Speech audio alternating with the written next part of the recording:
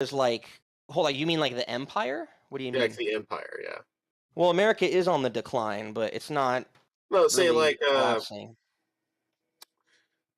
all the South and Central American nations that they get all this like free, like cheap fucking food, manage to like rebuke American imperial like power, for Well, example. first of all, that'll never happen. Monroe Doctrine says that the entire Western Hemisphere is American sphere of influence. And True. there's not one South American country we're going to let like develop a navy that rivals the United States. That's just not going to happen. There's no Central American country that's going to do that. We will not allow that to happen. We won't even allow a Central or South American country to have a truly sovereign government. Like when Venezuela's tried to like control their own oil and stuff, we fucking tried to coup Chavez, and then we tried to do the same with Morales, like. Well, they did do it to Morales when he got back in charge. Exactly. Well, his party. Sure. But that's what I'm saying. That was so unexpected, by the way. I did not expect the socialists to come back in power. Right. But so now, what if the core collapses? That is a possibility. Yeah, that's what I mean by like if things got really bad, like a huge economic collapse. But it would have to be.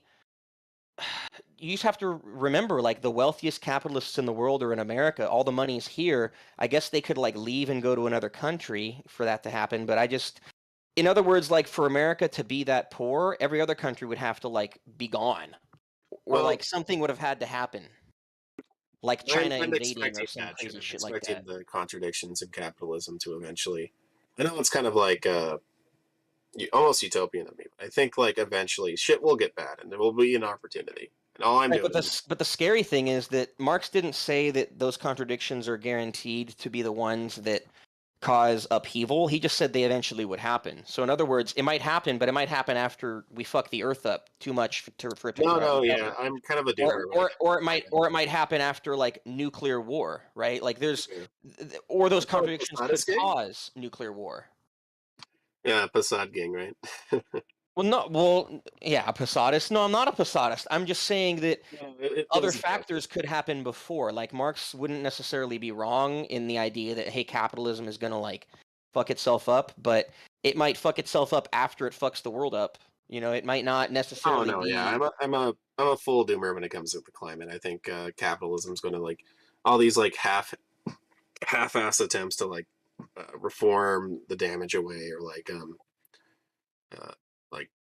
they're dealing with the climate like they dealt with COVID. They're just kind of like, well, they're half-assing it. Yeah. Yeah, like pollution's kind of bad here, so if we wear masks for a while, it'll be fine. It's just like some very like. No, like Americans say, why are Americans working? Why are all these jobs not being taken? It's not like hundreds of thousands of people died. Right. I mean, and I don't want to keep making predictions about America. I honestly just don't really think about America much because other countries have much more potential, I think, for positive or like labor movements to come together because other countries have histories of labor movements. America has. I'm kind of curious about how Russia will go. Yeah, I mean, it's hard to say. I think that they're trying to just build a sphere of influence, Well, I wish other leftists would stop pretending they're fucking, communist still, but... You wish what?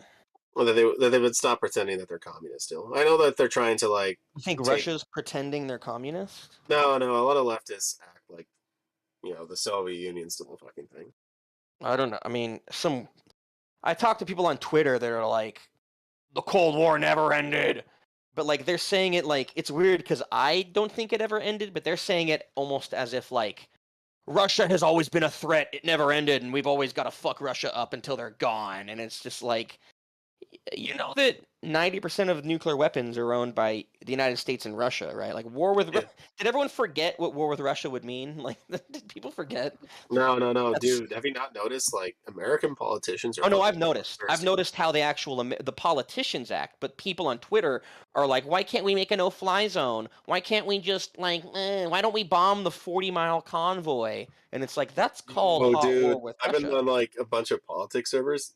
The Americans are like the Anglosphere, so fucking bloodthirsty right now. They're fucking soy facing all over the place, and they're just like, we gotta go to war. They don't realize, like, bro, like Like Washington would love to go to war, but this is not the war they want to have.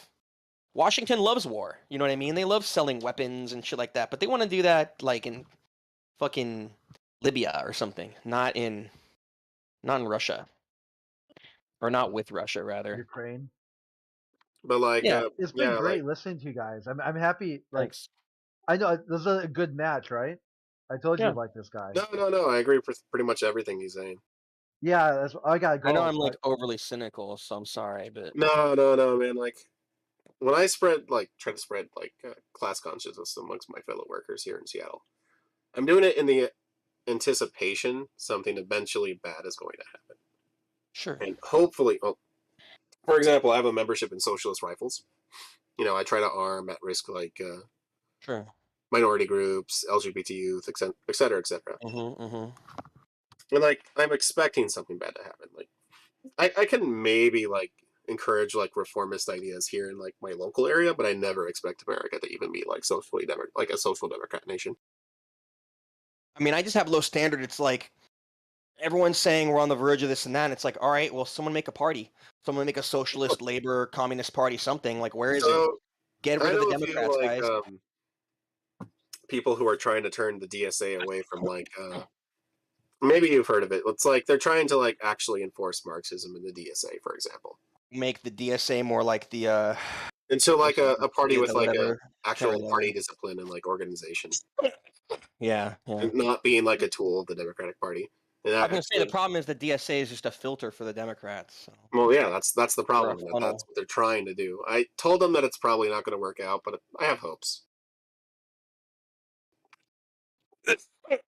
Well, and again, the settlers' argument would be not so much that people can't be convinced that the Democrats are bad or something. It would just be essentially the material conditions for them to divorce themselves from the Democrats don't exist yet. Yeah, well, I think in other words, they I still think they are should hopeful. try to encourage it. In other words, they're still hopeful that the next Democrat, the next AOC is going to change things. No. Hope. They don't believe in reformism. These people, they're. Well, then why are they even working with the Democratic Party at all? They think they're going to change the Democratic Party? No. They want to take away the DSA from the Democratic Party. They want to turn it into an actual Marxist platform and to encourage make it totally divorced from basically stop being the left-wing filter for the Democrats. But the reason they're the left-wing filter for Democrats is just because they don't attack Democrats, I think, in the way that they could, right? In other words, the DSA itself is reformist. They want to get rid of the reformists. The problem is I don't think it's even legal in the U.S. to advocate for an overthrow of the United States government. So you're kind of left. Have you not been paying attention to all the Republicans saying that they should overthrow the government? Yeah, but don't you understand? It's always going to be okay to be a fucking white supremacist saying that. It's never going to be okay to be a communist saying that. Oh, White supremacy isn't a threat to the state. White supremacy is the state. White supremacy reinforces and enforces the state's, goals. No, I agree. Undo it. Communists want to undo it, so that's why,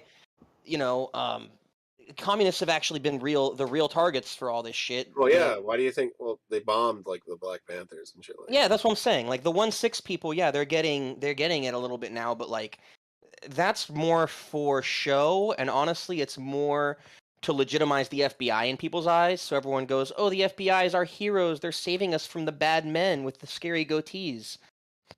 And again, so that when the FBI rounds up a bunch of communists, you say, "Oh, it's my friend the FBI. I remember you guys. You saved us from the 1-6 people. Thanks for putting all these fucking commies in jail." Or blasting their info on the internet so they can't ever get jobs. Sick. True. Well, my hope for the whole Russian thing, right? Well, I mean, think about this before I give it back to you super quick. Being an open, I'm an American patriot and I think Joe Biden is ruining this country, needs to be kicked out. You can get a job with that belief. That's actually normal. That's just I love America, I love my country. It's very hard to get a job being on Facebook and being I'm a communist. I think Stalin's good.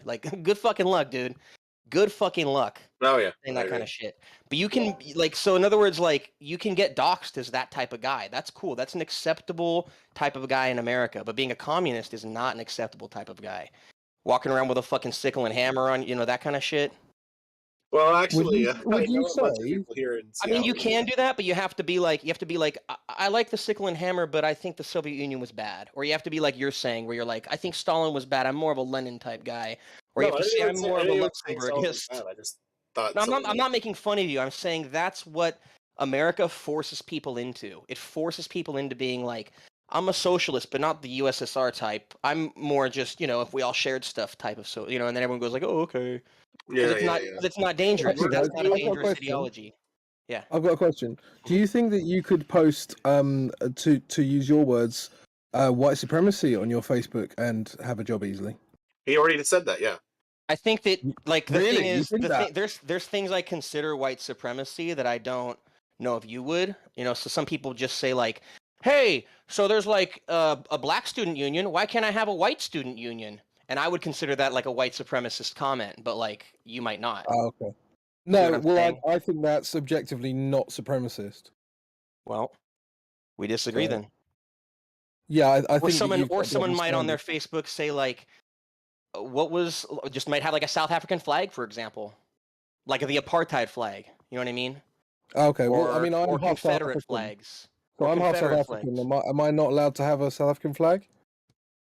The current South African flag's fine. If you have the South African flag of apartheid, you're literally saying, I think South Africa was cooler when black folks were fucked over. So that wouldn't be very cool, no. You know there were black groups in South Africa that were pro-apartheid. That's stupid of them. They shouldn't be. No. There were black people that might have thought slavery was great. Does that mean slavery's good? No, what I'm saying is I No, don't it think you doesn't, does it? understand apartheid. I don't think you know anything about apartheid. I don't know anything about apartheid. Apartheid's when you Yeah, have I don't two think you sets do. of laws, one set for certain people and another set for other people. That's literally what apartheid is. And I don't think that's good. So in other words, like if you have a set of laws that says black folks have to sit in the back of the bus, but you don't have that rule for white folks, that's apartheid. Or if you have rules So- that say like Palestinians have to go through checkpoints, but Israelis don't, that's apartheid. So the point I'm making is that those black people are allowed Now, to the have point you just opinions. made was that I don't know what apartheid did, and then I just explained Yeah, what I apartheid still don't is. think you know what it is. So no, because tell me what you you're think it is. presenting a very simplistic. Tell me what you version think of what it is. apartheid is. No, my point, which is what No, I your want to point get is that to, you are an expert without on you talking apartheid. over You said I me. don't know what it is. No, if you're just So then talking what is over me, it? I'm not going to get to my point. My We point shouldn't is go to a different point. The point my the point we should stay with is originally, what is apartheid? before you started talking over me, We is that shouldn't these talk about people. something that we haven't defined. You won't define the word. Obviously, it's Define what easy to win a apartheid is. debate when you don't want to hear the other person's point of view. Debates begin with definitions, so we need to define what apartheid is. Anyway, Every debate so begins with a there are definition. groups within South Every Africa single debate have that you opi- are in has to have a definition. I need to be able to agree with you on Anyway, what apartheid is. as I What was is saying, apartheid? there are groups within South Africa You already who said have that. You've now opinions. said this about 8 times. Why is that relevant? Okay, fine. Tell me what I'm about to say. The majority of black people in South Africa were against apartheid, and that's why they fought against it. So why is it relevant that some, No, according actually, to there were you, many groups that fought for it and many that went against it. It was actually there decided were by a many single more person. that were against None it? of these So you- people changed the law. The law was changed by a single man who signed it over. Okay, so You hold don't know on. anything Hold about on. this. I have a question for you. Are you black? You're not. Okay, I'm a citizen of the world. There we are. Are you black? Is your skin black? I'm a citizen of the world. Okay, so you're a white guy, and you claim to have No, I knowledge never said of that. various Never black said that. groups that supported Never apartheid. said that. Never Which said that. black groups supported apartheid? Never said that. Which you named? You said a number of black groups supported apartheid. Which groups were they? There were loads. Bro, you need to do some reading on this. You need to provide examples for your argument. You've claimed something. You need to provide an example. Well, Just you one. claimed something and you've provided nothing. The fact that there were huge uprisings against apartheid, social movements in South Africa, and it's widely known, shows that most people were against apartheid in South Africa at the end of the day. That's why they had to change that's why there was that's why they changed the policy. That's why there was a revolution in those countries. Well, the majority of people in South Africa were very apartheid poor was black people. it was forced onto black people in South Africa by the British. It was not something black folks said, please give us different laws where we live shittier. Why would anyone want to live with laws that are more restrictive under themselves? Because some first of people all- like to live. So first some of all, people like let's to- just You just hold like to talk over people, don't you? I want to answer one of your points. You've asked me about 5 different things. Can I answer any of them, or do you I'm just want pointing to out that monologue? you first of all can't give an example of what you're saying, and you also can't No, even I give any can't stop talking. can't even give any internal logic for why someone would want to live under oppression. Okay, so some people like to live amongst themselves, which is what communists don't understand. Some Among people, themselves. yeah, some You don't people need are- laws for that. Black people generally live among themselves in America, and we don't have laws But forcing you just it. asked why would people want that? Well, because that's human nature. No, I didn't ask why people want to live together. I asked why they want different laws for their skin color, if it fucks them up. Never said that I supported this. That's what apartheid is. Yeah, but I never said I Apartheid is a supported it. different. I'm just saying I that don't there care was if certain. you support it or not. I'm just saying it Why was bad. you don't allow me to finish a fucking sentence? How You're could I trying have a to discussion defend with you? apartheid. You're a How could I fucking have a South discussion with African. you You're a if settler, you never dude. shut up? You're a settler colonialist. That's what you are. No, if you never shut up, how can this be a discussion? Why should I shut up for someone that's like a fucking Well, slaver? this is dude? over then. There's literally no point talking to you. Yes, there You've already is no made your point in mind up. talking to you. You don't know what you're support talking fucking about. I'm apartheid, done. dude. That's disgusting. Why would I talk to you? I'm not pro-apartheid, but nice straw man. Okay, you're not pro-apartheid. Then define what apartheid is even. You still haven't even done that. What's your definition of apartheid? I've given you mine. It's 2 sets of So laws for I'm 2 not different going to people. let you frame the debate. I'm going to say what I want to say if you get to say what you get to say. I've given my definition. Now you give a counter definition. That's how it I'm works. talking about the definition. I'm talking about the frame of the debate. My point is The that frame of you the debate is that I think it's you bad, made it and you won't say why very you think black it's and bad. white. You made it very black and white that this was everyone opposed it, and it was the evil whitey who pushed this on You everyone. still haven't named a single black group That that was supported true apartheid. initially. That was true initially. However, that wasn't the whole story. And because you don't know anything, you're pushing it as the whole story. All right, dude. You're definitely not an expert on apartheid. You can't even give me a definition on it. So go get a definition for it, and then I'll talk to you about the Yeah, topic. again, you're just strawmanning me because you don't want to deal with what I'm I've not actually said. strawmanning you. Having a Yeah, you are. definition for the You topic we're just talking want to about push your is a narrative, and baseline you don't want to actually expectation listen to what I've said. for a conversation.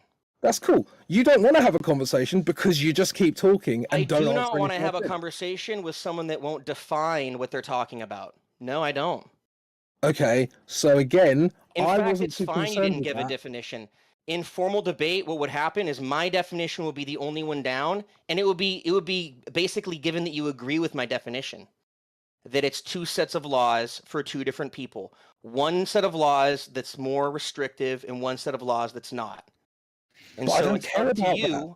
You Your seem very ground in the concerned with debate something is I to don't care about. explain why having racial preference is good for laws. Yeah, That's you your seem ground to very debate. concerned with something that I don't care about. My point. Then you don't care is about the that topic. I don't know why you're talking to me, dude. No, that's another You can mute straw yourself man. again. That's like 2 straw men you've thrown at me. Why are you doing this? Hey, I can see you're a master of not even understanding what logical fallacies are. But you can't just call everything a no. straw man, buddy. Yeah, I can if you've No, you can't. deliberately, willfully misrepresented No, me twice. you don't have a. Here, the thing is, a straw man would be if I'm avoiding your strong argument. You don't have a strong argument. You don't have a definition. No, You don't have that's an not what a example. straw man for is. No. You don't have an That's example for not your what a argument. straw You man is. argued A that many straw black man groups is supported quite apartheid. specific. Yet you straw did man is not quite provide a specific. single example I for your understand you just want to arguments. talk over So me you don't have a because you don't want to definition. be wrong. You don't have problem is- examples. Gabe, The And problem the only is, logic you've the given. problem is, Gabe, is that Gabe, you you gotta are let Crystal objectively talk. wrong about this. When you strawman someone, you misrepresent their argument. I don't have to let You've him done talk. this I was twice. brought here to talk to this other guy. I'm not interested in talking to this guy, dude. Okay, I'll just local then mute him. fuck It's off. going to be that simple. Then fuck off. I'm interested in educating people about what I have to believe in this channel. If they're not trying to participate in that, they can leave. No, you And can, if they want to hey, support you're the one apartheid, who's they're going to have open to at least be able to It's an define open it. forum. If you don't want to talk, leave. Go somewhere else. I've already muted crypto, so you guys, Okay, fair if enough. you guys want to talk Don't to worry, me with him I'll talking message over me, Theo I guess to let him that's know your that right, you're... but I would probably mute Yeah, him too. don't if I worry, was I'll you. message Theo. Don't worry, I'll let him know. He's obviously not able to have a conversation about something simple like this because I he think I should be was able about to to jump define. into like a conversation about race realism. That's what I'm saying. He's trying to do Nazi shit in here, but he's tiptoeing around it. He's a settler colonial, and a settler colonist guy, he thinks he's from South Africa because he lived there as a fucking, colonist essentially. Is he South African? Yeah, he's South African. That's what I'm saying. He's a white South Afrikaner. That's why he's so worked up about apartheid. Yeah, Red Tape, that's another straw man. I'm not an Afrikaner. He says everything's a straw man, but he won't I know explain that what a straw man Gabe is. has me muted, but Red Tape, I What know is you a don't straw have me man, dude? A muted. straw man isn't when you're But the point is, misrepresented. Red That's not Tape. even what a straw man is. Red Tape, I never claimed to be an Afrikaner, so I don't know why Gabe is lying about what I said again, but this seems to be a Alright, Gabe I'm gonna thing. send you that a friend request.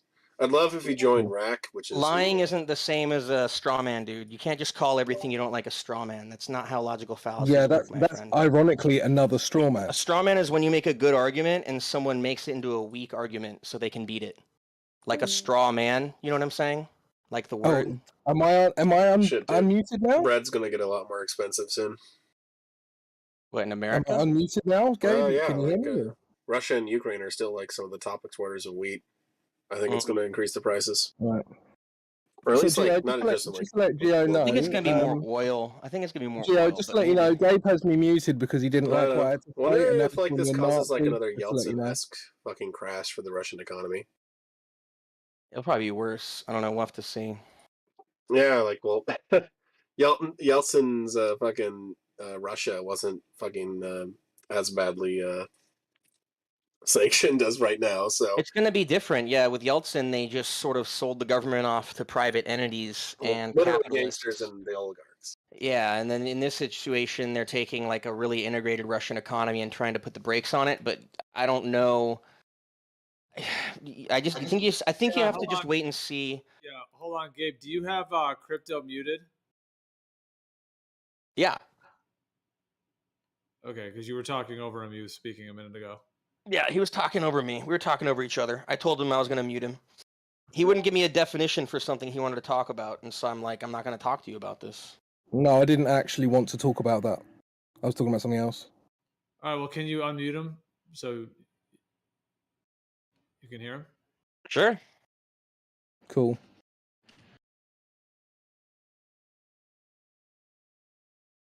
So yeah, don't call me a Nazi again. That's not going to go well for you.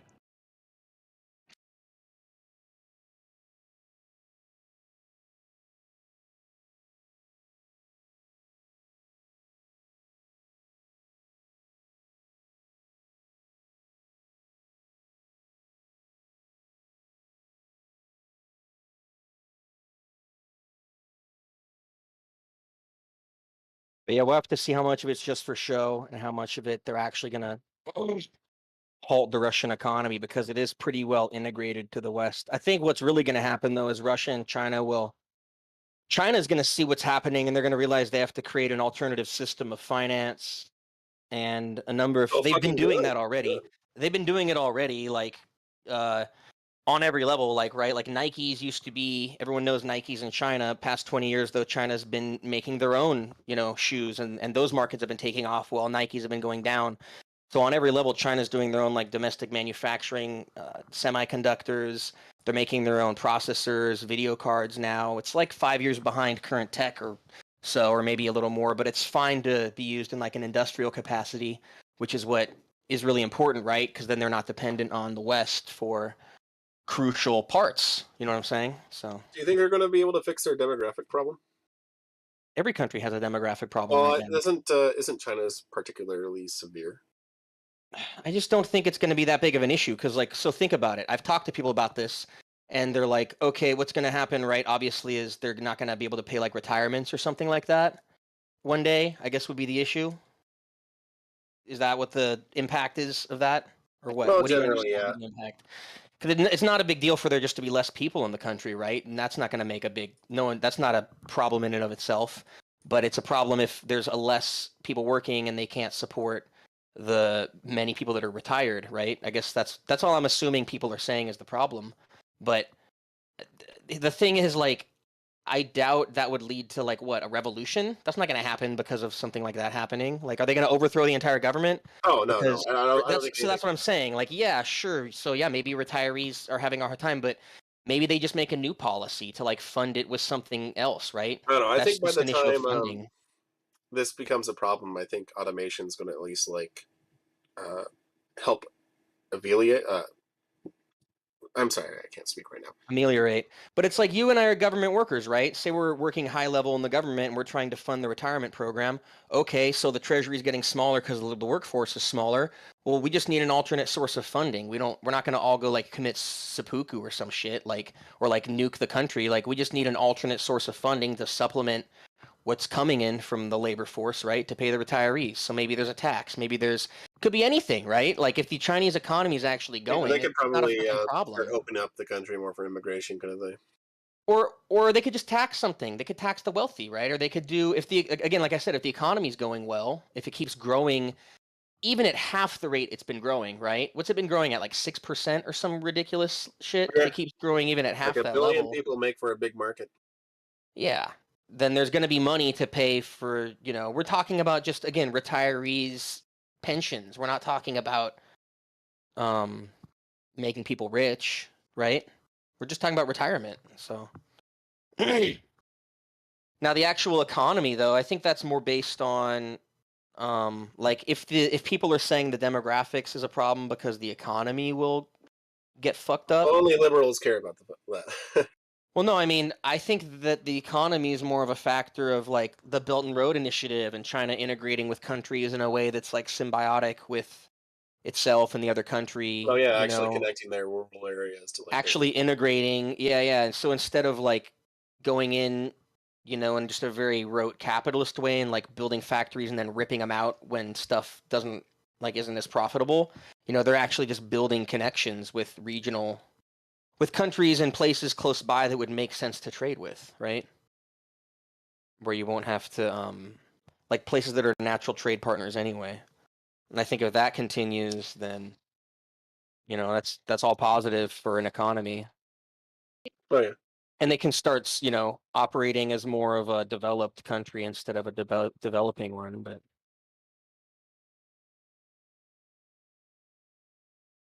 I don't know. Just have to see. I think China's hopes kind of for eating our China, lunch yeah. now, though. Yeah, China's fucking us up right now. I don't think America can do much about it.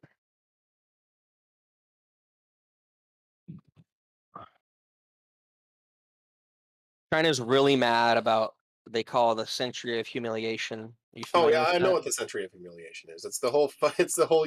They teach century that of- shit to kids like we teach kids about Thanksgiving. They are like, we will not be humiliated by the round eyes again. This shall not happen.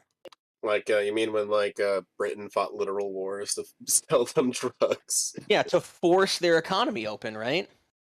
Yeah, beautiful. Yeah, like the That's what Europeans were all going crazy because China was eating up all their silver. Oh no! I just love thinking about that shit philosophically. Like, that's how good liberalism has to be, We have to have markets, they're great, but if you don't like it, I will hold a gun to your head so we have a market, because that's also liberalism. It's like, okay. Sure. I love markets. Oh yeah. When do you think? Is it unfair to call China's current policy to be like NEP 2.0? That's what I always argue to people. I don't know if you heard that from me, but No. I make that case. That's how I see it. I mean, roughly. I'm not trying, I'm not like a scholar or anything. What they Oh, I did, know it's it's almost like it's you shouldn't probably different. compare two historical things to each other, but it feels like it. Well, yeah, I mean, but I think that, they're studying what happened in the Soviet Union. They're studying and trying to learn from it, and they'll also learn from the history of their own country.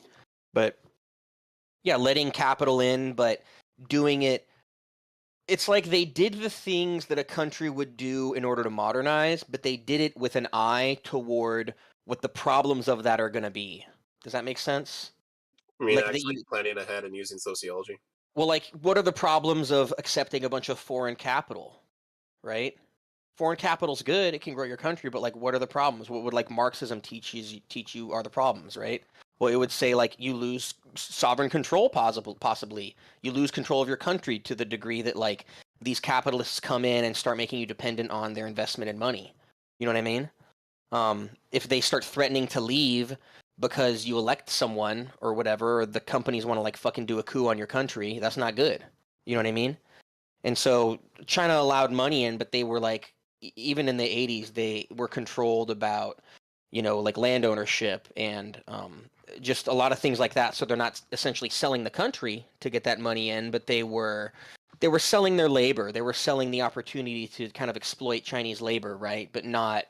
Well, yeah, they wanted like goods to They produce. were using, they were using Basically, that. capitalism was doing the thing where where it sells its own the rope that will eventually hang it. That's the hope, I think, that the Chinese have been doing. That's the hope, is they're like, look, we can get capital in here, and if we can control capital, instead of capital controlling us, then we can sort of build something here. And I think that's what Deng thought, at least. Mao, obviously, I think tried to just kind of like do it all at once, but Crash industrialization. right, and people making like metal in their backyards and just like trying to do everything. I really Yeah. liked the peasant focus of Maoism. Mhm. I mean, I think he was a great guy, but No, yeah. No, I mean I'm not, again, like 70% right, 30% wrong. I think that the way the Chinese view him is actually probably pretty correct. It's just I think Americans think that the Chinese are just 100% or 0%. You know what I mean? They either think Mao did everything right, or like they secretly hate him but they can't speak out. I don't know. oh, dude, someone just called you a Hassan/Vosh Twitch viewer. Yes, I am. Oh my god. I love watching Vosh. Yeah, Vosh, the guy who doesn't like any of these Specifically positions. Vosh. The guy that we mentioned as a guy that like is not cool earlier. He is the guy I watch. My friend watches. I like watching like John Mersheimer videos. He's got lectures on YouTube. He's cool. I Can think you link me? I think that's his name. Let me. Yeah, here it is. Yeah, can you link me? Oh, can you send me the books you mentioned earlier on Stalin? Yeah, hold on. He's got like a bunch of. The good thing about this guy is he's got different talks actually. Hold on. This is John Mersheimer, and he's got like different. Here's just a couple. Excuse me. He's got someone like China, and you can just Google John Mersheimer, and you'll find a bunch on YouTube. They're good too. They're good talks. Oh, I think I've seen this guy maybe in like a clip before. Yeah, they're good. They're good. Nice, hour long. And he does questions at the end. It's good. Very, not a lot of fat. Very good content. The books I mean, you want to read about the Holodomor? I mean, it's boring. Just give me like a off the top I'll of your head here. things on Stalin, like not Well, specifically the Holodomor. I'll give you this.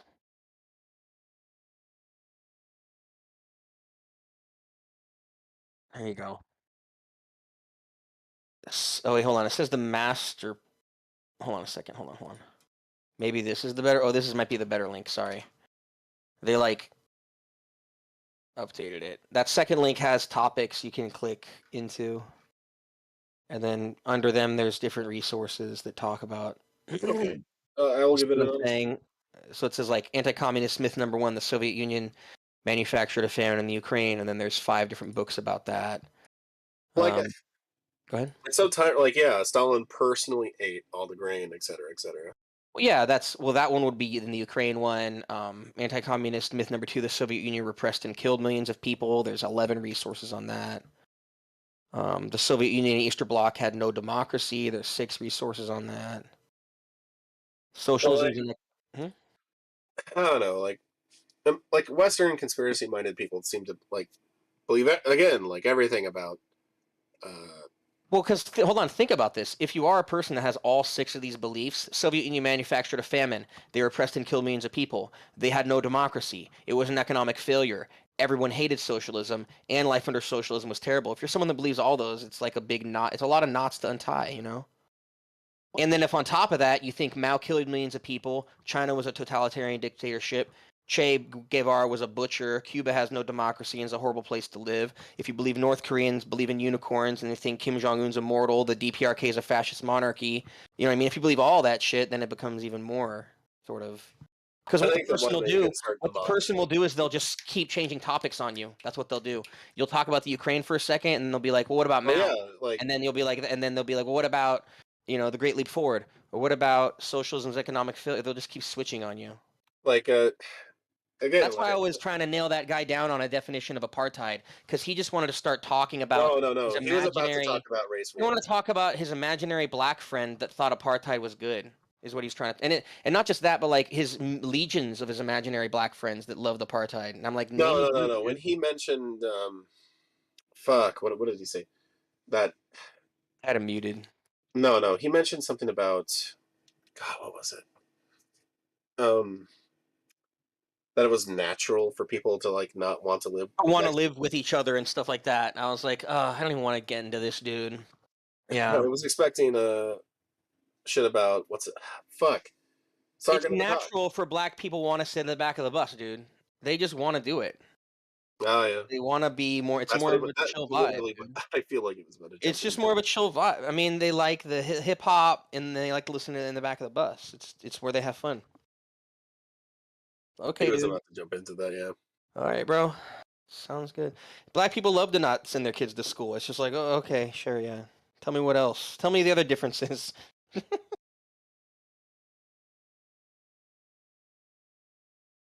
Accept you guys. What have I stumbled into here, boys? Girls? Some good times. Well, we were talking about someone talking about being supportive of. Someone was in here being supportive of apartheid earlier. Are you Australian, my friend? Who just spoke? Who spoke with an accent? Plums. Yes, I am an Australian. Okay, see, I was just checking. Yeah, he's not from South Africa. He's an Australian. The thing about Australians that I love is they know they're pieces of shit, and we love them for it. I love Australians. Yeah, fucking nice. See, We can take the piss out of ourselves beautiful people. and Look at them. everyone else. That's what I'm trying to say. Australians, I don't think I've ever gotten into it with an Australian. I'll tell them that their We country's come from shit. criminals. That's what I'm saying. I'll tell You them that know, their country's fuck. shit, and they'll be like, "Yes, it is." And I'm just like, "You're my friend now." I like you. There you go. Name me a country that's better, though. All right. No, that's what I'm saying. They're all No. shit, right at the moment, anyway. Yeah. I'll give it Here, to you. I'll Gabe, give you it might to like you might I'll like give it this. to you. See, that's Yeah. why I get along with my Aussie friends. Do you like how I picked that out, dude? You said one thing, and I was like, "Are you Australian?" I knew it. I know. Yeah, I reckon it's pretty unique. I reckon most people would do that. Kind of, That but might be for my us bias. Americans, dude, you'd be surprised. British and all that shit gets. There's like 7 different British accents. You know what I mean? So it's easy to get. And then there's New Zealand. People from New Zealand, brother. Mm. That's Yep. you're gonna get me fucked on that. You like Hassan? He doesn't have like terrible beliefs, I don't think. But my issue with him, I just hate how he's always talking to his chat. I do. hate it. I hate Twitch, and I hate that he's just let me think of the other. like. Here's an example. Hassan was watching a John Mersheimer video. I put him on, and he had John Mersheimer paused, and then he was just yelling at his chat for 40 minutes, and then he closed the Mersheimer video, and I was like, I thought we were gonna watch. Like, now I just gonna want to go watch the video. I don't, this fucking. I'll watch Hassan if I'm lonely, if I need a friend, but I'm not really. He's not my professor. The main YouTuber I'm liking right now is Hakeem. My favorite YouTuber got pulled off YouTube because he got doxxed. You ever heard of Bay Area 415? And is he the guy who had like a full-on Mask. ski mask and everything? Yeah, and he morphed his voice and stuff. I heard about him getting doxxed, dude. I think he was a lawyer, like local. Well, I say local because I live in the Bay Area. But I think he was a lawyer or a public defender or something like that. I don't know. And of you can course, still find some stuff. Of course, a Right. Marxist would be a public defender. I'm gonna say, yeah, he's a good guy. You can still find some stuff, like if you Google his thing, but I think he pulled his channel and I remember finding some guys that archived some of his stuff, but I'd have to do some research to find Maybe it. he'll come back one day. I hope, but man, it makes you like a year or two, right? Yeah, it makes you fucking sad, dude. When people actually spit fire, they get taken out by it. It really lets you realize, like, you're it's not allowed to speak truth to power. You can be like, you can say the words "I'm a communist," but like, if you actually keep going with it and keep But I going mean, with like it and keep how? going with it, Oh no, like, or they'll just wait until you're dead, and they'll like make you more well, like appreciative of Bay like. Area was making Uyghur genocide debunk videos that were like an hour long and going into detail and stuff, and just like thoroughly showing that this shit was like not based on anything really reputable. Oh And no, they have to make China look bad. yeah, exactly. They have to make China look bad. But But again, like, God, like and they'll he do had videos everything explaining else the China too. government says other than like China bad. Right, he had videos explaining China too, though, kind of like what you're talking about with NEP 2.0, but like really going into detail and just really educational. And it's like, why is that taken down? Because that's a threat. The fact that it's easy to understand and like, it's like, ay. Oh no. It gets me so twisted up that that it's just cool to like, that you can lose your job for just being, for like having normal beliefs that are considered not normal because America is broken. Like, that's the real reason why there's no union in America. You can be fired for being a no union organizer or agitator. You know what I'm saying? Seattle might be more of a safe place, but like Well, there's Seattle no, is. It's I but live there's in like one of no the more laws, radical neighborhoods, but like there's a no like a laws preventing them from keeping a list and saying, "Oh, red tape, he's a known guy. Like, we don't want him working here." You know what I'm saying? He's on our list that we no. share with other Oddly companies. enough, so there was like a there's a lot more tech workers here now, for example, but Yeah, we've been getting a lot of good inroads with tech workers for like union talks. that's good. Man, I definitely wish you the best of luck. I hope for more of it. Like, and also in the tech industry, it'd be great to see those guys finally unionize. Because Oh, there have been a lot. You may have heard some noise about it. Uh, we've been getting like pamphlets out, obviously, as much help as that actually does. But we've also been talking to people and no, I mean making you're some. doing the work. I got respect for you. That's no Well, joke. It's, I basically became tired of being like on, like the Marx's permanently online children. sure. And I definitely don't spend my days doing this right here. I'm not just talking on the internet like Hassan all day. I don't know. Not that there's anything wrong with that, I but think there will as good a for you for getting out there. You know, yeah. Um, it's just guys in tech have. It's well, like the people that you it comes usually from hear like a guys, libertarian yeah, sort of but like, you know what I'm saying? I think it's because there's a lot of like younger people who like go from Yeah, hopefully. like it's usually like younger people when they become libertarian. There's like two branches they can go to. They'll either become fascist or they'll become left wing. Well, I'm not saying libertarians. I mean, Noam Chomsky, he calls himself like a libertarian socialist, but Well, I mean, like in the American sense. I have tons of disagreements with Noam Chomsky though. But Well, I already knew. I already knew. yeah, and I own more Noam Chomsky books than I own books by Lenin or Marx. Honestly, I have on my bookshelf right here like 10 Chomsky. I have a lot of. I used to read them a lot when I was younger. Have you ever read any of Rosa Luxemburg stuff? No, I mean I've read passages. I know about her. Let me She see. was She was murdered, right? oh yeah, she was murdered. Yeah, A Jewish in Germany, right? yeah, a Yeah. Jewish communist murdered by literally the proto Nazis. Well, like the Freikorps. Yeah, Oh, yeah. Our friends. Our good old friends. friends of the Social Democrats. But you know what the Freikorps were? They were just union busters. They broke up labor movements and like labor and strikes. They break up strikes. That's what they were trained on. God, it's Hmm? yeah, it's disheartening at They're times. paid by the state to break up strikes. Let's see, am I right? I'm pretty sure. Actually, they might not have been paid by the state. They're private paramilitary groups. They're probably paid by the companies. But no, it says ostensibly mustered to fight on behalf of the government. Oh, but that says in World War One. But yeah, this is like 1919. This is like I think they were raised in World War One to fight, like it says here, against the Russians. But before that, they were used to break up. Hold on, it's I mean, it goes back pretty far. I think her death essentially marked the end of like any chance of like a German communist revolution at the time. Essentially, her death is what really killed a lot of Lenin's optimism about like the like an international movement.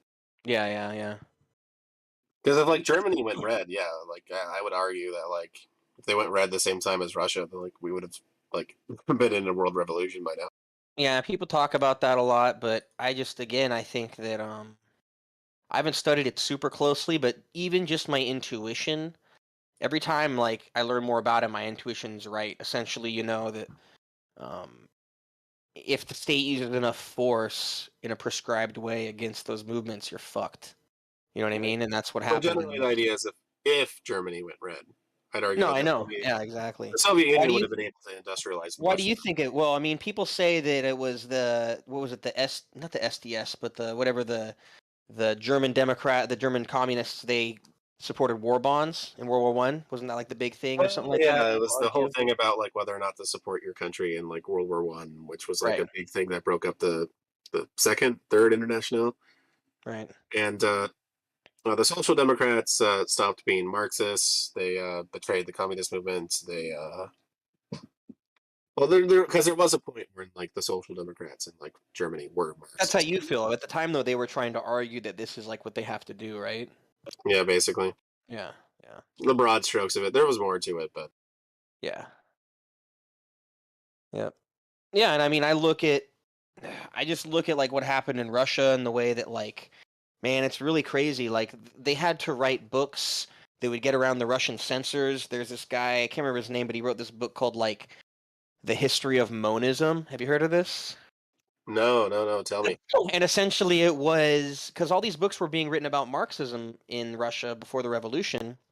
That was where like a lot of the philosophy was being developed at the time, right? You had like and anarchism and all that stuff. Like you had Kropotkin and Kropotkin's you fucking had adventures. Bakunin, and you had like all the early Russian like educated Marxists, right? These guys were like really learned in writing books, and yeah, this guy wrote like, the history of Kropotkin's monism. probably right. He called it monism because they couldn't call it Marxism. So the entire book talks about monism and talks about like the laws of monism and like the different laws of capitalist economy. But he has to use like substitute words through the whole thing so that it could get published and it could get around the censors. Oh yeah, but like, oh, here, In other words, there was like this whole underground culture in Russia, like about Marxism. You know what I'm but saying? no, Kropotkin had some fucking interesting adventures. Adventures. Oh yeah.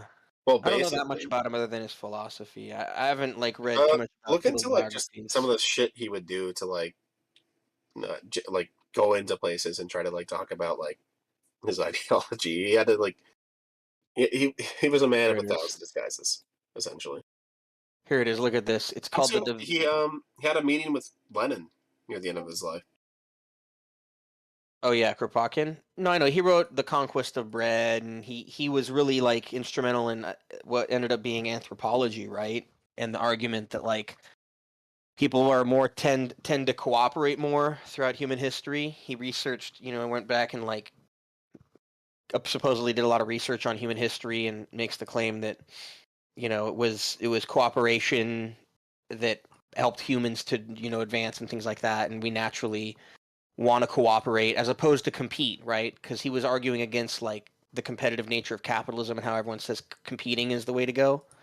He was saying no, cooperation is how we've like evolved as a species, and argues for like anarchism as a result of that, which is nice, but anarchism has its problems. Yeah, they can't get anything done. Hmm? They want to skip the stage of socialism to like communism. Well, yeah, you can't have anarchism when there's still a capitalist class. Yeah, they'll fucking crush you. Yeah, and when there's you need the force of a state. right. And also, I mean, think about it on the level of like how states develop unevenly. What would happen if Jamaica just said like, "All right, man, we're just gonna share shit now." Like, some country is just going to be like, all right, Mon, we're just going to take your island now. Right? Like, why would that not happen? If you're just gonna hang out and get suntans and not like get a military or like defend your, you know what I'm saying, right? Like if that's not gonna be your priority or to develop at any level, if you're just eating coconuts and chilling, like that's not gonna work out. You have to develop as a country so that you can defend yourself or just become able to sustain yourself in that way.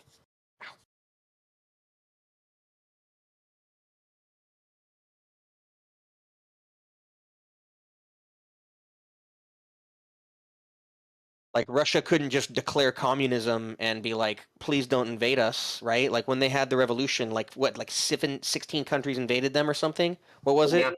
Yeah. They all supported the whites and sent troops. That's what I'm saying. So like you can't just be like, okay, man, we're doing a communism now. We're gonna have anarchism because Kropotkin says so or whatever. Like you can't do that. You can, but then you're just gonna get invaded and people are gonna be like, sweet. So we heard you have like, you know, they're going to do what we did to the Native Americans. They're going to be like, hey, you know, we're going to use this land better than you. You can just like move over there. And then then they do that again. And then you can move over The there. Americans about We got how to use this land for something else. don't tell the Americans how you know, General Plan Oz and the Holocaust were all planned around how America treated the Native Americans. We can't talk about that. Right. Hitler was inspired by all that. He was inspired by the way that we totally wiped them out from coast to coast. Because we built an empire. We built a coast to coast empire with that. And that's what he wanted to do.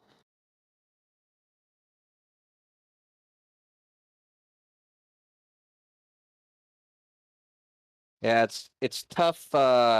It's tough nuggets for people to digest when they consider the possibility that like the real dream that Nazi Germany had was achieved by America. Roughly. What happened to those near 100 million like Native Americans? What happened to them? You know. Why do they live in like some of the poorest land of They work America? at Disneyland now. Oh yeah. They're animatronics at Disneyland now. That's the best part. Going to Disneyland and seeing like, you know, before they had the fucking Spider-Man rides and the fucking all this shit, you know, what people were gonna get entertained by, and it was like, pretend you're a cowboy, pretend you're visiting weird Native Americans, go on a canoe ride, ride a donkey in the desert. Like that's what the stuff at Disneyland was, and it was all like, you know, fake versions of American history, like being kind of like piped in at you about like how like we did it or something like that. We're the best. I think the whole reason someone invited you in here was because like I heard someone say Right. earlier, they mentioned I heard someone call Joe Biden a socialist and it went fucking berserk. Joe Biden is a dangist. Oh yeah, he's dang gang, dude.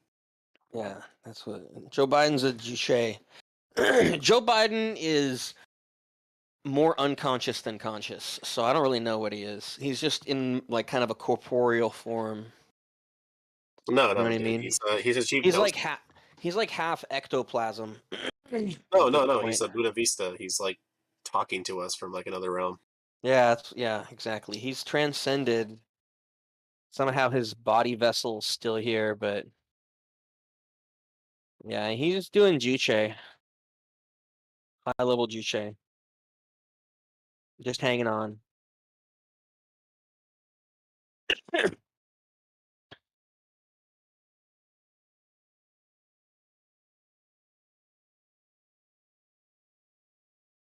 are your thoughts on DPRK? Critical support. Yeah.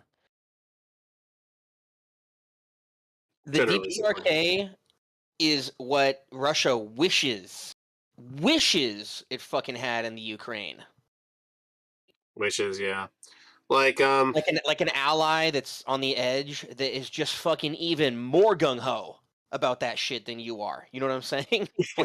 like the North Koreans are even more gung ho about the Chinese project and like, or you know, whatever, like doing their thing. They're fucking. Well, Dude, a like, lot of like we're people down with you, forget China. is that like South Korea was literally a dictatorship up until like what, the 80s? Yeah, Syngman Rhee. Hmm. and they matched North No, it's a Korea's democracy. GDP for a while. Like they were. I mean, I wonder what happens when a country's like main trade partner suddenly disappears. You know? Wait, you're saying what disappeared from them? Oh, like when like that. You know how North Korea and South Korea essentially had like the same like level of like economic development up until like a certain The Soviet 50s? Union disappeared. Oh, you're talking about the Soviet Union. Yeah. Oh yeah, like how like North Korea essentially had the same economy, like level of economic development as Oh, South Korea? yeah, and then the Soviet Union kind of I didn't know that. disappeared for some reason. I didn't know that. I mean, North Korea has a close relationship with China now, though. So Oh yeah, I you know, mean their generally like economies. one of the biggest like trade partners they had disappeared, right? Sure. And wasn't as connected to like the new neoliberal global order than South Korea. So less trade partners and like less like Right. food imports.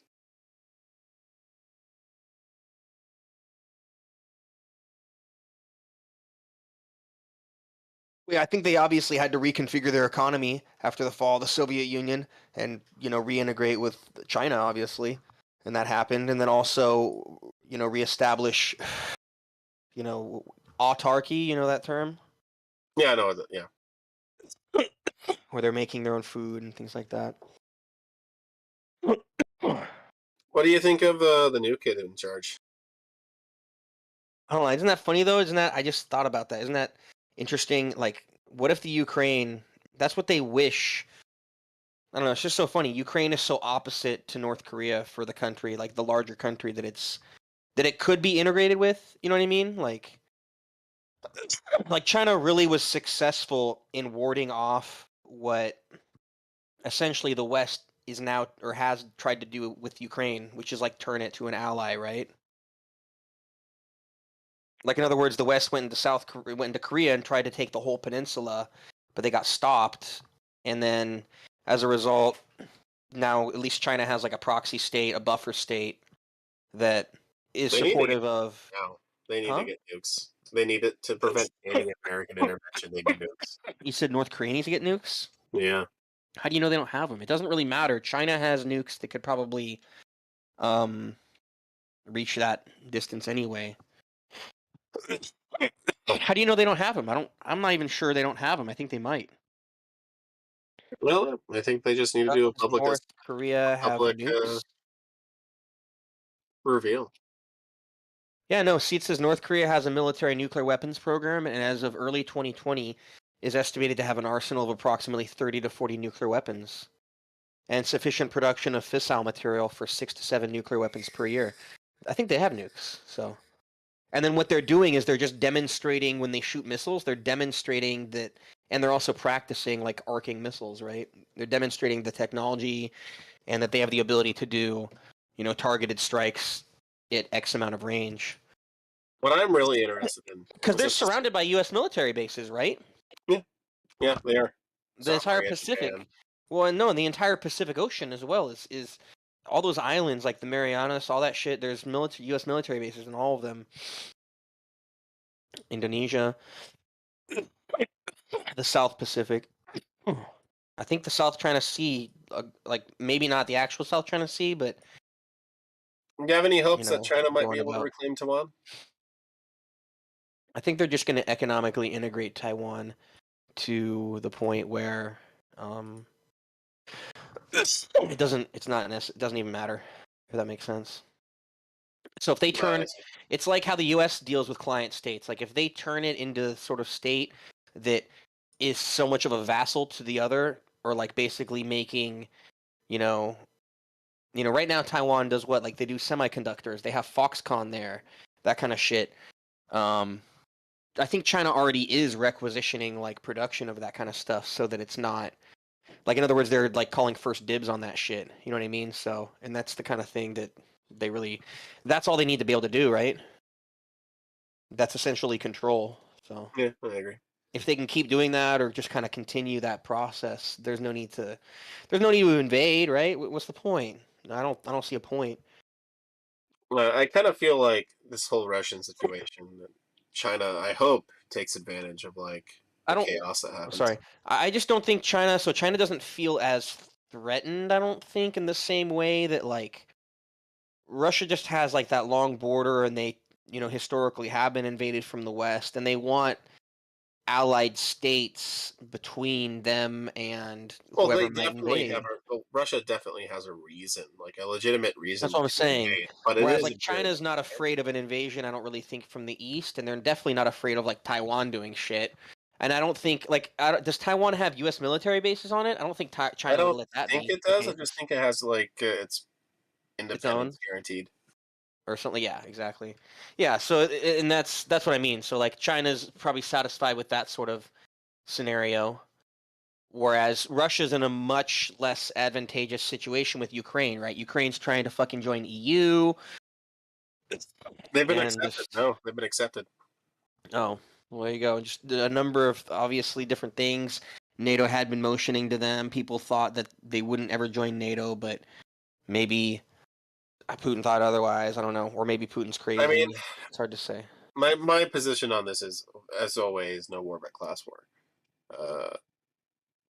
I mean, yeah, NATO is the imperial sphere of America.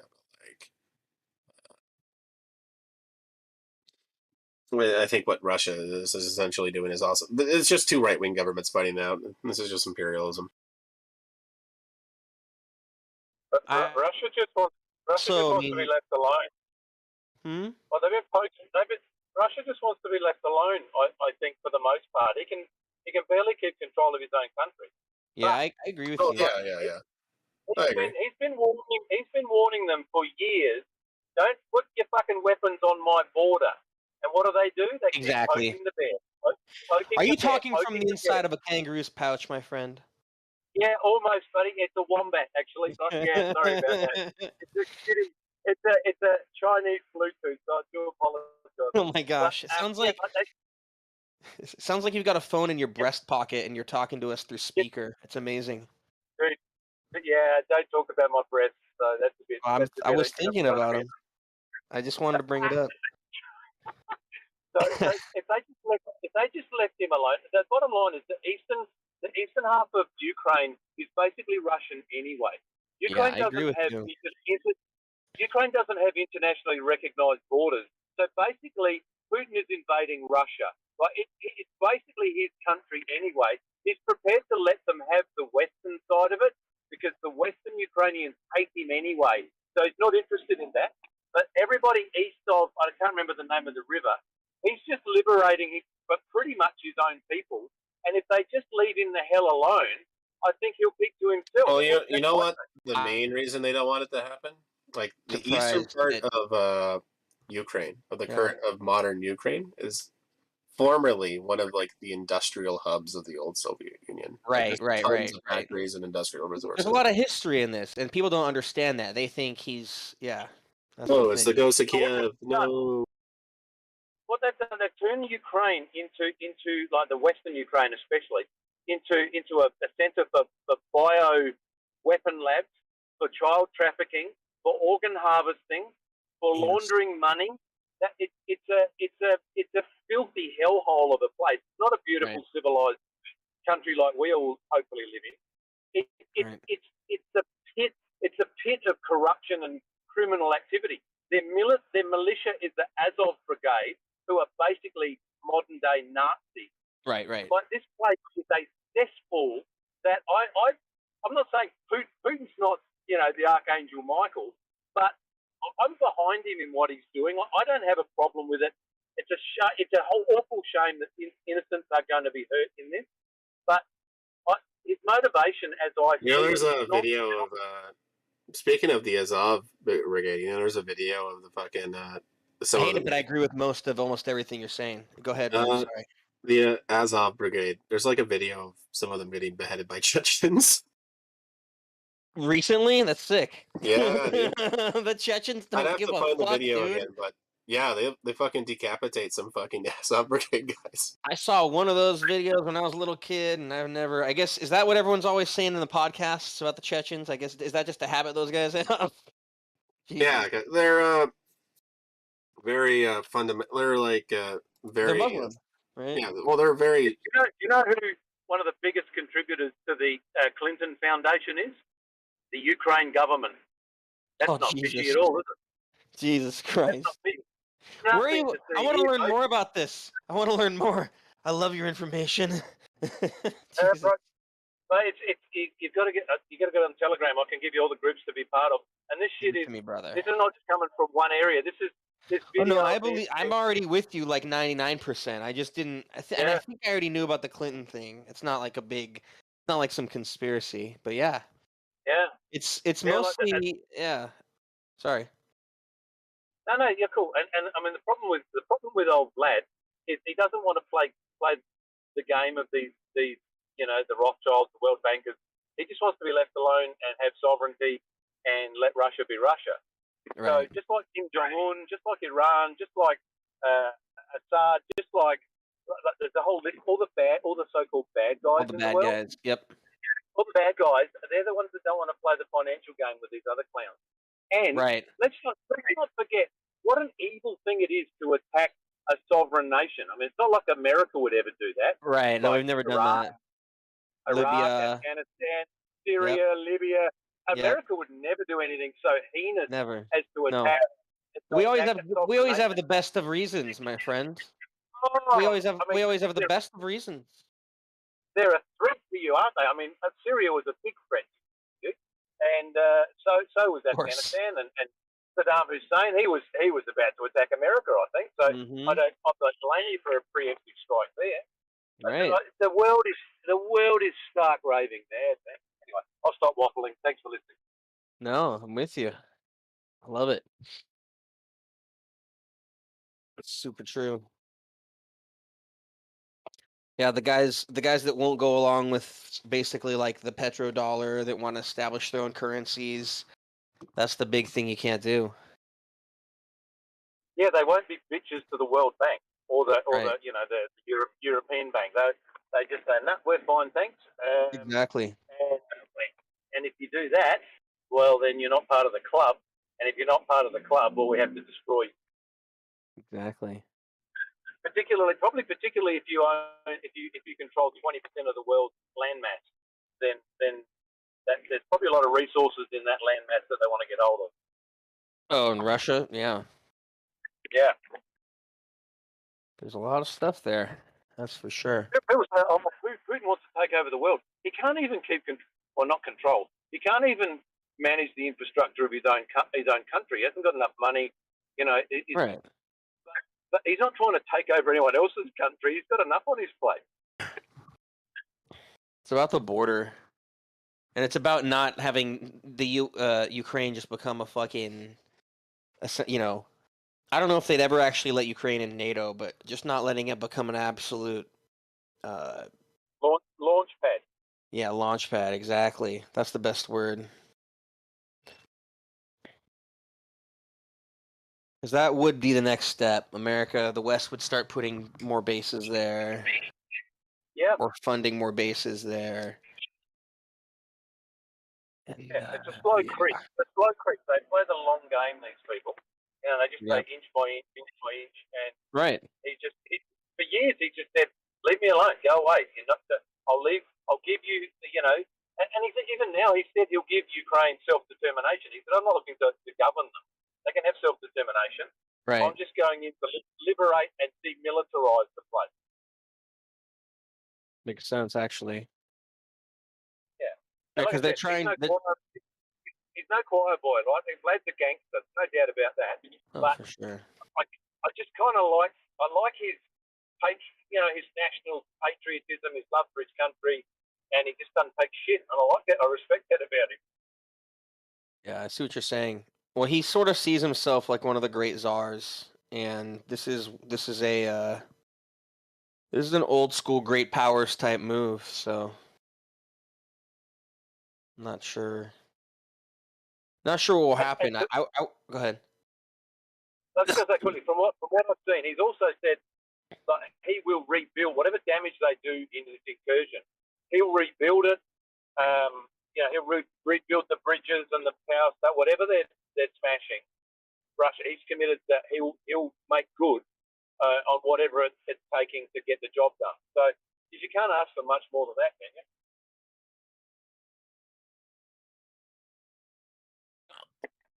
I just wish, like, it sucks because I think it's gonna be sustained for a while, and I wish it would just be over. But Yeah. And look, in any conflict, there's poor innocent souls who are just bloody cheap farmers and, work in the local market. They're going to get hurt or get, displaced from their home or whatever. And there's no war that doesn't have tragedy attached to it. But you just hope it's for some sort of greater good. yeah, I mean, you look at a map and you just have to realize, like, the West and the East have a conflict, and at this point, Ukraine is the, and that's what it's gotten to, right? It's gotten right to Russia's door, is the point that they're fighting over. And now Russia says, I'm not going to let this happen. You know what I mean? I'm not going to let you totally integrate literally up to my border. Up to my border, yeah. And the genius about our side of things is that they're still dining out on the whole fear of communism, and Russia's still seen as the Reds under the they're bed. communist. Russia's not even a communist country anymore. It's a kind of a. That's just I have no understanding of political economy. That's what that is. Yeah, it's just some kind of hybrid dictatorship now. But everyone still sees it as the Cold War, and they're the commies, and we have to, fight the commies. Well, it's just ignorance of the real state of play. And the tragedy is that by doing what we're doing, we're actually driving Putin towards Xi Jinping, right? Because he'll embrace him with open arms. Well, I think each to their own. I think you're saying that to the wrong people, because Gabe and I are both communists. But yeah, no. Well, yeah, that's true. You are communist, are you? Well, each to their own. But still, you're right, though. From an American perspective, like, the West is going to need Russia against China once it rises. They need Russia as an ally, and this is not going to... You would think so. Yeah, you would think so. Not bueno. Pretty stupid, just from a realist perspective.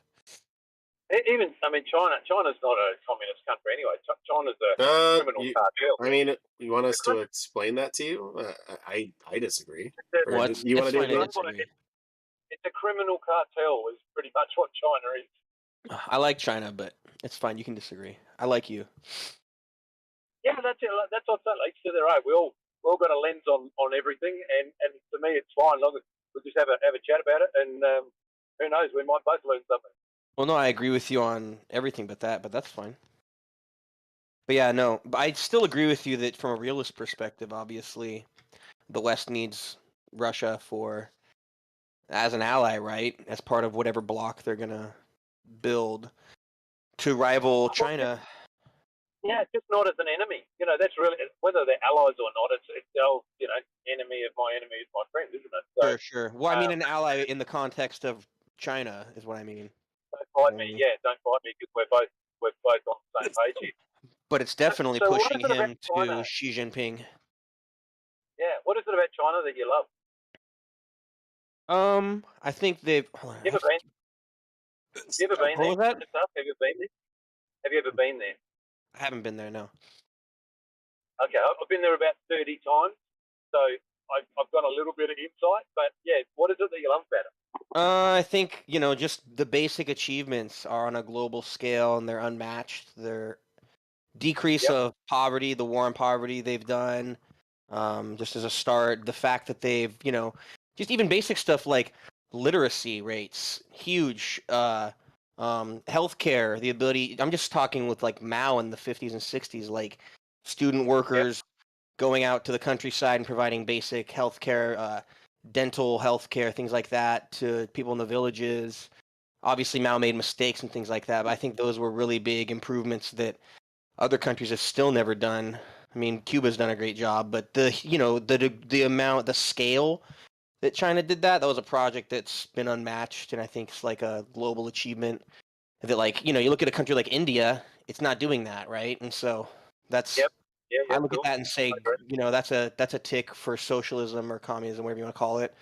I think they allowed capital in. We're going to the 80s now, with Deng Xiaoping, and that was good because they allowed it in a way that it can't sort of bankrupt the country, where capitalists can't just like leave and pull all their money out. I think obviously the people were exploited, but that was a conscious decision to build the country up and establish a shit ton of factories and good productive capacity in the country so that it could then start doing things on its own and have its own domestic capitalists. And then at that point, once they had their own domestic capitalist class, they started putting clamps on it where, now these people live domestically. They can't just move out of the country and take their money. They have all kinds of, they like put capitalist dudes to death and shit in China. There's a lot of controls on money, and land ownership is never for life, or excuse me, never forever. It's more like for maybe 80, 90-year lease at best. And then like public land, cities are owned like there's like provisions in the Constitution where land and cities are owned by the people as opposed to, individuals that own the land itself. And so I think there's a big difference in the way they're doing, administrative control in China. It's not totally restricted to what capital says it has to do. It sort of has a mind of its own. The party sort of does research and determines what the best plan might be, the 5-year plan, and then they try to execute it, using capital instead of just instead of just saying, how can we make the most amount of money, right? That's what those ghost cities are and stuff. Sometimes those ghost cities end up populated, right? Sometimes they don't, I guess, but they're huge outlays of capital that obviously in the West, that's why we think they're so weird. In the West, that would never be done because they wouldn't see quick return on the money. But in China, projects like that get done. And, that's why they lead in like solar technology and solar infrastructure, because they're doing all sorts of things that firms in the West just don't. They see more deliverable results in other things, right? And so the social benefit of getting into those sorts of things aren't they don't see it. But in China, that's part of what they're doing is consciously saying, hey, let's do this, let's do this, let's do this, not let's just figure out how to make the most amount of money in every case. They obviously have a capitalist class, and those guys might be making those kinds of decisions, but a lot of money is put into the party. This is the thing, like in China, just saying that like, up the top, and you're probably aware, but the scale and level of corruption that exists in mainland China is probably, I won't say unrivaled, but it's a big top 5 in the world. Like it is horrendously corrupt and self-serving, and that filters down from Beijing through to the provinces, through to the local, and basically anyone in government is on the take from somebody somewhere. Like it's a weird dichotomy because it's seen as a communist country, but it is so capitalist in so many ways. Like it is so money driven. It just genuinely is. As I say, I've been there. Sure. I've done business there since the early 90s. I don't think it's a communist country. I think they have a communist party. They call themselves communist, right? Because that's what they're trying to achieve. But they say that they're in the primary stage of socialism. Yeah, like it's more like they don't describe themselves as communist, huh? Yeah, no, it's almost raging capitalism, but it's weird that there's different microcosms all going on at the same time. Like I agree with you fully as far as like what they've achieved in the last 30 years in that country. I started going there in the early 90s, and I saw it. I saw, from people digging the sides of mountains with shovels, literally. Yeah. To what it is today. I mean, I've been there for a few years now, but the advancement they've made in a short amount of time is admirable and scary all at the same time. Right, it's astounding. They are an economic monster on the earth, and they are deindustrializing a lot of the rest of the earth to their own gain and what do you mean everybody else. You mean like deforesting?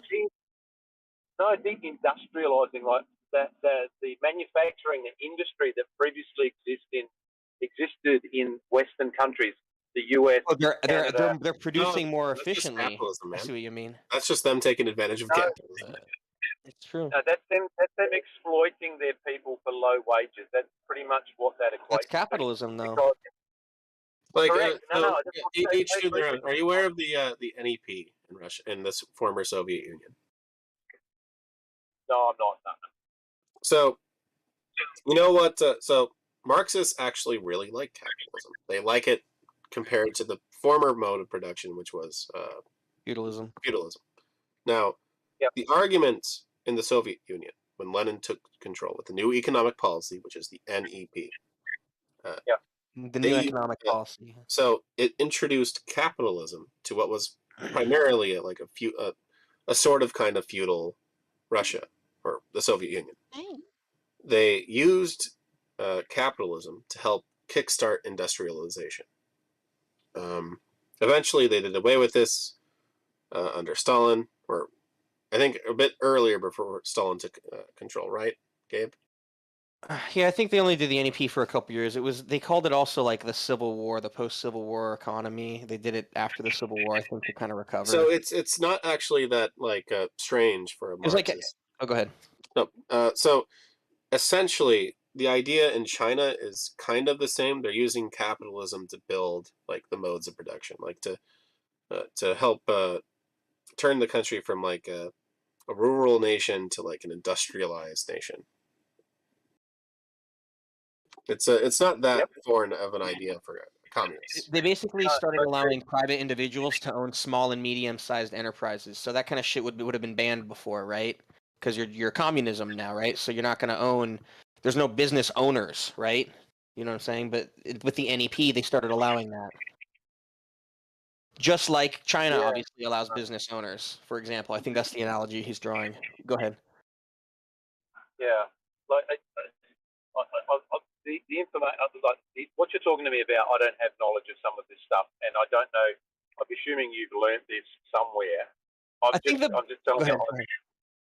I've been to China 30 times. I've seen the human cost attached to what you're viewing as admirable. Now, at a satellite view, yes, it's admirable, but at ground level, it's had a horrendous cost, both internally and internationally. I think if you went back to the 80s, it would have been even worse. And then in the 70s, it would have been much worse. And then 60s, 50s, 40s, there's famines, right? Maybe, yeah. I can't speak. And there hasn't been a famine in China since the collectivization of the farms under Mao. So it's like, I think the argument with, at least the way I understand socialism, is there's an understanding of how capitalism works. There's an understanding that, for example, with the collectivization of farms, there's an understanding that, oh, what's the most efficient way to run a farm? Not necessarily just having like Jack, Joe, and Billy working on it and kind of whoever's hanging out, just whatever. But eventually, what's the most efficient way? Well, it's like introducing like a factory process to a farm, right? Where you've got a lot of people on the farm working with good technology. Maybe not a lot of people, but if there is a need for labor, you have labor intensified there, and you're getting maximum output out of that thing, just like capitalism would do. But the communization of farms it's basically speeding things up. So in old Soviet Union, you had owners of plots, small, medium, large, and what do they want? They just want bigger farms for themselves and more money, and they want to keep owning the farm, right? They want to make a bunch of profit at the top because they're the owners of the land. Well, the socialists don't want that, so they want to kick them the hell out and just organize it essentially like a factory, with maximum productivity, but to not have a guy at the top just running it, that owns the land, where they can sort of be doing nothing and making all this money. But also under capitalism, the process of having someone owning the land means the development of it's very slow, right? You only get labor intensification when profit keeps getting put back into the system over years, right? With socialism, you can have the government come in and put all that capital in immediately and all that labor in immediately. That's not necessarily NEP, but that's just the argument behind collectivization.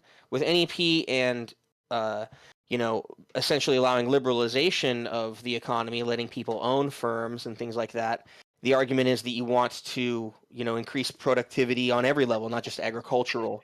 And so now you need to have obviously capital in your country. You need to have banks develop financial things. But to respond to what you're saying, yeah, I think that a lot of that stuff's hopefully getting improved in China. Like they're addressing, labor movements that exist in China, wages that exist in China. I think that wages in China have been rising at a much higher rate than they have in America, for example, when you start going back and looking at past years. And I think that trend will continue as China's power that will continues. ultimately be their downfall, though. What will be their downfall? The rise standard of living will be their Rising downfall. standard of living. Because the rise in wage and the rise in standard of living will be their downfall, because they will reach a point where their labour cost advantage will be eroded or diminished. It's a well-known fact in the commercial world that quality of product out of China is generally inferior to that from more developed nations. But you don't get. I think that's what great China's working advancement. on, though, right? That's what they've been improving on. Is Yeah, like that's right. But coinciding with that is an escalation in technology, an escalation in wage rates, an escalation in the standard of living, an escalation in the middle class. But all of these things are no different to what happened in America or Australia or England 200 years ago with the Industrial Revolution. Like, people stopped scratching around in the dirt and they got a job in a factory or a cotton mill, and eventually we got so expensive that people thought, geez, if we set up a factory in China or India or Angola or Peru, or Mexico, to bring it closer to your home, we can get the same job done for a quarter of the wages or a tenth of the wages. So as China, it doesn't matter, China, Vietnam, Cambodia, Bangladesh, India, all these countries, as they develop, their labour advantage diminishes, and all the while. But that's what I'm saying the Chinese state won't allow. They will not allow Chinese capitalists to take their money and just take it out of China and go invest in some random country, unless it's part of a Chinese government thing, right? Like if the Chinese government's doing something with the Philippines, then okay, you can invest in the Philippines now. But they're not going to let you just pull it all out and go to America. They will disallow that shit. The Communist Party will yank your money. Yeah. Okay. So yes. Or they'll put you to death. Ideologically, yes, but none of us can sit here and say what they will or won't do in the future. Oh no! So my argument is that literally, the power differential is different in China, right? So that's the only argument I'm making consistently is in China. In America, the capitalists have the power, so they get to do like you're saying. They get to pull their money out and go invest in Singapore or Mexico or wherever the labor is most effective. Like you're saying, the cost differential, or China, whatever. Yep. In China, the power differential is different. The party has more power than the capitalist class. They can put people to death, and they do. And so, as a result of that, what you're saying won't be allowed to happen. Well, you can disagree with it, but I'm just saying, normatively or whatever, that's I understand. what they I'm will not do. I'm not trying to be, overtly adversarial here. No, I don't feel like you are. There are different lenses on what's going on in these different countries and what you view favourably, I might not, and vice versa. The things you might view as corrupt, I might view as successful practice of Marxism and Leninism, them not necessarily, maybe not necessarily, you're saying they're getting paid off by people and stuff like that. I would probably disagree to the degree that you're saying that's happening.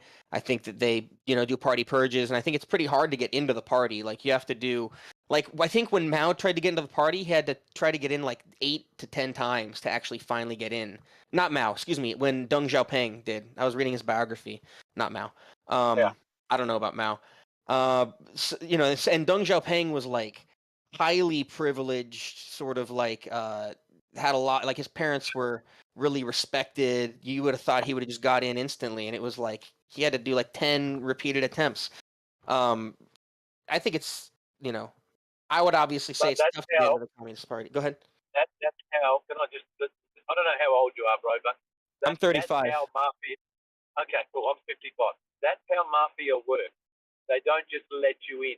You got to prove yourself. You've got to be It's trustworthy. also how a You've got good to Marxist party would work too, though. I would argue.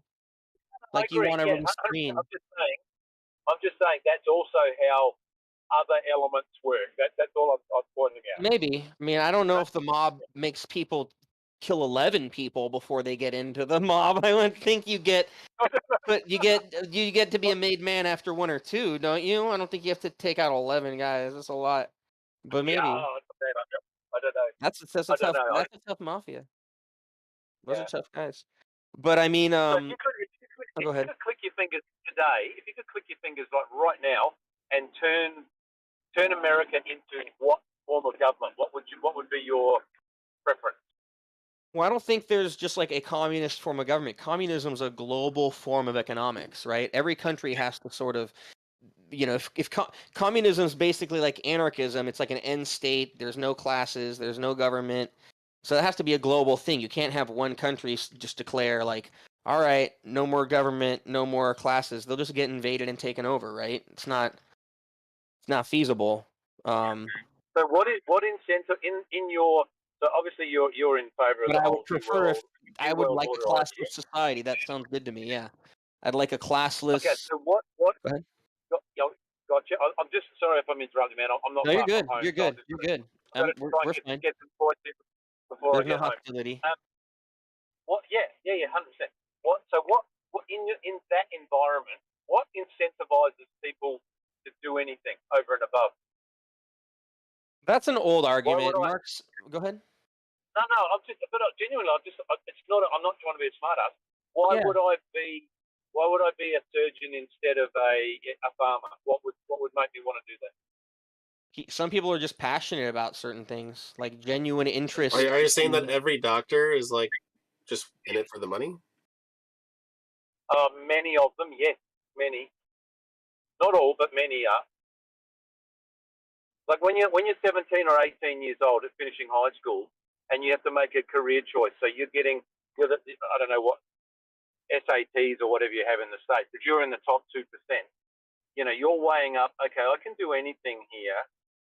I'm going to do the thing that probably pays me a lot of money and offers me a wonderful lifestyle for the next 50 years. Now, some of those guys genuinely have a heart to be caring and be doctors, but many of them, I would put to you, do it because there's a big fat payday for the rest of their lives. They can become plastic surgeons and brain surgeons and kidney surgeons and earn millions and millions and millions of dollars. Whereas those same guys, if a doctor was only earning the same money as a gardener, I don't know that they would choose to be a doctor necessarily. So the problem with what's going on is like there's different answers. I don't want to say the problem, but like there's different answers a communist might have. A communist might say, "Look, it's not really communism unless we have like machines that can do all the things a doctor might do, because you don't even want to have a class of people that are doctors and a class of people that aren't doctors." I think you have to explain to him the social stage in the communist. I've read anarchist like texts, and they're talking about like libertarian socialism, like participatory type of economic systems, and they're saying that we should like share different types of workloads. So like the janitor should have a turn at being doctor, and the doctor should have a turn at being janitor, and everyone's going to do everyone's job, and everyone's going to be trained equally on everything. The whole concept of being a doctor is tied up in capitalist education and the idea that you're going to specialize so heavily, and education has to be a commodity that's so hard to like get. You see doctors coming out of Cuba like it's a fucking factory, and I think it's primarily because it's just education is not so expensive there, right? So there's that as well. But again, like there's also just a number of answers. But yeah, you bring up an issue. Also, the other answer could be someone might say, sure, well, we'll just pay doctors a little bit more, because doctors aren't necessarily capitalists. They're just, if they put more effort into essentially, the argument might be that Marx would say it's called socially necessary labor time, and being a doctor is socially necessary, right? Being a capitalist is not socially necessary. Being someone that gives loans is not socially necessary. At least like loans for interest, I guess. You know what I mean? Not socially necessary. Loans are fine if there's not interest, I guess. But you know, so Sorry, yeah, Dave, all go that's on. socially necessary. You could just make the argument a doctor does more socially necessary work than someone else. But also, the whole idea of having those split up job descriptions is very capitalist in nature. So a communist might Sure. steer away from that and want, you know, either, you know, there's like I said, there's a number of different options. You know, maybe you get enough doctors by just making education really easy to access and making being a doctor less complicated and hard for people to learn. Let's You let's know? delete this. See, just so you know, like just when like what you're being a saying to me, lawyer, I'm- just like being a lawyer, you know, they make laws Yeah. so complicated, and part of it's Yeah. so that it can take 27 years or whatever to become a lawyer. You know, if you don't have all these Yeah. laws to fuck people over, if it's more simple, then being a lawyer could be more like being a teacher or something. I don't know. It doesn't have to be so. You know what I mean? Go So back to common- How would you go back to simplify the common law, law. though? Well, I Easy, guess easy. a argument a Common- Marxist would common make. law. An argument a Marxist would make is that the laws are essentially there to help, like, establish and maintain a capitalist class. And I would argue that, like, there's a whole number of complications the laws have to undergo to maintain that on every level. Like, the entire legal system is designed to, like, put poor people in jail, and so all those laws are you know what I mean? And, like, whereas if you commit, like, a white collar crime, it's something different. And, like, all those laws are designed around maintaining a certain social order, whereas if you just have a more basic, like, and if you're not putting everyone in, you know, if your goal is not to put everyone in jail, I think laws don't have to be, and lawyers don't have to be as. I just think things change. You know what I mean? I think I mean, things not change all more. laws are there to put you in jail. Some laws are there to protect you and also But if take you into just- consideration the Sure. complex Just nature revert of to society. common law where Yeah, it don't some are hurt there to anybody. protect you. Yeah, but they don't have to be super Don't hurt complex anybody, laws. and if The I- laws that protect you don't have to be if I super damage- complex.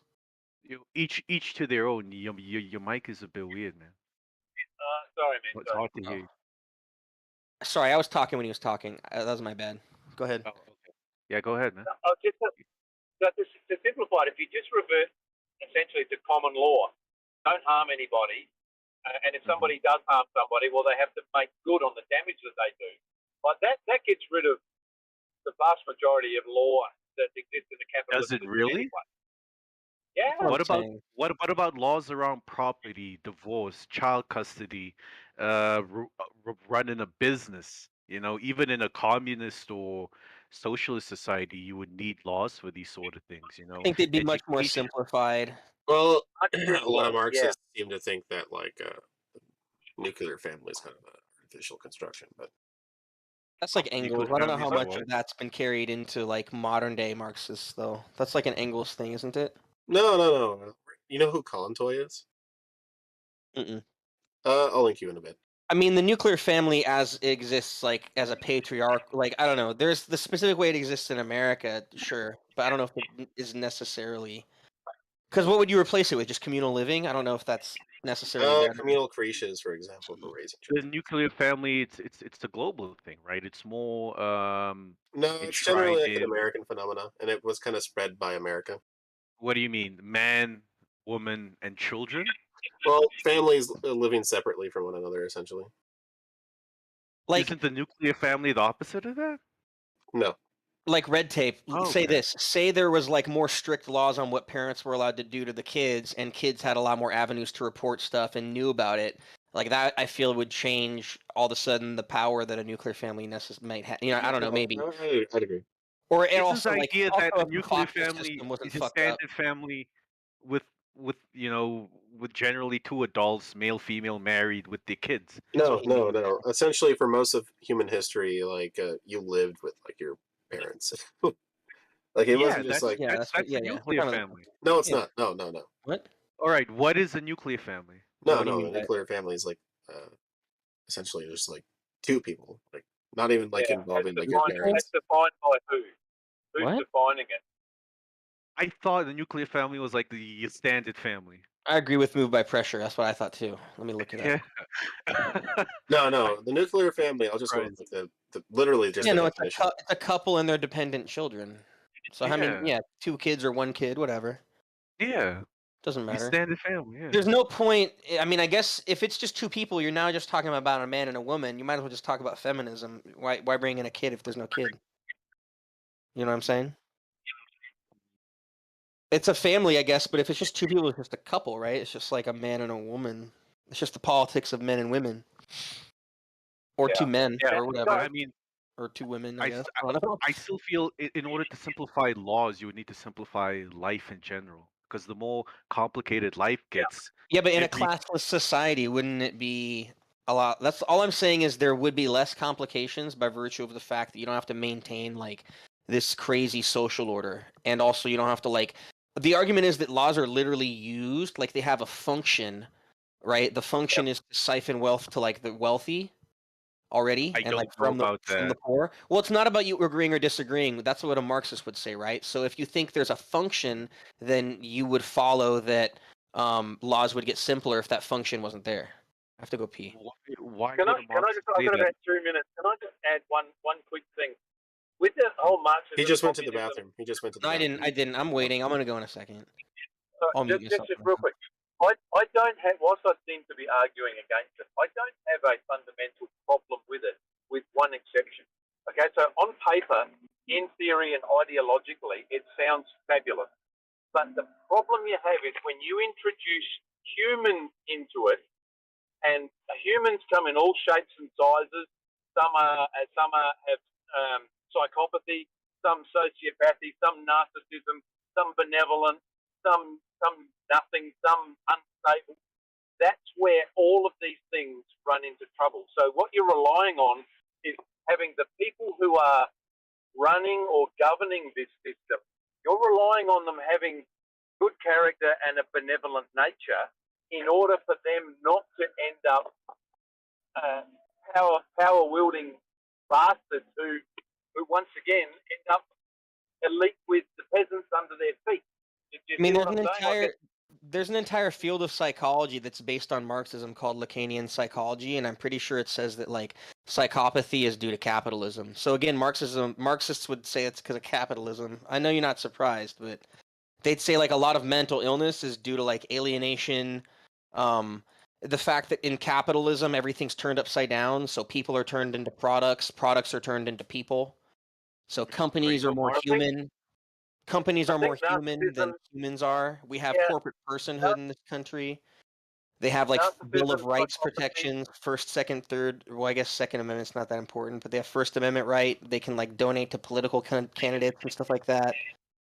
All these things like have repercussions, right? Political sphere and like in real life, like, and so things are flipped upside down in capitalism, and I think it does have repercussions. There's a train of thought or a school of thought that narcissism, sociopathy, psychopathy, it's basically lack of empathy, which stems from a child's failure to form meaningful relationships when they're young. Which I would agree with you in the sense that the capitalist society focuses on materialism, where mum and dad are too busy out working, neglect the children, let the PlayStation entertain them, and so that child becomes dissociative. It just doesn't attach to anyone, and then as it grows into adolescence and adulthood, it has a total inability to do so, lacks empathy, and then adopts that thing. So yeah, I would also agree with you. think about the psychopathy that we don't consider that in this country, like someone that becomes wealthy by hurting people, in a business or by doing the wrong thing. Absolutely. That's encouraged. That's not psychopathy. That's winning. That's you're just being being hard as being cool, and that's right. encouraged. That's promoted in this society. Psychopaths are just considered murderers. Kind of like that's capitalism, right? Right, that's called the only being context. smart. That's That's the not only being a psycho. But it's literally based on trying to hurt people, right? In certain situations. I'm not saying in every situation, but Yeah, that's right. So yeah, the only place you hear psychopaths spoken of on TV or movies is in the context of a murderer, not a politician or a businessman or somebody who gains great success and power through hurting other people. Or like what was going on with like, okay, I will do conspiracy mode for a second. I've been doing Marxism mode for a second, but right, like, I won't do too much, but it's like, with Epstein and with like, they're probably using what was he like in an Intel asset, using like trying to get people to honeypot and using kids as like blackmail against like powerful people and shit like that. Like, obviously, again, psychopathy, and everyone involved psychopathy, and it's like that's what some of the elite in our society may or may not have been involved with, and it's just like, I don't know. I think that in a lot of instances we consider only certain things crazy when we sort of live in this society that's normalized craziness, a certain type of craziness. Yeah. Who do you think Now, boys, Epstein I tried to am home. blackmail? I'm Well, no, home. all the I'm gonna people. The like argument leave is you. he tried to blackmail everyone that came to him that did anything funny. You know, you But it come. doesn't make sense that he tried to blackmail all, like, one person he crossed, and that's what kind of ended his life. No. Who do you think that was? The idea is that he's doing a service for the intelligence. Like maybe he worked for the CIA and he's getting dirt on. You have to think about it, on influencers and people that can say positive things about America or whatever. And if there's anything that if they ever don't want to go along with it, they've got this like fucking crazy dirt on them. I'm with you, but That's I'm all. saying And who would be probably anyone on the list of like the plane is the answer, right? yeah, but I'm saying one of them, led to his demise. It wasn't the fact that he was just doing this role, because then it would have happened earlier. I think he just right? got caught. He got caught, and that's what led to his demise. Is because people were gonna fucking talk, dude. Someone How'd was he gonna get caught? talk. But how come Ghislaine Maxwell isn't dead yet? I mean, I don't isn't know. she gonna sing like a bird? I don't know. I think that no. I think she got off or something, didn't she? Did Is she the get thing. off? So No, he was convicted for is she? Yeah. a few of the charges. But yeah, it's not Four as out of the much. 5 or It's something. the thing is she's convicted of so few, whereas he was gonna get like have to testify about like a whole network. You know what I'm saying? It was gonna bring in all these people that may or may not have to have been subpoenaed that are, but now that he's gone, they won't. And now her whole thing is she's been like saying, he used me. I was just like the second fiddle. You know what I mean? That's how she's been like kind of portrayed. I'm not an expert on all that stuff, but that's at least what people I think are arguing about it. Guilty of sexual abuse charges. It says here she was found guilty of recruiting and No, yeah, I know trafficking. she was, but I don't think but again, she wasn't convicted And of she like. faces up to 65 years in jail. Yeah, All that no, needs to for happen sure. is a sentence. But she wasn't convicted of like some fucking network, is what I'm saying. The story isn't that some crazy network was operating. The story is that she did a couple bad things. She my was point. convicted of like the lesser, the things like they basically had evidence for. Right, and they're not, sex trafficking. and they never made a Isn't big that story aiding, about like, abetting, or hey, what are accessory these or whatever. flight? They never made a big story about what are these flight logs about?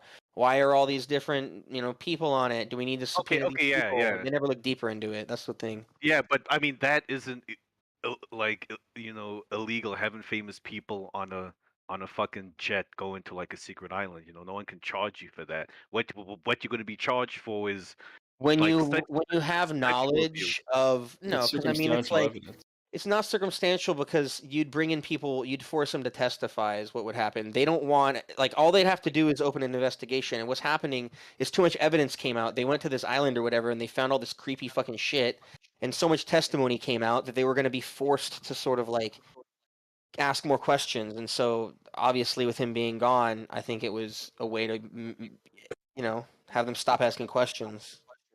I don't know, man. I mean, I feel she would have known just as much as him if she's being accused of. Oh no, sex she probably trafficking would of have, but minors. she's not. That's what I'm saying. The investigators aren't yeah, trying to dig deep. But if they're not trying to dig deep, then that's If she something knew else. as much my as him, argument. she'd be dead, just like him. But look No, at I what think she she's. did probably know as she was- much she was- as him. she but was- I she don't was found think. guilty on. I don't Sex think the trafficking of a evidence. minor, transporting a minor with intent to engage in criminal sexual activity, conspiracy to transport minors with intent to engage in criminal sexual activity, conspiracy to commit sex trafficking of minors, conspiracy to entice minors to travel, to Mhm. engage in. Yeah, so conspiracy. That means But that. none of that You're was like. describing the government right there. But But that's none what of that was Ghislaine like Maxwell was actually found guilty doing of. the stuff. And what if they had him? They were gonna make him testify. They were gonna bring in other people that he might have known. It was just gonna be a huge fucking mess. I don't know, man. If They you would have made have him like name drop. Hmm? What and the her, why can't she name drop? If she's being charged with conspiracy, that means she's involved in this secret plot. Because she has plausible deniability of being, just the assistant or whatever, and not knowing who exactly the things were for and stuff like that. She was just helping the people, you know, the It's just helping girls. people The sex Move. traffic. conspiracy people are Yeah. arguing that the cops intentionally only investigated a certain amount, right? They only investigated enough to make it seem like they got the bad lady, but not enough to actually unveil what was really going on deeper. That's the whole. That's why it's a conspiracy. Obviously, if the prosecutors were making the argument that they had a fucking blackmail ring and Epstein worked for the fucking CIA, then I wouldn't be telling you a conspiracy. I'd just be quoting the prosecutors. So did the trafficking stop after Epstein disappeared, or does it continue to this day? Right now, It doesn't continue to that island. What do you mean? it continues right now. There's rituals and there's sacrifices and there's stuff going on Where are right you now. talking about? Yeah, You know that. Where are you talking about? 100%. 100%. I'm What, sure other at Epstein's people mansion? do it, Like, but where? yeah, Where are you not talking about? Epstein. Communists, Jesuits, they're doing rituals You're on just talking holidays. generally. Okay. He's saying generally. Deny it. Yeah, you can deny it and expose But yourself. yeah, Epstein, he was like the head honcho of that little ring or whatever, right? So Yeah. he can't plead that he was compartmentalized and that he doesn't know. Whereas with Ghislaine, she can plead that she wasn't like the boss. She didn't have all knowledge of stuff like that. She was compartmentalized. She has plausible deniability in that regard. Well, I also think, obviously, who was doing the abuse? It was the dude, and so obviously with him being gone, I think they were able to. Oh, it was her as well. The victim Was said it? she took All right. part in all of the rapes. You know, Oh, Jesus. she was there all the time. She was the one literally. Did she get charged with that? That's part of her shit. She was charged with that too. Yeah. No, she was not Okay. charged with that. Okay, no, What? she was mainly charged with trafficking because she was Transferring the him, one. right? Yeah. Yeah, she was the one that would come in, you know, tell them about this friend of hers named. But see, that's what I'm Jeffrey saying. She Like, was like the for whatever pimp, reason, man. the investigators Yeah, didn't she was. like. She was the pimp. She was the driver. She was the recruiter basically. I mean, if I have a creepy, I don't know. There's just some shady shit, man, and I'm bringing all these celebrities over, and I'm very connected. Very weird, not cool. Who do you think made the decision to kill him? Could have been anyone, man. Everyone coming together and saying that guy's gotta go. You think it was like a group decision? I don't know. Yeah. You don't think there's a head honcho? Might be. It's not, I don't know. Who Who knows? would the head honcho be? That's what I'm asking you guys. Could have been. You know, a bunch of guys. Everyone. Do you think everyone it's hired a someone that different we hitman. would know? Yeah, a Bill famous Clinton. billionaire, either like a former president, or it could have I been don't know. that Prince Andrew guy, whatever his face is. So I'm You don't saying he had a think someone that lot would- of shit. He had a lot of You- connections, lot of man. power. You don't think it's someone that would stay in the shadows and like that we basically don't know? Maybe. I don't know, man. But it seems it would. I would tend to think it's one of the people that we have actual evidence of being on his island and being on his plane. You know, like they would be the ones that have the most to lose. If I was someone in the shadows and no one knew I was involved, I wouldn't give two shits. You know, I'd have no my one own plane. knows. Yeah, mean, I like no think- one knows I was on that island, so I'm not worried. I think the about it. reason it's like sketchy too is because like the whole implication is all these like high profile people were involved because like think about how like non-controversial the Harvey Weinstein shit is, and he was like raping women or whatever, right? He's just in jail. He's not going to get murdered probably. It's like not a big deal. But it's like obviously Epstein had so many connections. He had to get got, and in like the most fucking obvious way. Like, oh, there's But no also the- security footage. The guards were like, I don't even know, they were like gone or something. It was just like, oh, okay. Yeah, but the difference is though, Harvey Weinstein was raping grown women who were famous and rich. Epstein was raping poor, trailer trash minors. You know. That's what I'm saying. So So- like, I mean, Yeah, it so wasn't. they're like less I don't think- important, obviously. Yeah, you know. I hate raping to a say famous it, but right, they're not as The important. Weinsteins were just a couple Yeah. years older. No, they were That's like the grown difference. women. He didn't rape any children. No, I know. None of them were children. No, I know. I'm just saying, like, he's not gonna, like, it doesn't feel like he's gonna get murdered or anything, and since there's no involvement with anyone else, it's kind of like, Yeah, I it's don't know. just The whole him. thing with Epstein was people just from the beginning were like, he's got this network, and he's got this fucking plane, and he's got this. Man, he's friends with Alan Dershowitz, dude. That's what did it for me. That's all I needed to know. That guy's How'd the they say he creepiest died again? motherfucker in the world. He hung himself, right? Hung, yeah. I think that's what they said. Yeah. Hung Yeah, himself. hung in a cell. You know, it's like, is the medical examiner in on it too? Right? It's like, how hard is that to do if you can do everything else? No, he probably was hung, right? Maybe. Just, I just mean, who not by knows? himself. Did you see the pictures of his cellmate? No. No. Epstein. He's some He looks huge like a bad ass, man. Just the biggest guy Italian possible. former cop that was in jail for murder, some shit. I would have thought he'd be in alone. Why would they put him with someone? They usually don't put like a sex abuser like guy like that with someone else. He would just get his ass kicked, right? Look at how big this dude is. Prisoners don't want to get like housed with some other guy that's like accused of fucking like that kind of That shit. guy will You know? fucking murder you. Look at how big he is. Mic check. Mic check. Hey, what's up, Ben? You good? Hey guys. And this guy was in jail for like he's a former cop. He used to murder people and sell drugs on the side. Fucking crazy. This guy's definitely roided up. Yeah, look at him. Fucking dirty cop. Who's that? That's Jeffrey Epstein's cellmate. When That's the guy who killed Epstein. That's the guy that hung him. He choked him, actually. He didn't even hang him. She choked him, then he just like put him in the noose. Bare fucking hands, yeah. Was that his boyfriend? Tartaglione. Hey.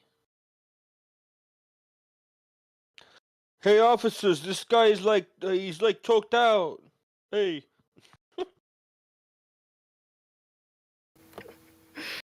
I can't even hate on that accent, man.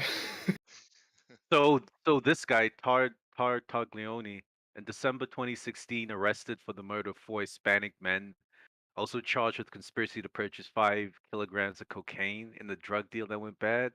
Like this guy definitely murdered Epstein. You know, like how do you make this guy his cellmate? It was a setup. Well, the question is he free? If he's free now, he definitely murdered him. No, he's not free. He's actually still in jail. They had to move him to a different prison because the guards in the prison he was in with Epstein started like treating him real fucked up and bad. Like it's like the guards knew he did something, and they started like giving him preferential bad treatment. Jesus. Do you really think at this sort of level that these guys are that messy that they get caught in drug deals and stuff like that? You know, I think it's almost just too obvious. You know, you've got the criminal, case closed. Let's move on. No. What with Epstein? What do you mean, bro? No, because you were saying that some guy got caught and then like they reckon that he killed Epstein and stuff like that. Sorry, that's what I heard. No. Oh no, he didn't get. He didn't get caught. It's just he has a very shady past, and they made him Epstein's cellmate. And this guy's killed people. He's You sold gotta see the drugs picture, before. brother. If you see this guy, Yeah. he's like, you just have to see the picture. But he's That's all. gentle. Look at how he is with the dogs. Yeah, man. he is. He likes dogs. He likes dogs. Look at the puppy dog. And that smile. Puppy dog. Guys, I looked into his eyes and I saw his soul, just like George Bush saw Putin's soul, and it was kind. He makes Arnie Schwarzenegger look small. Yeah, he's like. Yeah. Speaking of people that are misunderstood, Putin, man, so misunderstood. Yeah, he's just a That chill guy's a guy. gangster. He's a hero. We'll have to see. He single-handedly ended the coronavirus. He really did end the coronavirus. That fucking guy, man. Shit. Thanks, dude.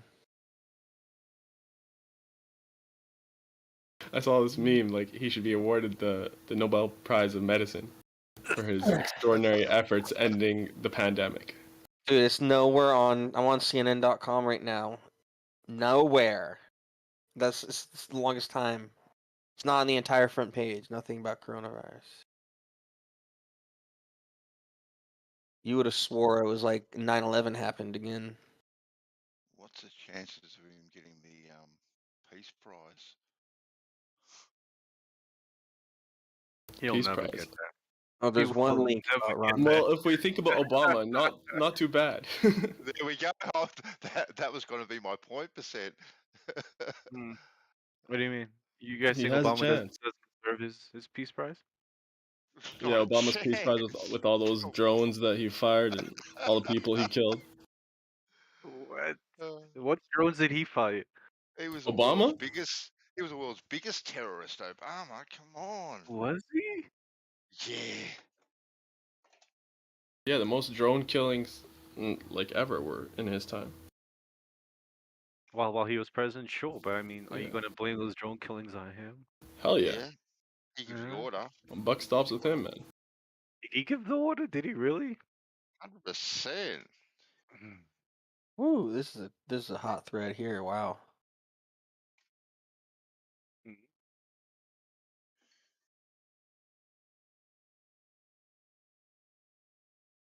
You don't think potential acts of war come from the top?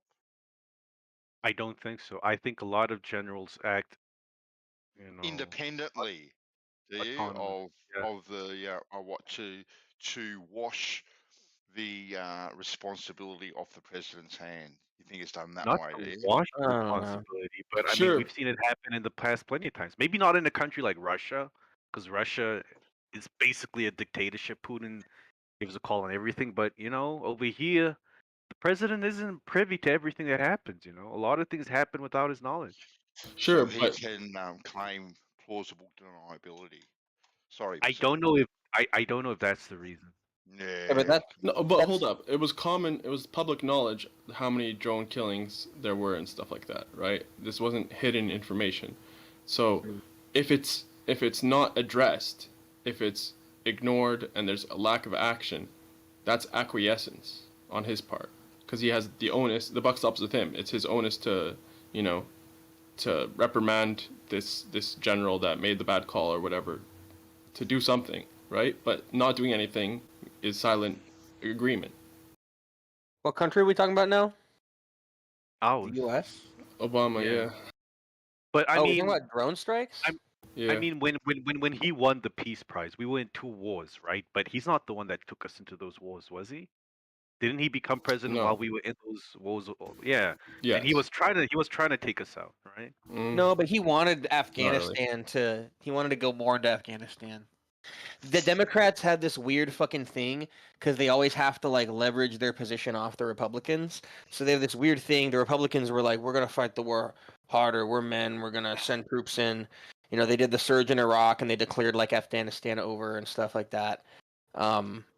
But the Democrats the whole time were like, "We're gonna fight it smarter with more technology and more like special forces troops, like more light and more agile." That was the whole Democrat thing, and then that's we ended up going and getting Bin Laden supposedly. I don't know if we actually did that or not, but with the Black Hawk, my point is like we did it with the special forces, right? And so that was like a very Democrat Team move. 6. Yeah, that was a fucking Democrat move. But it's crazy. The current that was how they estimates leveraged it. They were like, "We're not going to use." Sorry to interrupt you. No, go They're ahead. like, "We're not going to use the entire army. We're gonna like go in," and it ended up being more fucked up because what you actually ended up doing, right, is you're sending in CIA guys to train rebels on like demolition. You're creating ISIS. You're funding ISIS. You're supplying ISIS, and that's what he did. And then he sent them, and then they like ended up going to Syria. But yeah, it's pretty cool, right? And like help funding the Taliban and shit like that. Moderate rebels,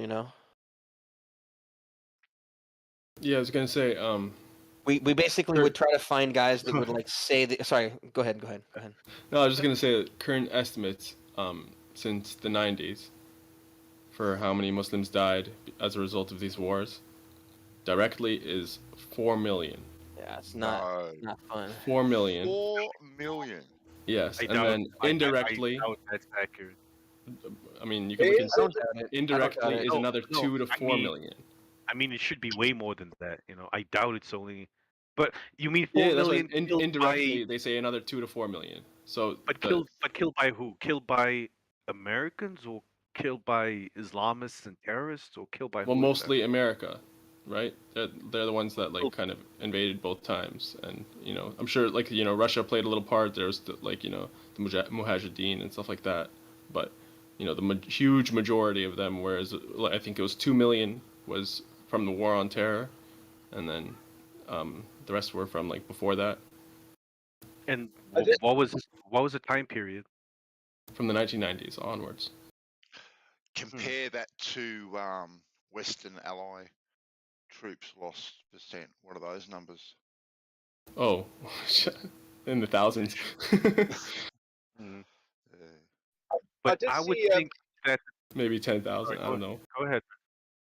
Sorry, quick one. I did see evidence that there's a lot of old buildings and relics in the Middle East that they bombed because revealing it and architects seeing it, historians and stuff, there's like buildings there that would have kind of changed the narrative a bit.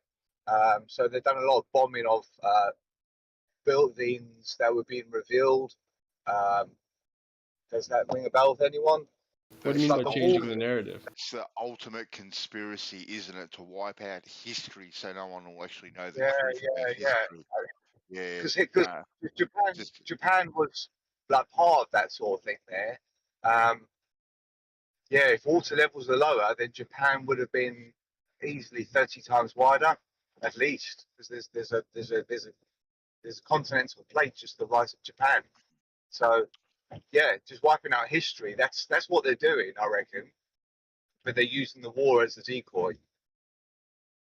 I mean, war ain't a decoy. they're doing it so smooth, man. Like they killed probably more than, the Holocaust numbers are fake as fuck, but this is basically a Holocaust right here. 4 million directly, estimated 6 to 8 million total. That's could you post the crazy link? numbers. What's that? Could you post the link to what you read? Yeah, sure. Give me a minute. But like the point is, no one knows the amount. If you ask someone how many people died in Iraq and Afghanistan, they'll say maybe like 100,000. They have no idea, and it's all of the time spent in you learn it in school about the Holocaust and stuff like that. I guarantee you, not even a drop in the bucket is going to be dedicated to telling us how many people died in this, and saying it's another Holocaust or anything like that. I've They never did say heard they those gave numbers. Give me a second. I'll find it. Never heard those numbers percent. I've heard that they were high, but I've never heard those numbers that you're. They did say they did relocate a lot of these people in Japan before they did it. So they could have relocated people like they're doing in Ukraine, for example, or something like that. Not the same thing, but you can relocate the people beforehand and then execute whatever's going to happen, and the death toll's a lot less.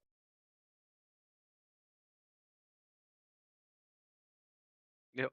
Also, from what I've been told, most of the deaths that have been happening in the Middle East, it's been at the hands of extremists. The biggest victims of extremist activities are Muslims themselves. It's I've Muslims heard similar, mainly similar killing narrative. Muslims. Yeah. Heard a very similar narrative. I mean, that's what my family over there tells me.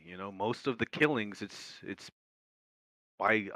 I mean, they like in Yemen. Yeah, okay. There's no real drone strikes happening there, but most of the killing, it's Muslim on Muslim over there. Man, like you kind of have to examine what's going on in Yemen and Saudi and stuff like that. It's not as simple as like an American ally who is Yemen is not Yemen, an American ally who is Saudi Arabia is invading Yemen. We're just helping them. Yeah. Yeah. I mean, Yemen's being used to fight a proxy civil war. So you got America and Saudi Arabia on one side and Iran on the other side, and they kind of got the country split. Well, yeah, it's like it's the old Sunni Shia divide. Like Christians used to be like this, like Protestants versus Catholics. Like it killed like a third of Germany once. Do you think, Nate, that just say that's true, right? It's Muslim against Muslim, and just say that is the result. Do you think the instigating force behind that was Westerners going in there and disrupting the balance of power deliberately, knowing that this would happen? Yeah. No, it's I don't not know. supporting. I don't know if they did it to create a war, but definitely Saudi Arabia, with the backing of the West, put in a puppet leader in Yemen. It wasn't a leader that the majority of the people wanted, but it was a leader Saudi Arabia wanted, so they could have control over Yemen. Yeah. And they were only able to do this with the backing of the West. I don't think they wanted a war, but they definitely wanted someone in power that could help them control the country. And then Iran got involved by helping the people get rid of Houthis? that government. You know? Oh, Look at apparently. Oh, I didn't even know this. Apparently, that figure I gave, the 4 million and as high as 6 to 8 million, that's only for Iraq and Afghanistan. Damn. That's wow. I posted the link if anyone wants to. Yeah, But yeah, that's crazy. Yeah, I was gonna say that makes sense. I'm sure a lot of people in those countries would have died through starvation. Still happening today. I don't know about that. No, I think they were doing just fine before Western intervention. No, That's the I've difference got, between. I've got proof. Like I work with guys from Middle East, Iran, all those countries there. They'll tell you that they've been handing out rations for the last 20 years. Yeah. Yeah, Rations. because the the war. West has been meddling for the last 20 years. Yeah, The West has been these meddling guys- since the 80s and the these guys are 70s. selling- Iran Contra and whatnot, you know? Yeah, Well, since we overthrew the Shah, Yeah, since World War II, basically, or the West has excuse me, been since we meddling in the. overthrew Mossadegh and installed the Shah rather in Iran. Yeah, exactly. Yeah. Do you think I mean, like, since like World War II, since the West created the nation of Israel, there's just been chaos in the Middle East, you know? Yes, because Israel and Palestine, I think it's such a small conflict that we think is a small conflict. But when people say Israel's like, a power capital of the world, things like that, I think Palestine and Israel is the simple, the division of the Jews want to get rid of the Muslims and they're using everyone else to get rid of the Muslims for them. I don't know about that. I'm not going to blame Jewish people on the ground for the whole Israel-Palestine thing. I'm going to blame No, the West Jewish. and Zionists. I'm just talking Israel, Palestine. I'm not talking. There's big anything overlap else. between the Jews on the ground and Zionists. Most of them are Yeah, Zionists. but There's some. there's some, but I mean, Zionists can be Fine. anybody. They're Muslim Zionists, Christian Zionists. Zionist doesn't make you, you know. There are a lot of different types of Zionists. But at the end of the day, without the backing and support of the West, the nation of Israel would have never existed. I mean, the Jews themselves never had the power to just get rid of all the Palestinians. You know, they needed the West support to make this happen and to allow the nation of Israel to exist for the last 60 years. You know. Yeah, but They didn't Israel. you remind me of a TikTok that I watched. It was like a quote from Biden like a few days ago. He's like, "What gives Putin the right to recognize another country, like to independently recognize a country on foreign soil or something like that?" And then they cut to like a clip of Israel and like taking land from Palestine and stuff like that. The nerve. Israel's got more technology than anywhere else. Like, as in, like they're coming up with the newest stuff. But where do way they get the faster funding than for that? I mean, No, definitely, Jews tend to be really smart people, but where do they get the funding to build these America. things? Israel is rich, man. Israel is rich. It's like What natural resources does Israel have? Have you been to Israel? I've been to Israel. It's a lovely country, but they don't They mine get it from anything. America. Yeah, they don't mine anything there.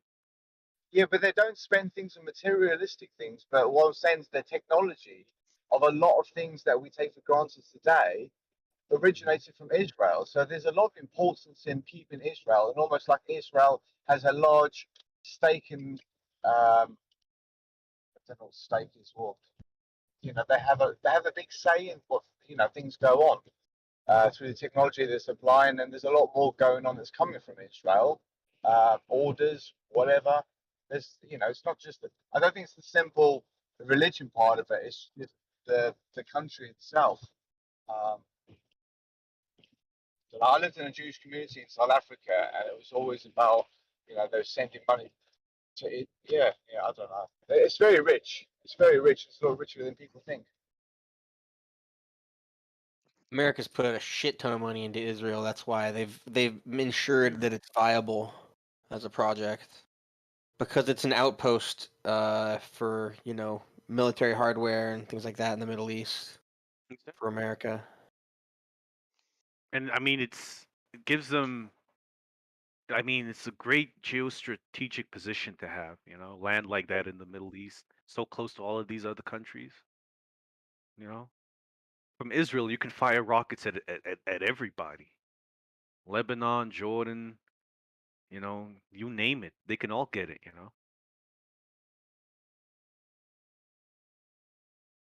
I mean, they definitely knew what they were doing because I speak under correction, but when the Jews were looking for land to call their own, there were other countries that offered land to them, right? Like I heard apparently Ghana, or was it Uganda, someplace in Africa offered land to them. A lot of countries said, "Yo, listen, we'll give you this portion of our land. You could come and live here." And they said no. They wanted Palestine specifically. Yep.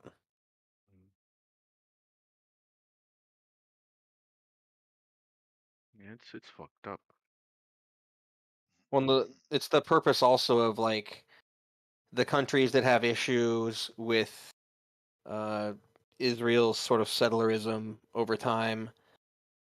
When they have issues with Israel, we can always use it as an excuse to be like, well, these are enemy countries. Look at them. They threaten Israel, which is they just go, they threaten their neighbors. And it's like, Israel is not a fucking neighbor, dude. Like, we have installed Israel.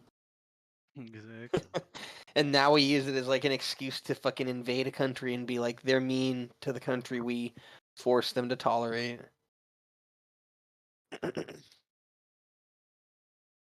And that can like expand, like in 67, the 67 war, and Israel expanding and taking fucking hell of territory, and then just continuing to take territory on the basis of ethnic supremacy. Sick. Yeah, what that Zedek guy posted, that's sad as hell, man. All of a sudden, people are worried about Ukrainians. And I've been looking at live Twitter feeds in Ukraine. Everyone cares. Ukrainian, Yeah. yeah, Ukrainian citizens are literally chilling with these Russian soldiers. Like the Yeah, soldiers well, don't even want to fight. They've got Anderson Cooper in like Lviv, just standing there like all day, reporting from Lviv, and it's like supposedly there's like fucking, it's like a bomb goes off every once in a while, but I don't think they're not like carpet bombing shit, man. It's not like when America invades a country. It's not. Exactly. I have a Polish friend. He lives in Poland. He Mashing told me shit up. the majority of the Ukrainian so-called refugees that are entering Poland are escaping not because of danger or fear for their lives, but because they're running away from conscription. Yeah. They're avoiding conscription. That makes sense, and that's honestly what they should be doing. Anderson Pooper Because the Ukrainians, that's what they're not reporting. I remember on the very first day they reported how like if men from like whatever age, like 18 to 80 or some fucking age range, they're not letting them leave, something like that. 12 to 80. It's like, cool. You're gonna force people to fight for this like obviously not worth it for like the little government they've got in Kiev or whatever.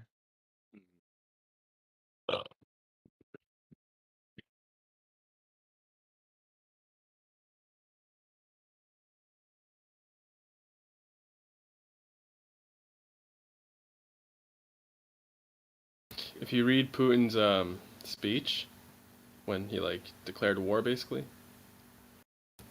I mean, I encourage you guys to read it.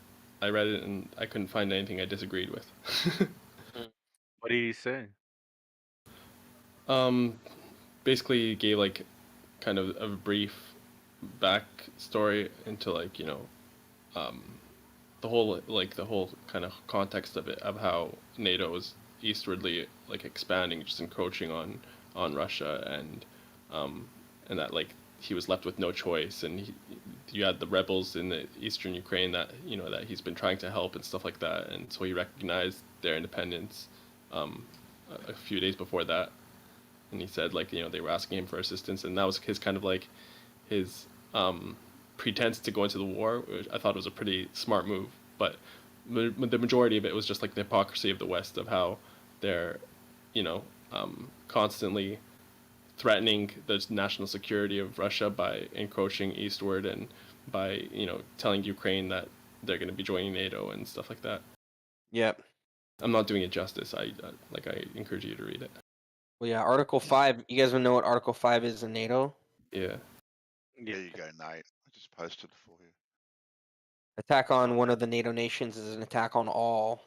So then that's just like one step closer Yeah. to just going at it with Russia. Crazy. Man, do I have to pay? Oh, it's got a paywall ban, so. Oh, mine doesn't. How come yours does? Ad blocker will take care of that. But this one's annotated. Are we gonna I have? guess you can click on. Are we like, gonna the have third West paragraph. and East Ukraine, guys? What do you think? What are the bets? I think it'll be West Ukraine and and East then Ukraine. Donbass or whatever that shit is called. I thought he was just gonna take the Donetsk region, but or the Donbass region, whatever it's called. But I don't think so. He's going to take it all. He wants to take Just Kiev. to take it all, yeah. He doesn't want to take it. He just wants to destroy it. Yeah. He's already knocked out the TV stations, apparently, and other stuff. Am I right? I haven't watched the news today. They still have internet. Oh, they satellites. Yeah, they're gonna have like satellite internet. You can't really take that down. And GPS, yo. GPS is real. This is proof. Yeah, I don't know about that. It's proved. I mean, I guess could you take down satellite internet? I don't know if that's what countries want to start getting involved with. Musk has what's it called? Starlink. But think about it, if they're Yeah, but what if they try to destroy Elon's Starlink satellites? That'll be awesome. well, he'd have to destroy thousands of them. There's like there's a whole. They're not only over Russia or Ukraine, but if they're not satellites, then they would be like balloons or aircraft or something. And in that case, then the Russian jets, would be able to shoot them down. Especially if there's like if they're controlling the airspace. Can they get high enough, Kosho, to shoot them down? For satellites, no. For something that's not a satellite, yeah. Really? So it's either Maybe satellite or could be really, really high balloons. yeah. But then they'd be able to get them. I saw a headline about Elon Musk losing 40 satellites. Anyone else read that? Like they fell out of the sky. What? And they fell where? Yeah. No, I just saw a headline. That's why I stated that. It was something to do with 40 satellites. Elon Musk, in turmoil because 40 satellites malfunctioned, fell out of the sky, possibly. But I guess it doesn't ring a bell. Well, apparently, Russia has severed ties with the American space agencies, and they're now signed agreements with China's space agencies. So where do we launch our rockets and shit now? I thought we were using Yeah, but the launching of the rockets is going to be controlled by a third party. These space agencies might make this stuff, but they don't launch it because a lot of launches are launched from Kazakhstan. Yeah, and we were launching our rockets using Russian land or whatever the fuck. So where are we gonna do it now? Yeah, totally. But what I'm saying is that a third party is doing the launching, is showing them the videos, is connecting everything to what these people expecting to see. If the space agencies were launching those stuff and in full control of the whole operation, that's not what they want. So, that I feel, and I would believe and speculate that's what's going on. Because I've looked into stuff like this. Even the aviation instruments are made by just particular companies that are supply NASA. So like there's like an umbrella company like NASA and all these small companies that just do all the things to make things work.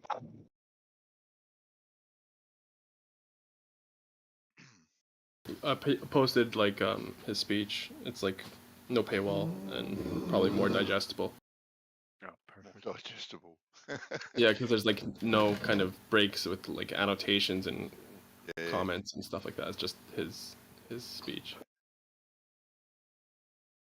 Didn't they say they were going to decommission like ISS and all satellites in space eventually? What was that? It was something to do with they were going to stop using satellites on the ISS, and eventually they would all come down to Earth at decay, and they're just going to leave it at that and just use everything that we've got on Earth.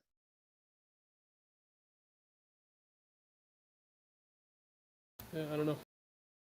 I heard the ISS was going to be decommissioned in like, 20 years or something. Right? Red Tape, you said that, I think? Yeah, it's supposed to be decommissioned. When? Yeah, and they were saying the same with satellites. Not in like 20 decades. I think it's supposed to happen this decade or next. I said 20 I years. think, Yeah. I think 20 years. Yeah, they were just. I think something to do with they just let it decay slowly. Honestly, I just pulled that number out of my ass. NASA plans to decommission the ISS by 2031. There you go. It'll be easier to lie about it when you don't have to lie about it anymore. What? Operation in Belgrade. Where's Belgrade? Is that Serbia? Say that again? Belgrade.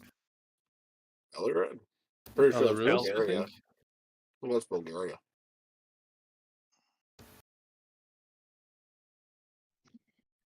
Russia, Belarus. The cost to run the satellite system would cost a lot of money, and it would be a saving for the future to have land-based communications. Yeah, it's Serbia. So NATO bombed Serbia in 1999? Crazy. Yeah. I mean, fuck NATO. Fuck the West. Fuck America. Yeah, Putin be calling them out, man. That's what's up. Mm.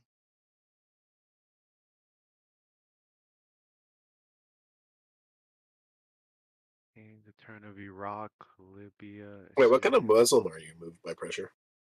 What do you mean? What sect? Shia, Sunni. Shia. Oh, based. I like you more than the Sunnis. Why? Why? Well, ironically, because the Saudis are Sunni. Okay, that's fair. Also, I think your mystical traditions are more interesting.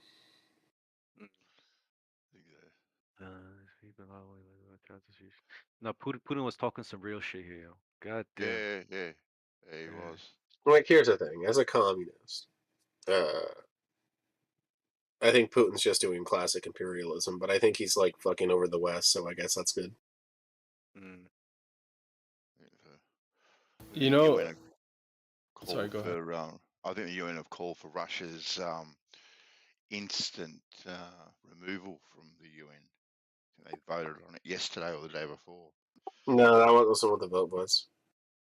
What was the vote? Okay. No, they can't remove them because they're part of the permanent council. What do they vote on then? Well, it's a security council. Is Basically it a permanent condemnation council? of their invasion. They have veto power, so they literally can't be removed. They just veto it. They inherited the Soviet Union's former position, yeah, which is unfortunate. My hope is that all this will just lead to like another collapse of Russia, and maybe they'll get the Soviets back. Maybe praying to Marx. Yeah, in terms of the Soviet Union, Putin doesn't mention it in his speech, but apparently in like 1982 or something like that, there were the 2+4 negotiations in Bonn, and basically at that point in time, they had agreed, like NATO and the West had agreed that they wouldn't be expanding eastward of Eastern Germany. That there would be no NATO states east of Germany, and they broke that. They break it all the time.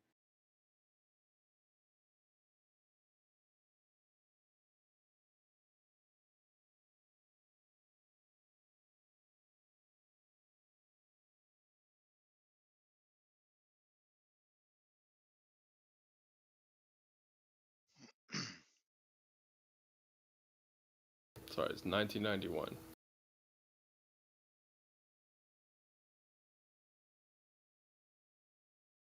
Oh yeah, I did miss it. They voted overwhelmingly to reprimand Russia, slap them over the knuckles.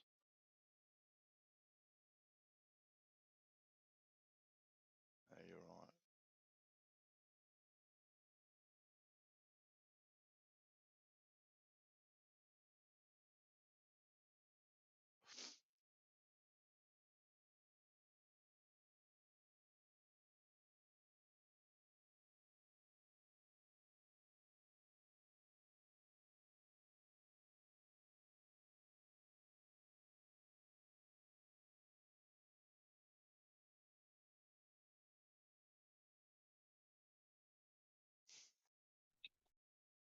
I don't know if you're still here, Realm, but I see that. Yeah, I see that same headline about the 40 satellites.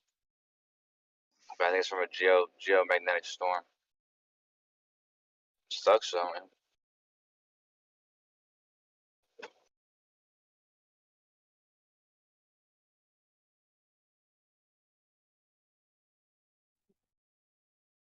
This 2+4 negotiations. The 4 are the US, UK, France, and Germany. The 2, one is Soviet Union. What's the other one? Say that again?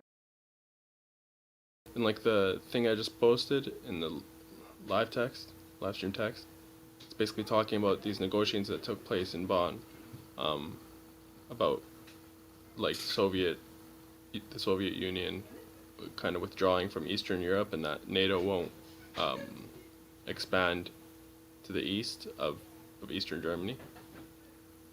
And they're called the 2+4 talks. No doubt because of like the amount, the countries that were involved. So the 4 are the US, UK, France, and Germany. The 2, I don't know who they are, and I'm too lazy to search it. Maybe East Germany. East Germany, after would be considered different than Germany. Is it after the wall went down? No, I didn't know. I didn't know what year it was. It was 91. When did Oh, the wall go 91. down? Thinking 90, 91. Mm-hmm. 9. Yeah, it might be East Germany actually. Actually, I sure. think must have been in. So in what you posted, they saying that they weren't going to expand NATO beyond Germany's eastern borders, but aren't there countries beyond the Yeah, east of they've Germany broken it that are? since. Uh-huh. Which gives Putin like reason, like, you know, they keep on encroaching eastward. At some point they're gonna want Ukraine to be part of NATO, and then he has NATO right like at his doorstep. That's national security concern, you know, at any point in time, especially because the terrain there is like it's easy to invade. It's so flat and stuff like that. You know, I would be concerned too. He had no choice but to invade. They literally left him no choice. There's a Democrat like politician in the U.S., Tulsi Gabbard, I think her name is. She was on Tucker, and her hot take was really good. She was basically saying that this all could have been avoided if Biden simply guaranteed that Ukraine wouldn't be part of NATO. I mean, I don't know if it would have been believed, and you know, if it definitely would have stopped it. But if he like, you know, took some real steps to make it kind of clear that they would not be in NATO, and maybe even like, you know, had it on paper or something like that, you could probably have avoided all this. No. What do you mean no? Tulsi Gabbard's a fucking retard, dude. Well, not in the clip I saw, man. She laid it down clean. I'll see if I can find it. It sucks when you find things on WhatsApp and you can't even like, you know, share them onto Discord.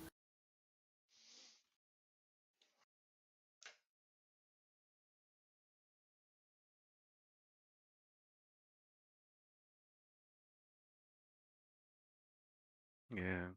I doubt anything serious is going to happen, though. The West seem a bit too pussy to really take Putin on head on. No, taking him on head on is World War III, dude. No one wants it. Yeah. I think they're just going to try hit them with sanctions and whatnot. I don't think America will do anything directly, but they'll maybe try indirectly, supplying weapons, all that sort of stuff. Well, they've committed not to do anything directly at the moment. Good. You need to stay that way. Mm.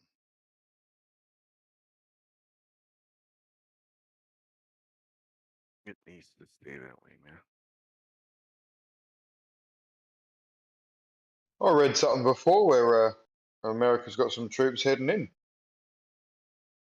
No, they're sending troops to the EU, but like, here's the thing. To do what? Look tough, essentially. Like, Uh-huh. That's them sending troops in. Whether they're there just to look tough or do something, they're sending troops in. well, yeah, like again, like fighting Russia directly is World War III. Nukes will fly. What nukes? Really, really big bombs, maybe, but probably not nukes. Yeah, still, but like, even if you don't believe in them, like, they're gonna be big bombs going off. Yeah, really big bombs. Definitely. What's a vacuum bomb? It's the largest conventional bomb that. It's a very big bomb. Mm-hmm. And basically, they create a particulate atmosphere when they land, and then they ignite that. And it's in quite a large area, and it ignites, and then it basically creates a vacuum, and it fucks everyone's lung with a pressure wave. Okay.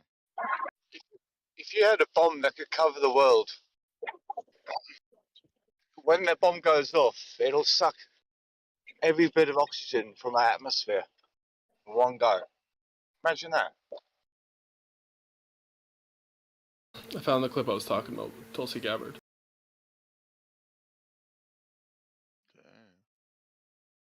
I'll watch that. She's all right on the eye. She's not not too bad, eh? That's why it's called the hot Vacuum take, mate. bomb Hot take. Thermobaric bomb.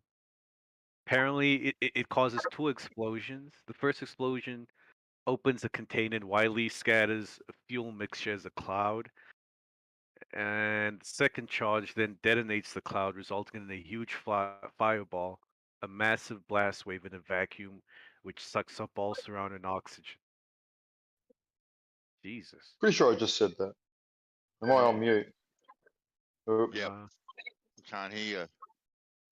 Sounds deadly. Jesus. It does, doesn't it?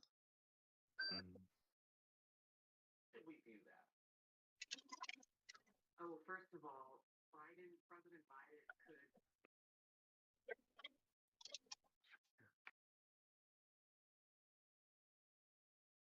could. Yeah. I wonder what the next big news story is going to be once this Ukraine shit dies down. Or what is it they're trying to distract us from? What do you guys think? You know, they got us looking left to Ukraine while something's happening on the right. Like, Definitely about resources. Did you see the news clip of in Ukraine? They're just showing general stuff, and there was this tank going down the main road with a car coming in the opposite direction. The tank just drives deliberately across the lane and flattens the car.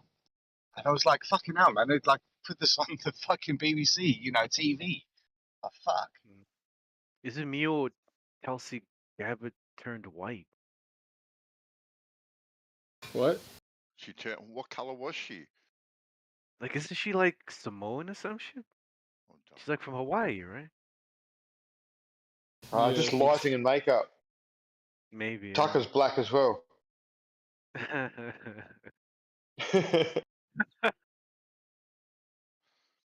But yeah, what do you guys think we're being distracted from with this whole Russian shit?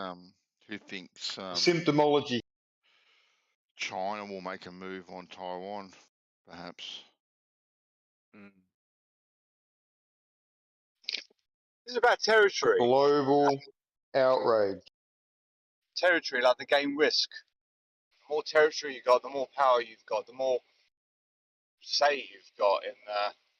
It's like stocks. You know, I've got 1%, you've got 2%. So you guys don't think this is a distraction? Like we're being distracted Yeah, from something else going on? Yeah, I think Definitely. that's the obvious one. But then, what is the opposite? What is the? That's what I'm What asking you. The What do you think is the symptomology. distraction? What's that? Yeah, Look, resources. like the Man. global reaction to what's been going on over the last 2 years. There's protests, like at parliament houses and governments. There are symptoms that are now undeniable. There's lawsuits which are gaining more and more traction. HIV is now connected to these things. Encephalitis is now, growing in this state alone and other states, and it's not being recognized. It's being blamed on fucking mosquitoes. There's lots of shit going on, so it's a big distraction. Syphilitis. What the hell is that? Is that anything to do with syphilis? No, brain swelling. Oh, okay. Oh, I never heard of that. Encephalitis and Dehydration, cephalitis, spelled a bit different. Pronounced different sometimes. Yeah, like I've heard of a few people just like in the UK and stuff, just naturally, the waters in their body just started holding in their body, and they're just getting big pockets of water in their body and stuff like that. You get water in the brain. Maybe that's what you meant. Yeah, the brain swells for whatever reason. It could just be inflammation, but it beyond the capability of the skull.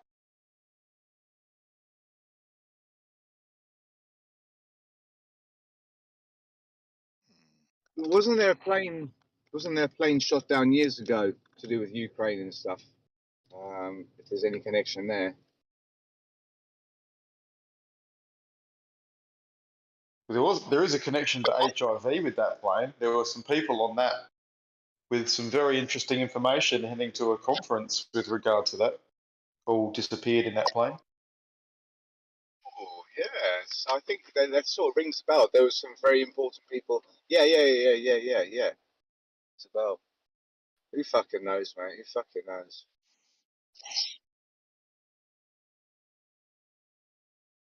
But in the future, man, things like this will just be like a little bit of literature, won't it? Won't actually mean anything.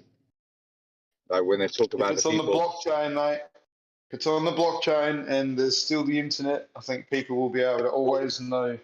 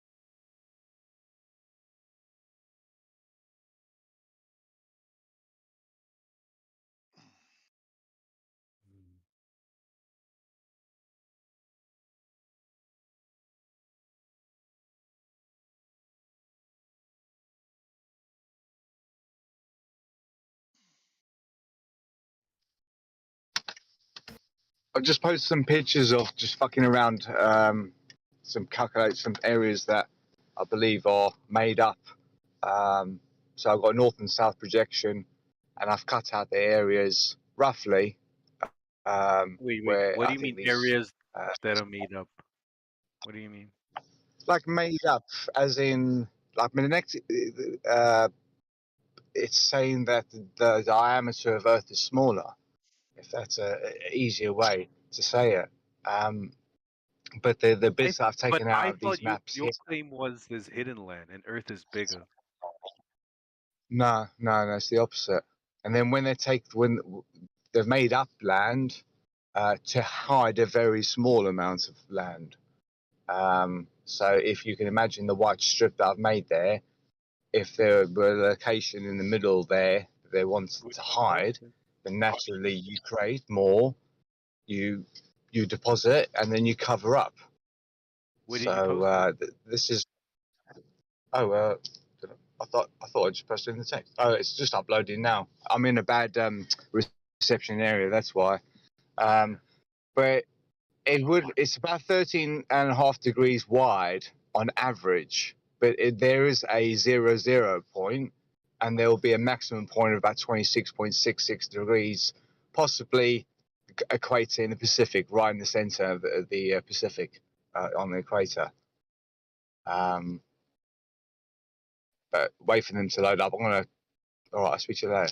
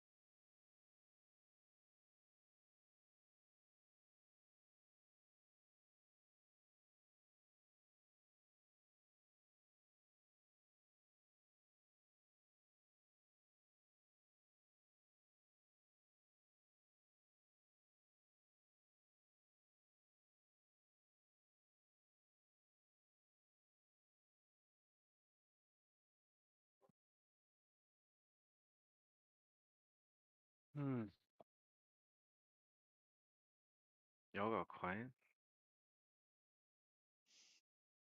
Yeah. Yeah, it happens. Yeah. What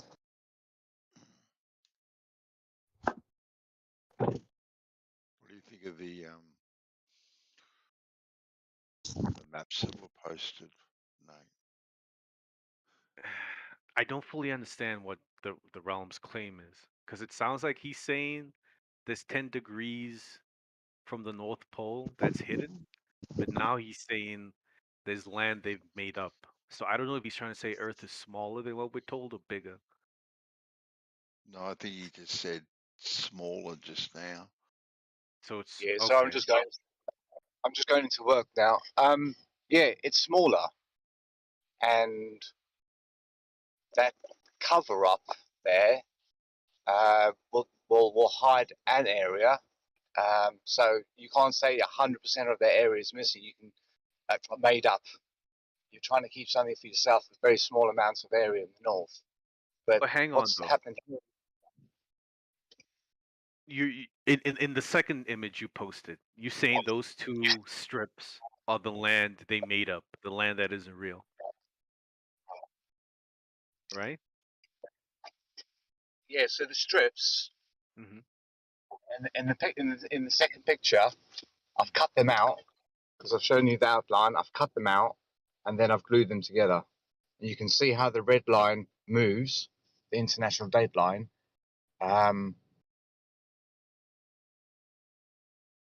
That's the simplicity of it. It's thinner. It's thinner in the Atlantic and fatter in the Pacific. So I need to sort this out, and I figured out how I can, because I've got an old PC and stuff, so I can't rotate like 1 degree. I have to rotate 90 degrees to make this work. But this is the simplicity of it, and I discovered this about four years ago, and I've only put it into fruition now because I figured out the easiest way to show you guys instead of doing hand drawn maps that look like kids' fucking crayons and shit, you know. And this was the best map I could find that looked good enough. So that's where I'm at the moment. And Why do I'm you fully think though they would have made up land? to support the sphere. If you're cutting this out, you're not going to get a sphere. I know you might say, "Oh, it'll be close to it and stuff like that," but there's that things to support it, and also how do you hide something? You just make up more, and people think there's more, so they're not going to be looking in one place. They're not looking for anything.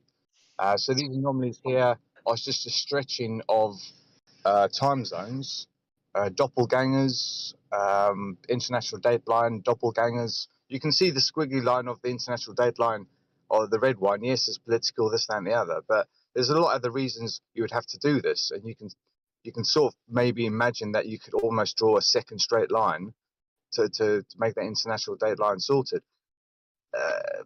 It's definitely made up. It's definitely made up, and I've tried. If you put it on a flat Earth map, there's a lot of adjusting you have to do, and it just looks messy. But okay, so looking at the last picture now, the third one you posted, it's spliced, right? Because you've taken away those strips and you've spliced the remaining halves together. So now the land masses are closer to each other, and half of Greenland has disappeared. Yeah, But that Green, how is that possible? yeah, but Greenland isn't that big. How wide? Without looking up, how wide do you think Greenland is? I don't know, but if land 1,000. if land has been created that shouldn't be there, then we should be hearing this from people in Greenland, Yes, right? but then people will just say because this is a distortion of the north and No, south, they no, use.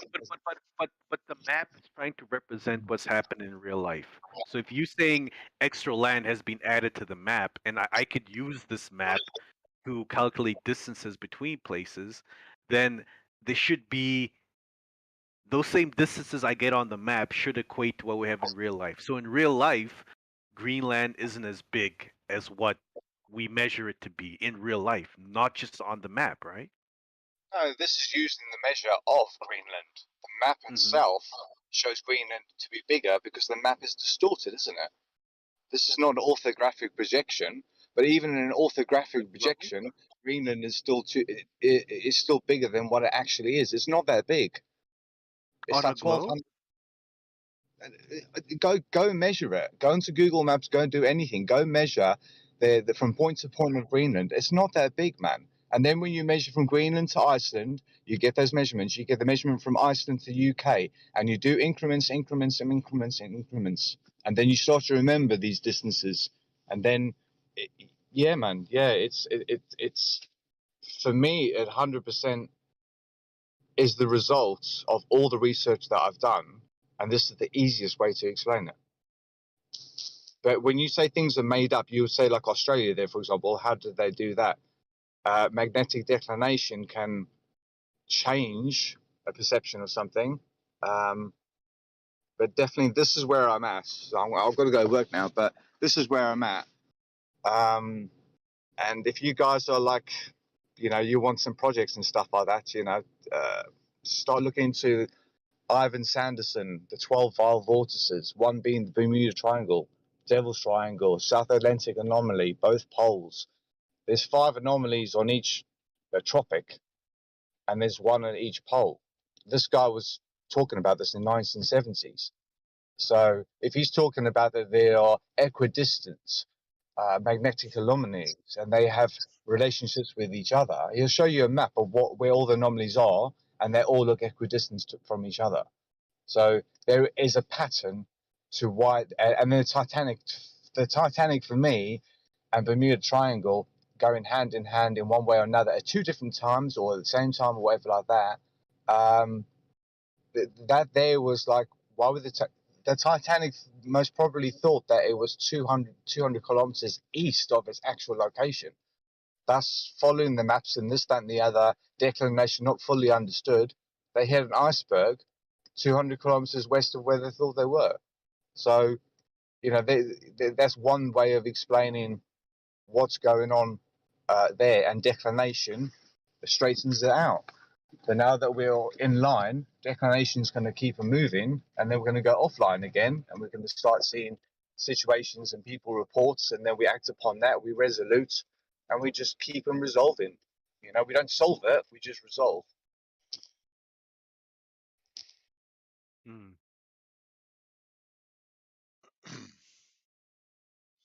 I don't know. I like the theory of a new banking system. That's why the Titanic got sunk. Much better than they just were using the wrong map. Yeah.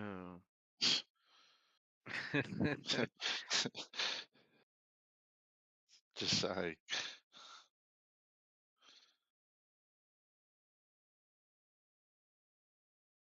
Yeah, I don't know, man. Well, it seems more feasible to me, that one.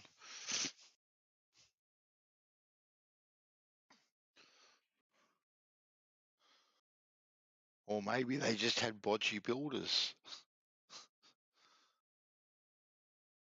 Maybe they just hit that iceberg, you know? You don't think so? Well, apparently they were in a region with icebergs. Mm. And it was at nighttime, so they would have been pretty hard to see.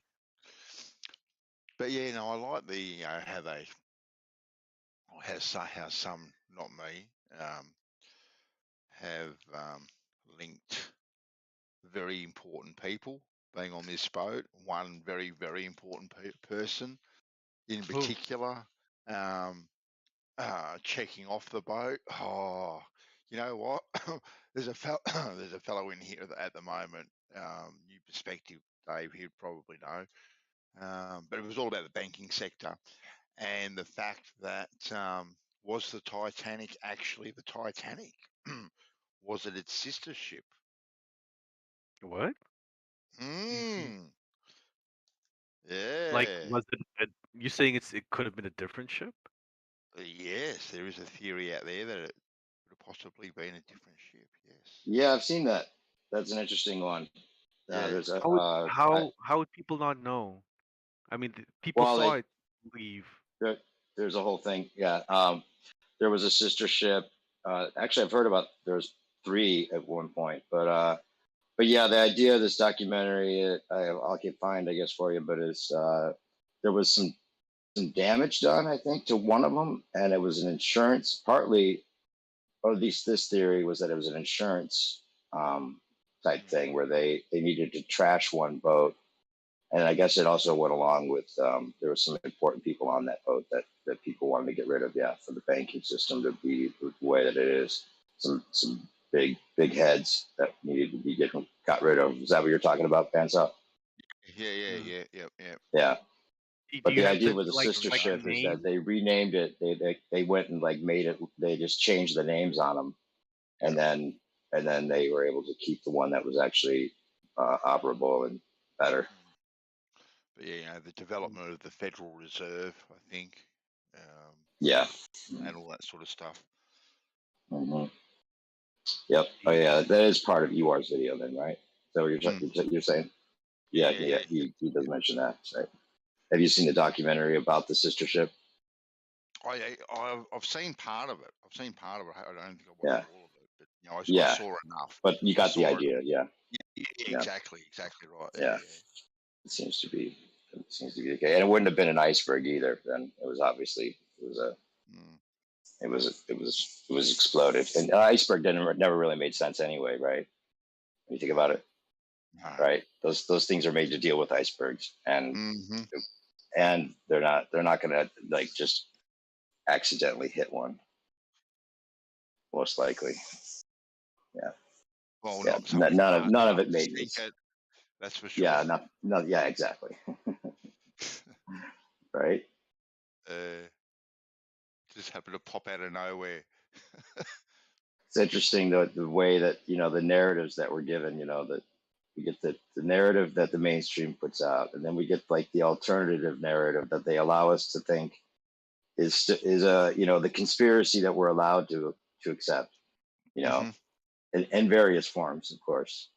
But they're usually not acknowledging the bigger truth, which is that it wasn't even an iceberg, or it wasn't even the whole thing was like very key to allowing this banking system thing to happen, which would never get even pushed in the alternative side of things, even But yeah, they have their subterfuge and they're controlled op, and that's pretty much what we end up arguing about on either side of these things, unless you have someone like Ewar or someone that's done some research that actually brings those forth, and he's never going to be a popular opinion, Yeah, exactly.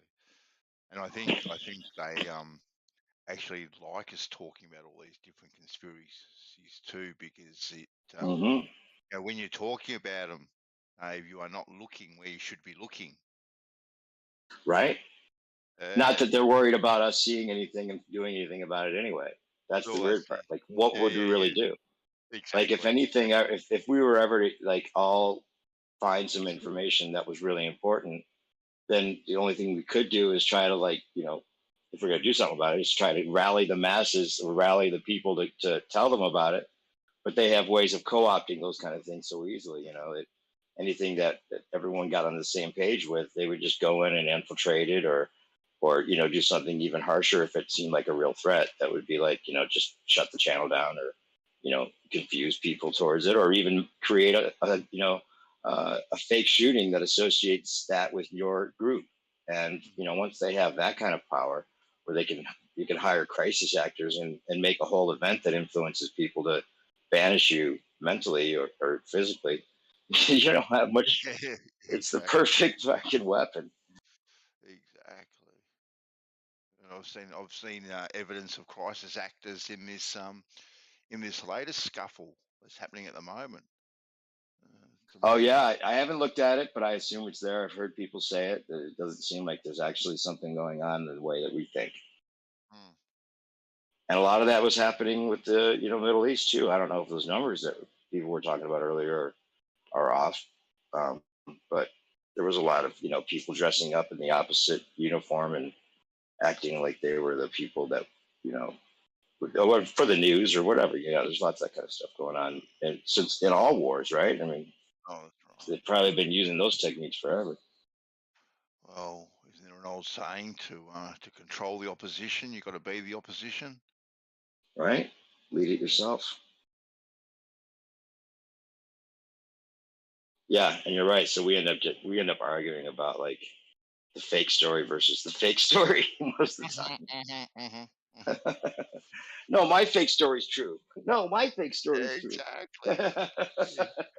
So, what do you reckon the motivation is behind what's happening over in Europe at the moment? What do you think the motivation is?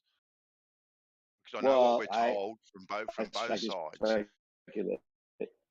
I think the motive. Well, I was saying, I guess on another forum last night that, yeah, I think it's all a play being acted out, and I don't know if it's hopeful thinking or not even that there's any kind of hopeful to it, except for that there might be a less seriousness to the whole thing, and that Trump is being kind of still put out there as a possibility for 2024, or actually not as a possibility, like the front runner automatically, because he's got Save America campaign speeches with crowds still gathering and it's called Save America. So Biden is the anti-Putin, and Trump is the pro-Putin. And so the whole idea is that we get in this war then until 2024 election, and you know some of the jabs have started acting out, and we're past the mask mandates and stuff, that it's okay for people to start accepting Trump as the savior from the destruction that this whole thing was, including the destruction of the war with Russia, and maybe our only chance out of it to rebuild America out of the ashes with the Phoenix and all that. Maybe, who knows? Blame China, squash the debt, like Issa says, that kind of thing. Yeah. If a war was to break out, would that then mean the 2024 election would get postponed, or it'd still go ahead? Who knows? Yeah, I guess that's a thought. But I always think that I think there, at least at the time, it seemed like that there was something to it where they were talking about Trump being the last president, and I guess it scared people at first, because what if he only had one term? What's going to happen? Yeah. But and then some people talk about him having 3 terms, because if he was impeached, there's some kind of stipulation that he could run twice again. But he's the great divider. He's the perfect divider. And what do they want more than to divide us, right?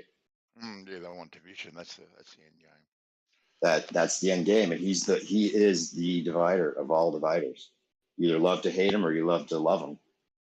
Yes. And anyone thinks that the media didn't like him, or that the media was against him. Well, no, the media loved him. I mean, he's, like I said, they love to hate him on one side and love to love him on the other. So the perfect spectacle, that either pisses people off or makes people laugh or whatever. It meant ratings for the media, that's for sure. Yeah, the ratings. Yeah, that's what it's all about, right? Went through the roof. Oh yeah, Trump is the best ratings. Exactly. Not that I'm a fan, but I'm not. I'm a fan of him over Biden for some reasons. But I mean, you can't say that one's better than the other in a larger sense. It's all an act. He's the one that fast tracked the made the deal or whatever from the start for this whole thing. Not that he made that decision in my mind. I don't think any president or any world leader makes any of their own decisions. Just think about the pressure it would take. Think about the psychology of a man that can actually decide to go to war with another country. Like if it was really just one man's decision, like we're meant to think. No, it doesn't work. It doesn't. Just on the surface, you wouldn't think it worked that way. I mean, come on, really? You're just gonna leave it up to one guy's whims, right? No. Yeah, he's got the button right next to his Twitter account. Yeah. Ready Right. to push. Right. We better watch out. He might push the button and end the world. That's right. Don't vote for him. Such a joke. The amount It's of a memes that went sophisticated. around. Yeah, it's like our society is so sophisticated. They've got us believing that idiots rule the world. Exactly right.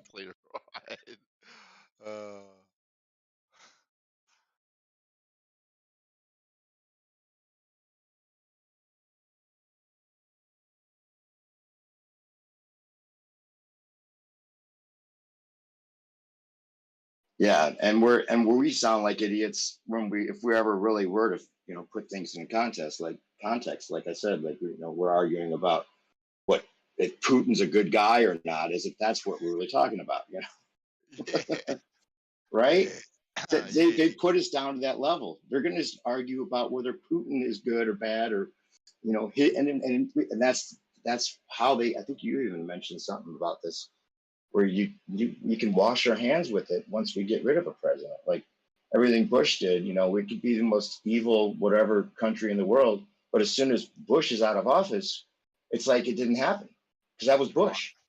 So as long as you associate it with the one figurehead and then change the office up, you can keep people still believing in what's going on and not take on the retribution that the previous leader should hold for everyone, right?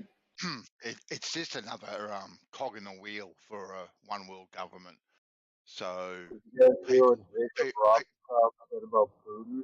Jacob Rothschild said Putin is a traitor to the New World Order. His words. yeah, I don't see it that way. I just think it's another cog in the wheel for a new world order, one world government. So people will get on their hands and knees to I think beg. it's all a show too. Like literally, it's an entire show. Like, didn't America kill 1 million Iraqis over a decade? Hey, your Alongside, like, mic's a little low, bro. Just to let you know. Yeah, Gypsy, I you're low. got You a sound shitty muffled. headset for the gas station. I'm working overnight. But I just heard about that. Like, I'm not either or. The way I view it is it's all show.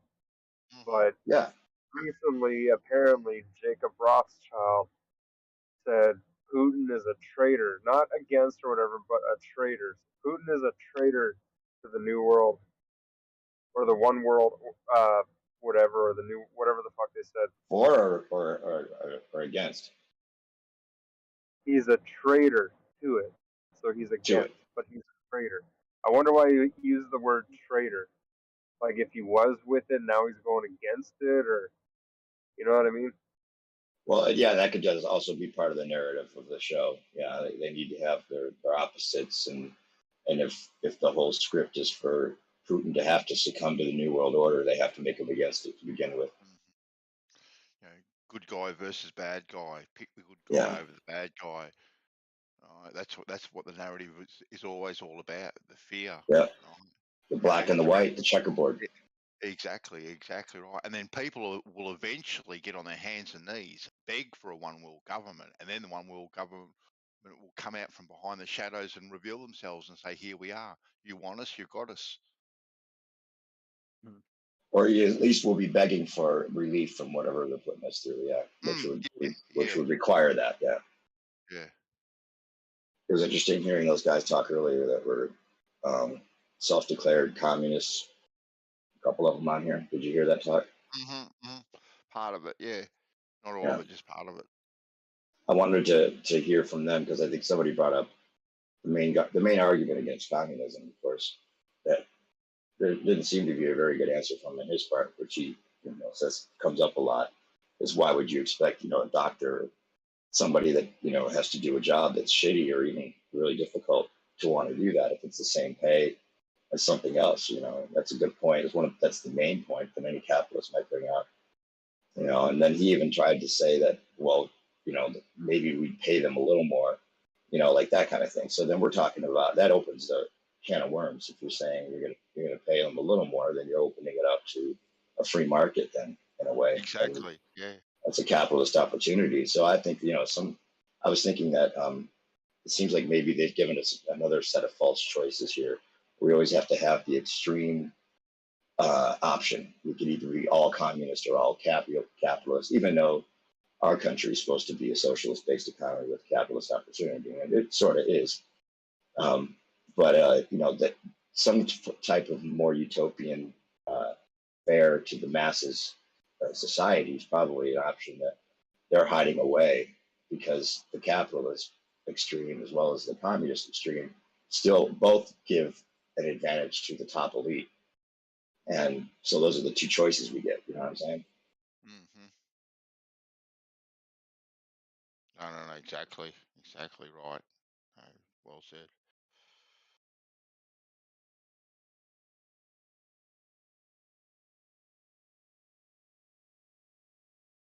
Everything. Republican, they do the same thing. They have to be extreme on both sides. But if you have somebody, well, actually, you could say Clinton and a lot of these guys are middle of the road, as far as the politics or policies go, or maybe even opposite of what they seem. But there's some good talking earlier tonight about a lot of these things. But that does seem like they always, give us the extremes to choose from, and that's the way that then we get screwed either way, no matter what. We always get screwed. We always get screwed. Right. Yeah. Yeah. That's a certainty. That is a certainty. But relatively speaking, we have it pretty good where we are at least at this point. Prepared. And that's the Well, other thing is that they make that the reality is that they have a lot of these areas no one wants to live in. So you can compare yourself and feel at least that you've got it better compared to most people. I'm definitely thankful I'm where I am, and you're thinking the same thing, Dave. You're where you are because we don't have bombs dropping on our doorstep, having to live through these famines and these atrocities that are happening worldwide. Thank goodness, and touch wood, it stays like that. Really. What would you do though, Basil, if bombs were dropped in Australia? Would you leave? I would Like, grab my family, I'd build a canoe, and I'd get the fuck out of there. okay. Where would you go? Australia. We take in refugees. Aren't you in Australia? That's right. Well, I'm putting myself in one of these other countries, Nate, at the moment. But I'd go to a place that obviously wasn't war stricken. Okay. Yeah. Far removed from anything. And I'd mount a machine gun to the back of a fucking Hilux and go, yeah!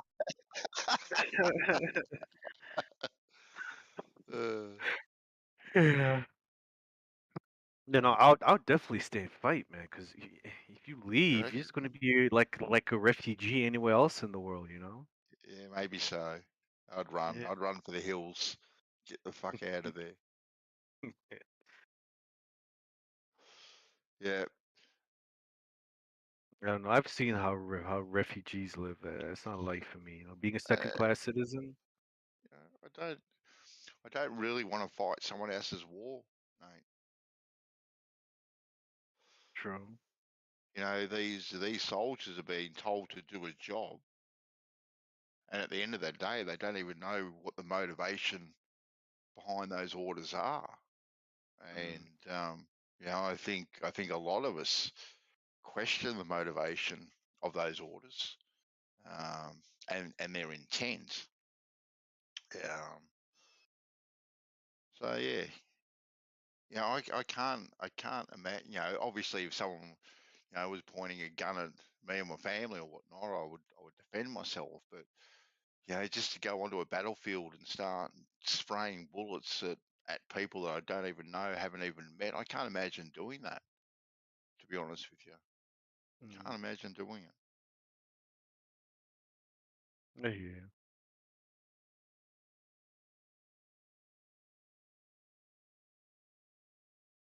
My grandfathers did that sort of thing in World War II, and it fucked them up for the rest of their lives, mate, having to do that. It really did, and they suffered a lot from it. The aftermath of having to do those sorts of things, and see the sorts of things that they saw, was not pretty.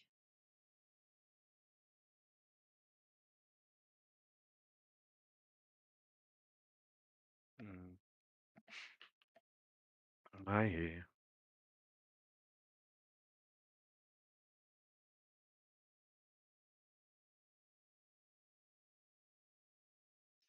It's a tough situation, really, if you think about it. It's your home, it's your country, and all that sort of stuff. Stand and defend it. I kind of get that. Why be driven out of your home? But yeah, it's, I don't know. Yeah, but when you realize the propaganda, is the reason that people are incited to do this, and it's all based on a false belief system. These things are all just created and fabricated for people to feel like there's something at stake that's not even the case. Yeah. And I'm making that decision now, Dave, with the mindset that I have now, right? Who knows what it would have been, 30, 35 years ago. Even after seeing, what my grandparents or grandfathers were going through and how it mucked them up, I may have thought slightly differently, but yeah. But today, with the mindset that I have today, yeah, not a chance. Yeah, and that's I think what the danger I think that they anticipate with the internet and some of these true independent voices being able to be heard just on a level like even we're being heard right now. Not that that many people are watching, but they shadow ban it probably and a lot of things that are just too real for people to hear. Some of these more common sense discussions going on, and that's the biggest threat when you think about it for the propaganda machines, because they'll own the alternative side of the media. Mostly they do already, so it's the alternative, again, controlled op view that we're getting. And so the thing that I could add in the whole idea of Trump becoming the savior and coming back in with his whole calling out of fake news to begin with. So maybe if you're writing the script, that the idea is that he's calling out fake news, which they make obviously fake, so then people get behind him because it's obviously fake. But the whole association became fake news about him, so it also misdirected people to misinterpret, what fake news really was about. It wasn't about Trump; it was about the shootings and all that, which he had to still acknowledge or even accept as true. But the whole idea of him coming back in then would be that, well, he's got this Truth app. Somebody on here was saying the Truth app. Yes, the Truth Yeah. app. Yeah. Right. So then it reverses it all and it makes the truth then more like a fascist way of declaring what truth is because of the fake news. And so the reaction again is another extreme that we get, right? Because we called these obviously fake news people out. Now we're going to put like a military guard on truth, so that fake news won't be allowed any longer. And then people like us that are just talking, having real discussions, could be put into that category as fake news or whatever, and it could be like the opposite of what we think we're getting, with the whole 50, I forget the bill's name that he's been pushing for. He's always pushed for the idea that he didn't want YouTube and some of these other platforms to have protection for people to post whatever they want. And then it would make us responsible for our own content. And then anything we say then could be jumped on and not just excused under this platform that had free license to allow people to say what they want to say. So it actually works the opposite of what you hope.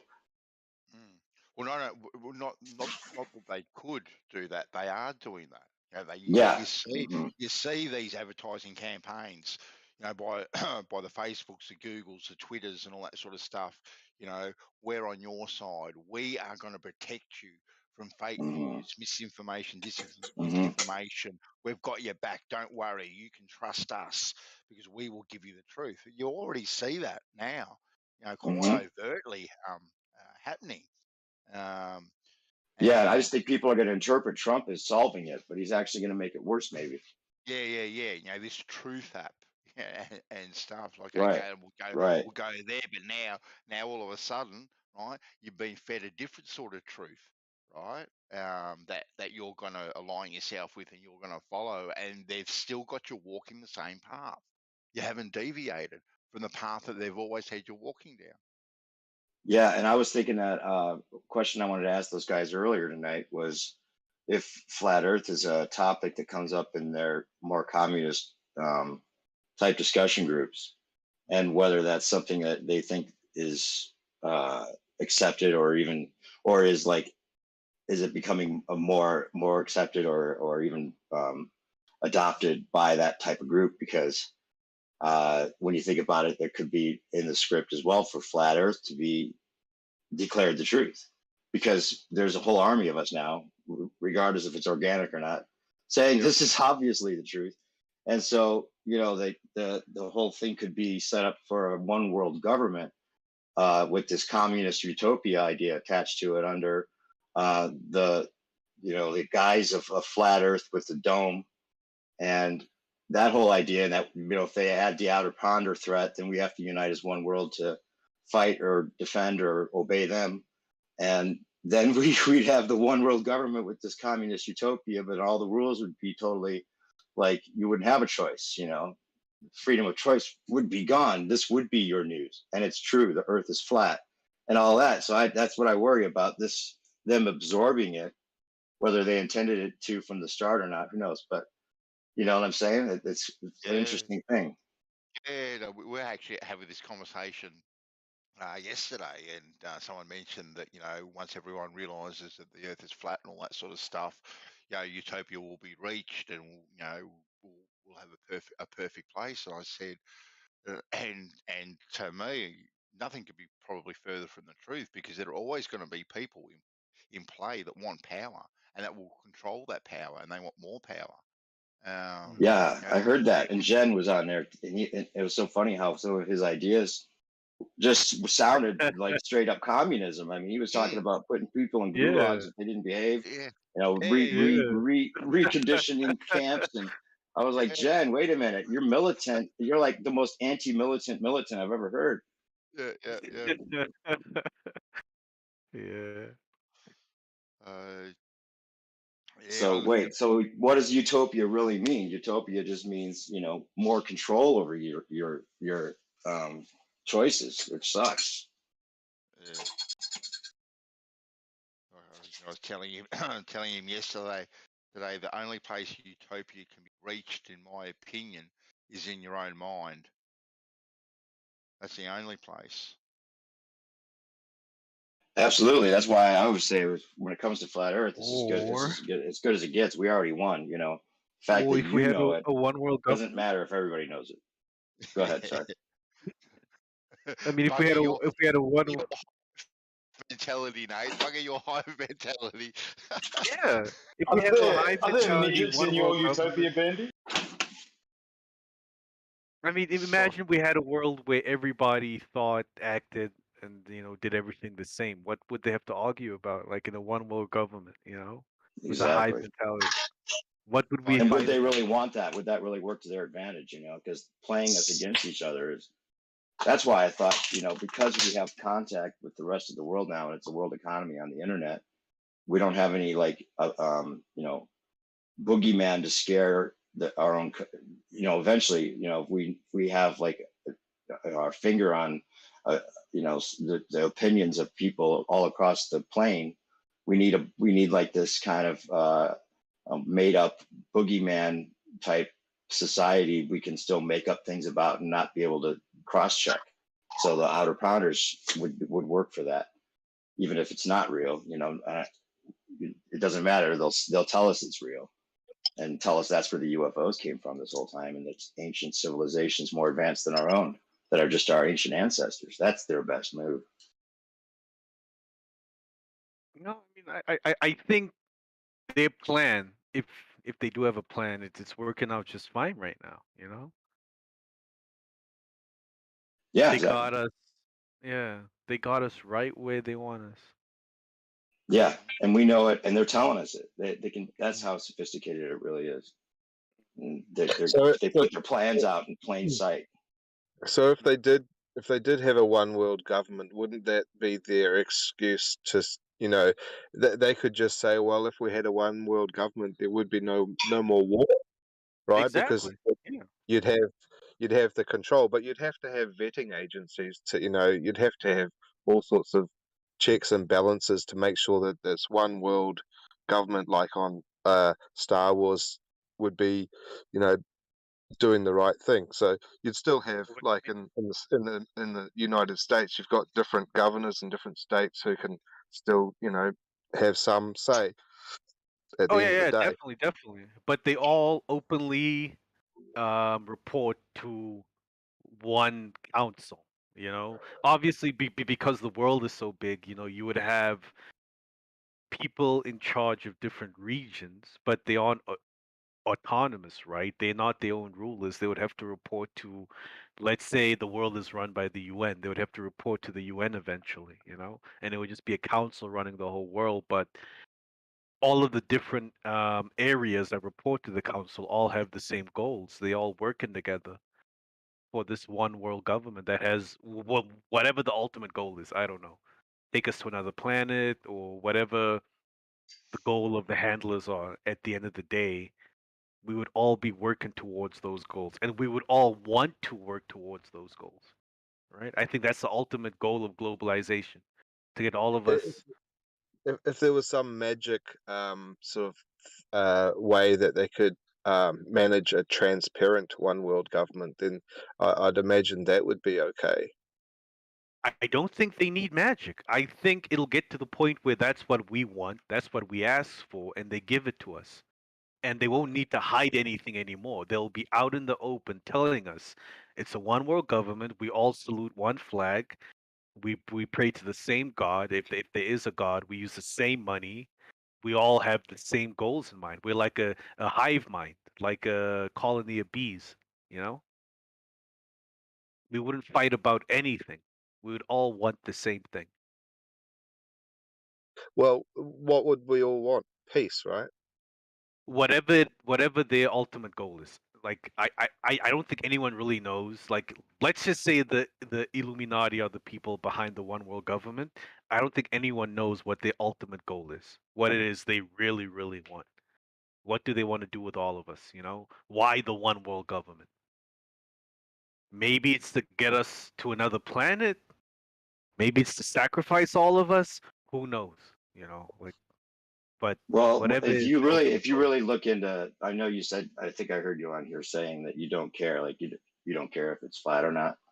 I think that's what you said. But if you really look into it, the idea of going to another planet's got to be ditched. Most people, you know, that really do look into it see that it's not possible, at least in my opinion. So I think the flat Earth might be their goal. Like I said, like think about it. If you want to unite the one world, you got to get them all on the same page, like you were just saying, right? So how do you do that? Well, you tell them that there's a big truth to be revealed that we can all unite under. We all realize that we were lied to across the world, and we're going to unite under this new truth of a flat Earth, and we're across from each other rather than around the world from each other, which unites us already. So they're going to reveal to us that the Earth is actually flat, and that's going to bring us together. I think that might be I'm just saying, I wouldn't count it out because it would work in their favor if you think about it.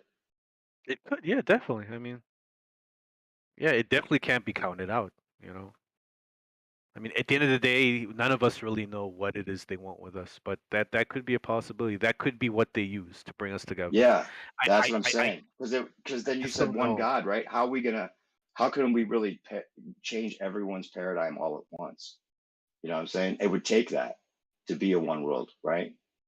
Like all the religions by we put telling into us, question for their various reasons. If they do a flat Earth, if they do a flat Earth reveal with even like a return, Can you some Google? kind of psyop where they even stage the return of a Christ figure, you know, an outer pounder Christ figure type thing. Hmm.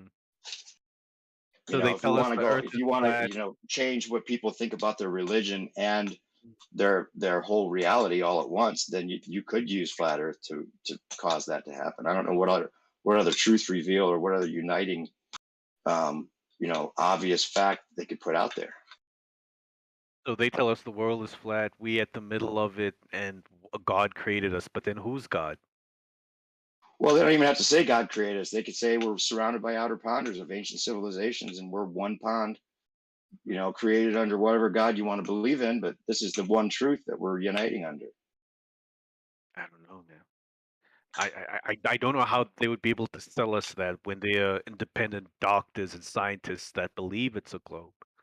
You know, they're people not in on it that do Because there's an believe. inherent contradiction in what you just said. If it's a globe, no one should have to believe it. We would know it. Well, people know it. Well, people say they know it. Doesn't I matter. say There's no proof of it. There's know it. absolutely no proof of it, bro. Sorry. But I've been given proof that I take as true. A lot of people have.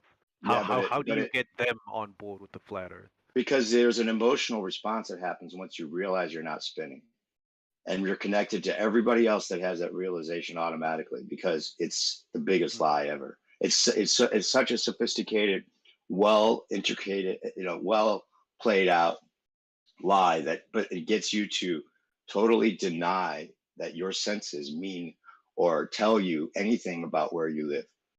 Now that reconnecting with the idea that your senses actually do tell you what you live on, that you can actually trust what you perceive, that is a powerful realization that people have.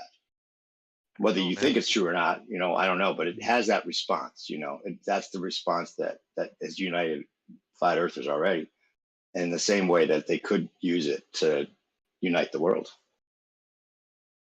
I hear you. I hear you. I just don't know how that would work though, because yeah, I get that most ordinary people do have a emotional response when they are shown things that might indicate the Earth isn't a sphere. They don't know how to respond to it, mainly because they've never really put thought into it. They've just taken it for granted that the Earth is a sphere, and when this thing they've taken for granted is being questioned, they don't know how to react to it. But people that have looked into it, people that have studied the subject, they would have no problem refuting the claim that we live on a flat Earth. You know, it would be almost impossible to make them think otherwise. You know, number one. Number two, um, there was something else you said, man. I just forgot. Just that it was an emotional response, and it would be something that they could show plainly to people, which is an obvious fact to most people that think that they've realized it.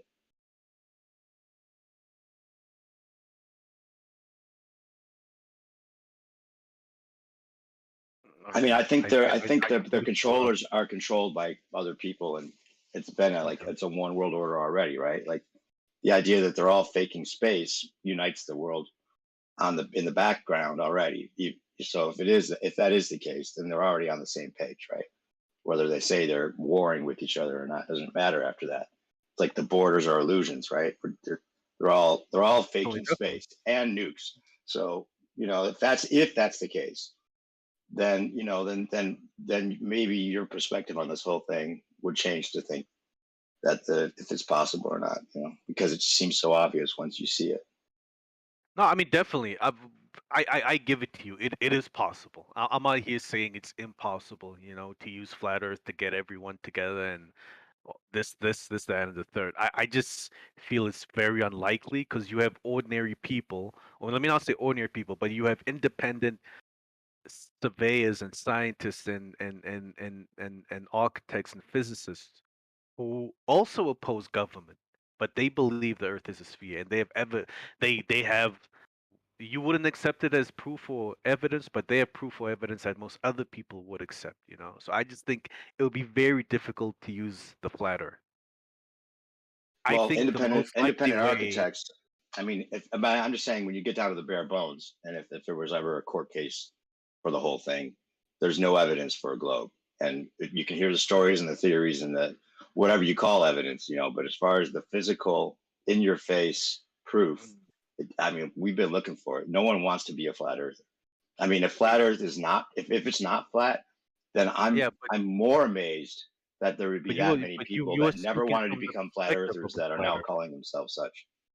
Yeah, but you're speaking from the perspective of a flat earther. You're saying that all the I didn't want to become a flat earther. all the Nobody quote does. unquote evidence that we've had for the last 2,000 years, you're just refuting it. You see what I'm saying? And I think a lot of people would find that hard to do. There's so much because there's so many. Because in court, already the judge would be pounding his gavel and saying, "What do you mean 2,000 years? I haven't. The world has not believed that it's a spinning ball for 2,000 years, and I don't know why that keeps getting repeated. But no, it has though. That's debatable, but I don't think so. Yeah, it's debatable, but that is the claim being made, and that is the claim most people go with. Obviously, I give it to you that we'll never know for sure that Aristarchus and Aristophanes and Socrates were real people. We don't know that 2,000 years ago, or we don't know for sure 100% that 2,000 years ago they were these Greeks thinking these things. But that is the claim most people believe, and most people see it as true. So how do you convince them otherwise? Even a judge. Well, I'm saying it doesn't matter how many people think it's true. I think they may use the shock of it, just the very shock of it, and the very easily showable gaslighting that's been going on. I mean, the sticks and shadows, Aristophanes. I mean, come on, really? That's what really people are hinging their whole belief system on? Sticks and shadows? Come on. They don't just hinge the whole belief system on that. It's a lot of other things. I mean, you're well aware of the. No, I know the preponderance of evidence. I know that the preponderance of evidence, but it's just like it's as obvious as the fake news that Trump's talking about, and maybe that's I'm not trying to say this is what it's going to be, or make you think that's what it's going to be. I'm just saying don't count it out, because that's how it seems like there's an engine. There's an engine running, and part of the engine of the internet is conspiracy, and unveiling those conspiracies might be following along with scripture, like they're going to try to do, to reveal the big truth. I mean, what could that big truth from scripture be besides this? But I doubt it's going to be a revealing of a big truth. You know, I think it's going to be a situation where they make life so difficult for us, or either they make it so difficult that we beg for these things, or they give us these things, but they give it in a way where we don't know what the real intention is. You know, for example, they put chips in us, and then we link to Neuralink and Starlink, not knowing what it's really there for. You know, we think it's just so that we have faster connection to the internet. We can all be connected. I can blink my eye and a hologram pops up in front of me, and I can just Wikipedia without a phone or a device. It's like I am the device, but we don't know what the actual purpose of that technology is till it's too late. So it's either that, or they make life so bad for us and so difficult that we beg for this technology and we give up our freedom and individuality to have it. Right. That's And what I you think. probably agree that they want to eventually get us into smart cities, right? They want to get us into Smart cities, right? The smart cities, Yeah, pretty much yeah. everybody knows that's the goal, right? Yeah, I mean, New York is basically a smart city. I walk around everywhere and I always have Wi-Fi. You know. Yeah. Like I'm always So the connected. smart cities, they're gonna they think about it. They did use the flat Earth thing as a way of revealing a truth and controlling us more, rather than giving us more freedom. They could say, okay, yeah, there's a dome and it's a flat Earth, and we had to lie to you. We had a treaty with the outer ponders or whatever, and then as soon as people think they're inside a dome, they could say the air is contaminated. And now we have to get in these other little smart cities and these other little domes to save us from the big dome's air. And it'd be the perfect way to escort us into it. Do you have a little bit spare, or do you need those two? Hey, you're hot micing. Well, I can't hear you after I will do midnight. Merle, are you talking to us? No, he's not. Oh, you want to Hey, go? Merle, you're hot Yeah. micing. You want to give some money? No, I've got money. Okay, midnight I can give Hey, you. Merle. I've got money. Hold on. I just got. There he is. Done. You got him. Somebody got him. Yeah, no, I do. Sorry, man. You was Valley of saying? the Kings. I wonder if that's Valley of the Kings. I wonder if he's been watching. That's Yeah, that's what's the it stuff from, though? in Egypt, right? Where a lot of the pyramids were built in the Valley of the Kings. Okay. Wonder why he put that. He got a new trip that we should hear about. He's into that stuff, you know. The esoteric and the occult. Oh, Dawn's got him kind of interested in that. Yeah. Yeah. Dawn's right into all that sort of stuff. Fake moon landings, all that sort of stuff. But yet he still lives on a big blue spinning testicle. Go figure.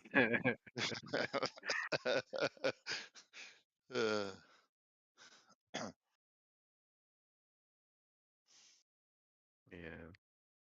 I don't know, but yeah, I mean, anything's possible. But I think right now they have us right where they want us, and we're definitely headed towards whatever it is they want. You know? Yeah, I think they've invested too much into the lie to just give it up so fast. Yeah. Like if flat Earth is the truth, they'll never tell us. You know? They won't ever tell us what the truth is, what it is they really want, till it's too late. Till we are literally on board with it.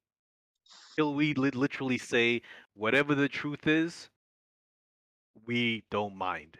We're happy with it. You know, we're happy with you guys being in control and us being a one world government. Like, it seems they need us to agree on it. I don't know why. It's not that we'll agree to it, we'll beg for it. We'll beg Yeah. for these things, right? Yeah. Like a one world government or whatever. We'll beg for these things to be given to us. So It's going to take an independent space agency with an undercover CEO that is secretly a flat earther, and they're going to do all their little space rocket missions, and he's going to be like live across the world through Starlink, and he's going to say, actually, look, this is how it really is. And I think that's the only way, because you'd never be able to take NASA to court, right? Yeah, that ain't gonna happen. But I mean, let's say they did go to court over the shape of the Earth. Why do you guys think flat Earth would win in court? Hasn't it already been to court? I remember with I think you know what the problem is. You know, you came in a little late to the game, and people that have been observing what happened for the last 5 years. I mean, Flat Earth won already in 2016. It's been won. The court's been held. The debates have been had. The ballers have had nothing. All they've had is conjecture, assumptions. Total just cucking to the mainstream without any proof that's solid that's tangible.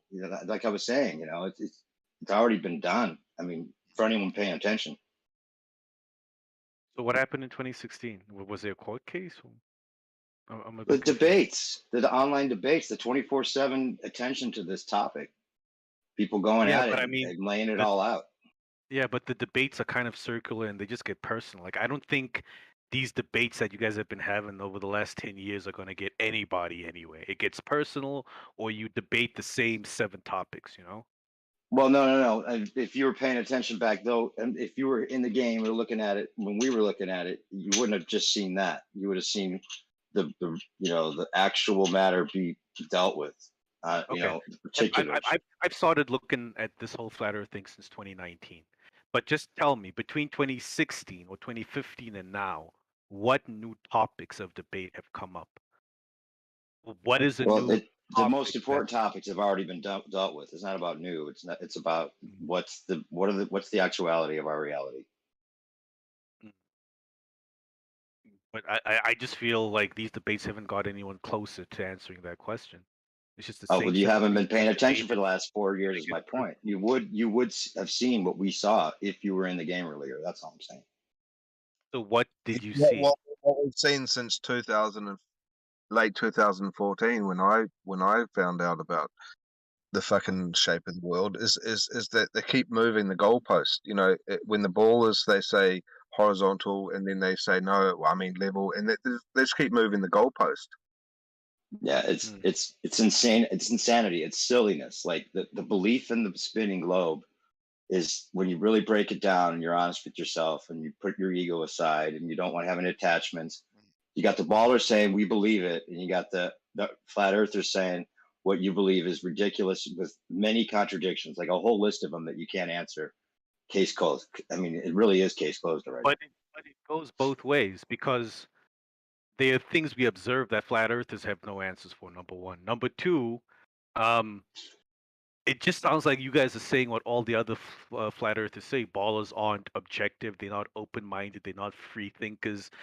Their ego holds them back. But what if I became open-minded? I became a free thinker, and I didn't, have an ego, and I went out and did experiments for myself, and I still came to the conclusion the Earth is a globe. Then what? Then you'd be one of very few that ever even tried to propose that to be the case. But would you accept that person? You would as be a free, open-minded, pseudoscientist. free thinker? You would be one. You would have to show curvature, and we've been asking for that, and still asking for that forever. And they would have showed it to us. Let's say, if it existed. but let's say I do all of these experiments. I prove to myself there's curvature. I show it to you guys, and you guys still feel that's not enough evidence. Well, then you'd What be like a then? Tim Where Osman, does who that did the leave same me? thing, or Jesse Kozlowski, or some of these guys that say that they went and did measurements and showed their proof, and they come back into the farm and they're like, "Here, there's curvature. See, you can see," and they show us a picture of a totally flat mirrored surface of water. Still, I mean, come on. I'm not saying what the evidence is I'm showing you, but I'm saying I've done the work myself, and I've come to my own conclusion that the Earth is still a sphere, and I give you the evidence that I'm basing my conclusions on, and you guys don't accept it.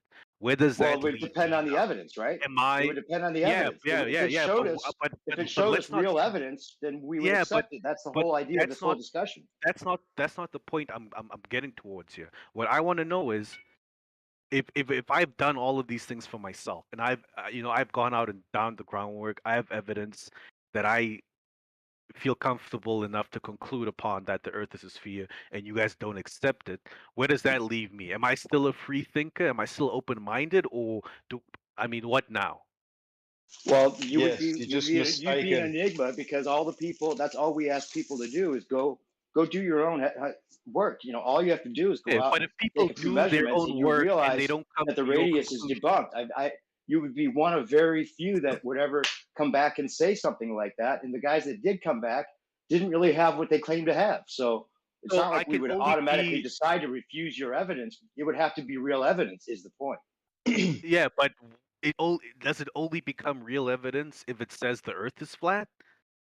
No, No. that's the whole thing. The whole discussion is not about the Earth being flat. The Earth isn't flat. This whole discussion is Stop totally using misdirected from the start. pseudoscience. That's all. So as long as We're not my making a claim evidence about the whole does, world. We're just saying that the ball doesn't work. That's all we're saying. so what do I do then? If you guys are just saying the ball doesn't work, there's nothing I Go and can do do science. to show it does work. Real physical science. Go So and do that. if I there go is out no and I do curvature, real what is it? physical science and Let's I say you prove go the out and you ball, find there is no curvature to be found. Then what is it by default? What is it?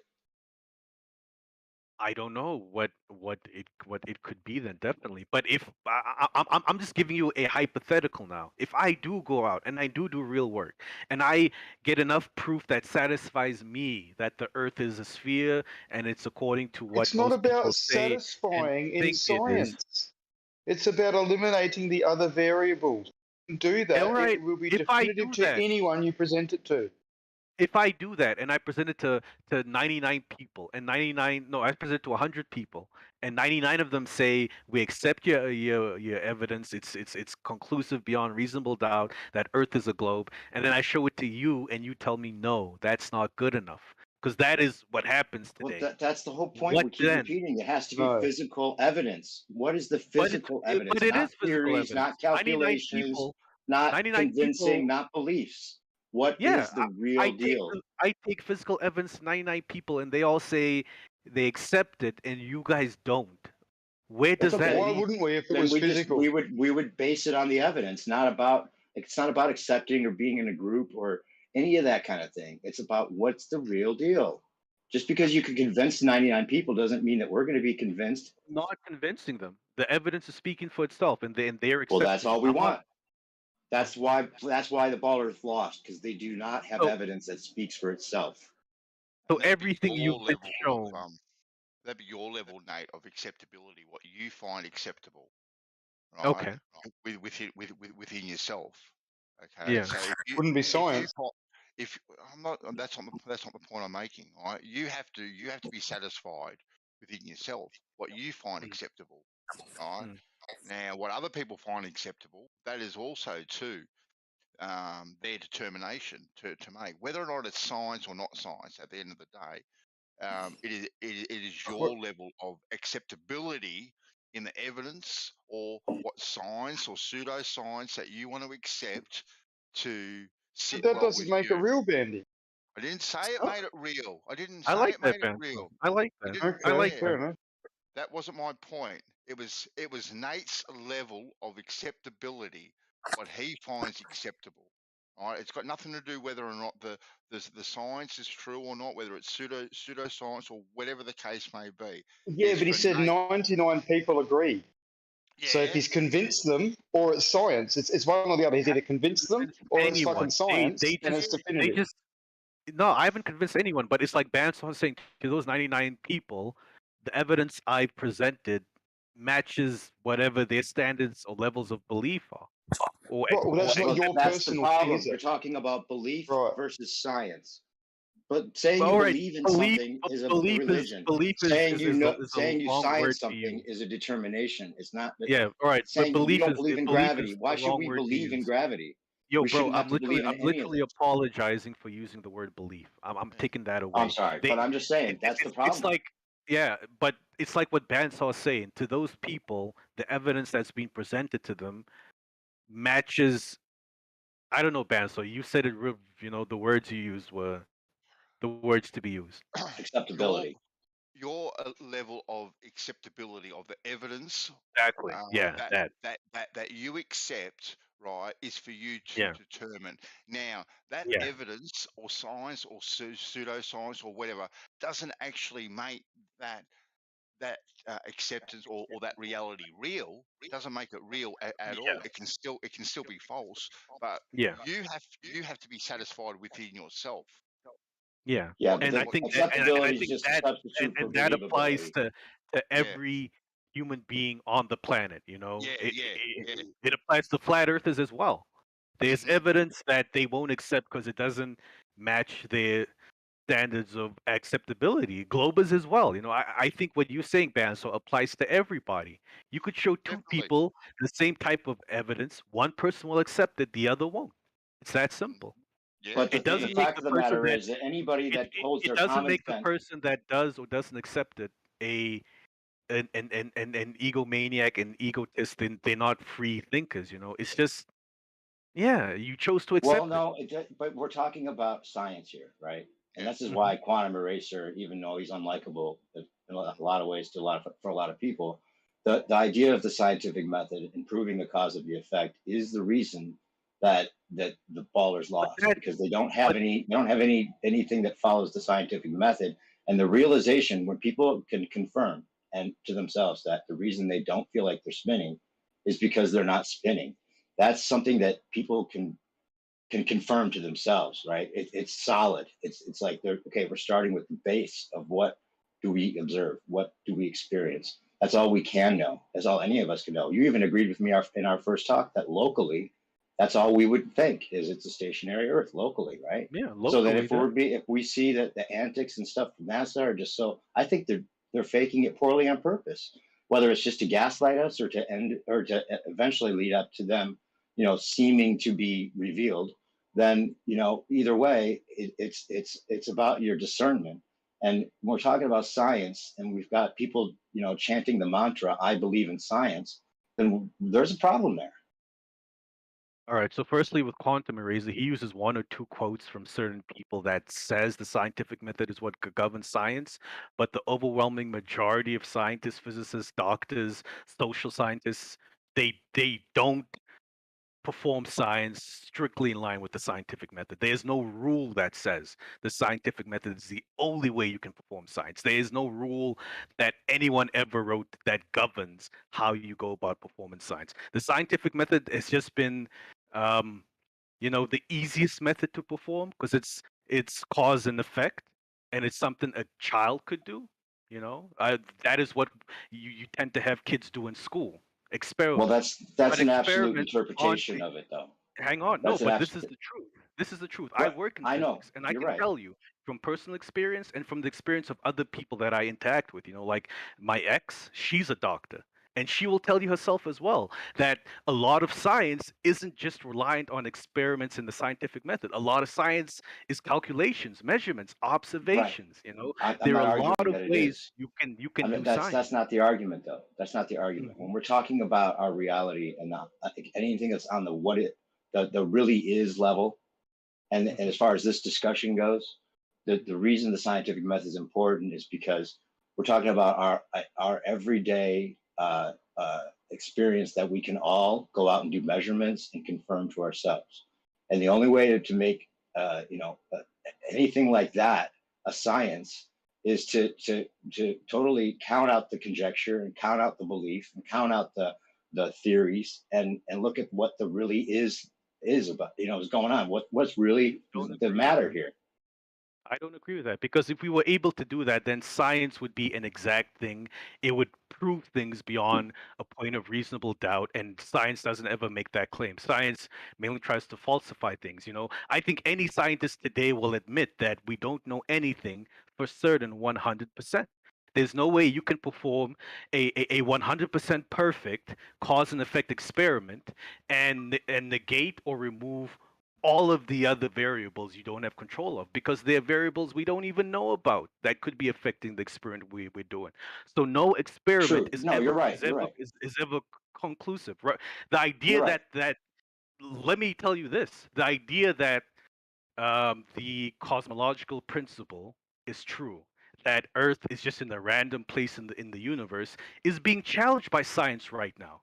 You know, right now there is evidence that shows us that Earth has a very special place or position in the cosmos, that Earth could Right. be at the center of everything. So every day our paradigms and our ideas on things are being challenged, and that's what science is about. Science should change whenever new information is presented. Right. Agreed. And that's And I what think happens. that's where Yeah. they're going with this. Again, like what you just said comes from at least the what I reference it to is the movie The Principle. Did you watch that? Is that where you got it from? The microwave background showing that we're in a special spot in the universe? No, I got it from a paper I read that talks about the axis of evil cosmology. I haven't watched The Principle, but I'm gonna definitely check it out. That's where that's the theme of that whole show. The Principle it came out and it was like a, kind of a lead in towards flat Earth, and Eddie Bravo used it as such. In fact, he was talking about we're in the center, and we just found out through the cosmic microwave background, which could be pseudoscience in itself, by the way. Regardless, the idea that science is leaning towards that and that we're the center now, that fucks up the whole heliocentric model in a lot more ways than people might It already does. participate, right? It So then we're does. talking Yeah. about possible geocentrism, and then we're talking about a flat Earth, because geocentrism is flat Earth. It's just a balls that somehow keeps people upside Yeah. down with floating in space. So I mean, it's leading towards that right now. I think that's why they're going to use these truths, these undeniable Geocentrism has truths, nothing to do with the as a shape way of of the Earth. selling us more lives. Yeah, I mean, geocentrism doesn't tell us the Earth is small. It just tells us the Earth is at the center of everything. But I totally agree with you. If the axis of evil, it does speak to the CMB, and Yeah. I totally feel if we get more evidence saying this is what's going on, all scientists in the world will throw away the heliocentric model. They don't defend these models like their life depends on it. I see Globus doing it, and that's wrong. Yeah, when Globus argue with you guys and tell you no, beyond a reasonable doubt, we know this is a fact. You know, this is the truth. It's like their life depends on it, and that's wrong. Because I feel a lot of them would struggle to throw away the heliocentric model if new evidence was presented to them. What And about the that's moon that. landing? Do you think they went to the moon? I don't know if we went to the moon first or if Russia did, but I've done things with my friends, in college where we've sent signals to the moon and had those signals sent back to us. So there must be a receptor or a mirror on the moon that these signals are bouncing off of. So that gives me comfort. That helps me know that man has been to the moon because someone must have put, this receptor on the moon. Yeah, but I mean, Did you see the the mirror? whole. Did you see the reflection? I haven't seen the mirror, they but send because of how they radio claim to have signals sent work, signals to the moon before the mirror there's was no. there, by the way. I haven't seen that. I would love to see that. I haven't seen That's the that claim. claim before. Yeah. Well, do you have They, something for that? Yeah, I know it's been I'll used. definitely look It's been into it. used by David Weiss in a debate. David Weiss and Jaron used it. They were saying that even before that date, that there was supposed signals sent back and forth. And besides, But these things okay, may do be you reverse believe engineered that though? themselves. I think there was a document. Yeah. Do you think, Okay. Nate, Whatever that the document means. do you think, Nate, that a little compact mirror, right? Your ex-wife's little compact mirror, and they laid it on the moon, and we're sending signals to that and bouncing it off that. Do you think that's possible? Yeah, it's possible. I mean, What about the Coriolis effect? you should go out and work with radios, and you'll see it's. I mean, you can send a very precise radio signal to a very small region in the sky if you wanted to. It's not that difficult. It's just you need to make sure it's a clear day and there aren't things in the way that are going to distort that signal. How do you But know if it's you not have bouncing if off you have the clear ionosphere or the dome or something like that? Yeah, I don't because dispute of that, how Nate, at all. But now we're sending it through 250,000 miles of medium, right? That we really know very, very little about in the bigger picture. No, we know very, very little about it. 99% dark matter, right? When we have scientific tests to show us that the speed of light the reflected speed of light in a vacuum travels at 300 100,000 kilometers per second, right? And The the speed of light, yeah. and the speed of light in water, right, travels at 225,000 kilometers per second, which is a Mhm. difference right there of 75,000 kilometers an hour, just in a Yeah. very short medium, right? Mhm. In a very, very short medium, right? These things haven't been tested, I don't think, over vast distances, especially over, right, 250,000 kilometers, which apparently is how far away the moon is, and we're supposed to be able to hit this little compact mirror Yeah. that fell out of someone's pocket and is laying on the face of the moon now, and we can hit this and bounce and bounce a signal off. What are you laughing at? No, it's I not a think he's laughing compact at mirror that himself. fell out of someone's pocket. Right. Yeah, it's not that. But it's just as bad almost. Come on. I know that. I've just been a little bit. You Yeah. don't even need to I throw that mean, in but to point that's out what's how funny. ridiculous it That's is. what I was laughing Yeah. at. The mirror that fell out of someone's pocket. But see, to me, that's how kind of ridiculous it is, Nate. Really, Mm. you know, I understand. logically, it doesn't make a great deal of sense. And you've got not only do you have the the Earth rotating, right? You got the moon wobbling and bobbling all over the place as well. Plus the atmosphere it's all going through. Plus sparrows and pigeons and all this sort of stuff flying around all over the place, and clouds, and you name it. You know, magnetic fields, electrical currents and whatnot, like all this kind of stuff. And when you try and break it down logically, you just go, wow, wow.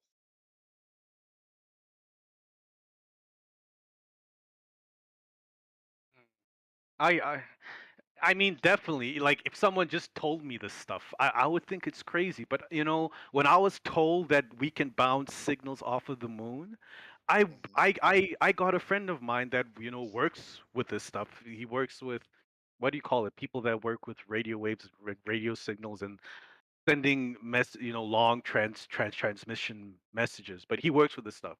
So I went to him and I told him, yo, bro, because I don't really know how radios. I mean, I understand how radios work and how light and things work, electromagnetism, but I don't know how to operate like a like a radio myself. So I went to a friend that does it, and we did it together. Mm-hmm. And we got the signal back. We did the calculations, and it told us that what we had hit, was where we thought it would be. So I mean, definitely, if you're just told these things, it's hard to believe until you go out and test it for yourself. And I've done that. I've tested it for myself, and I have comfort around it.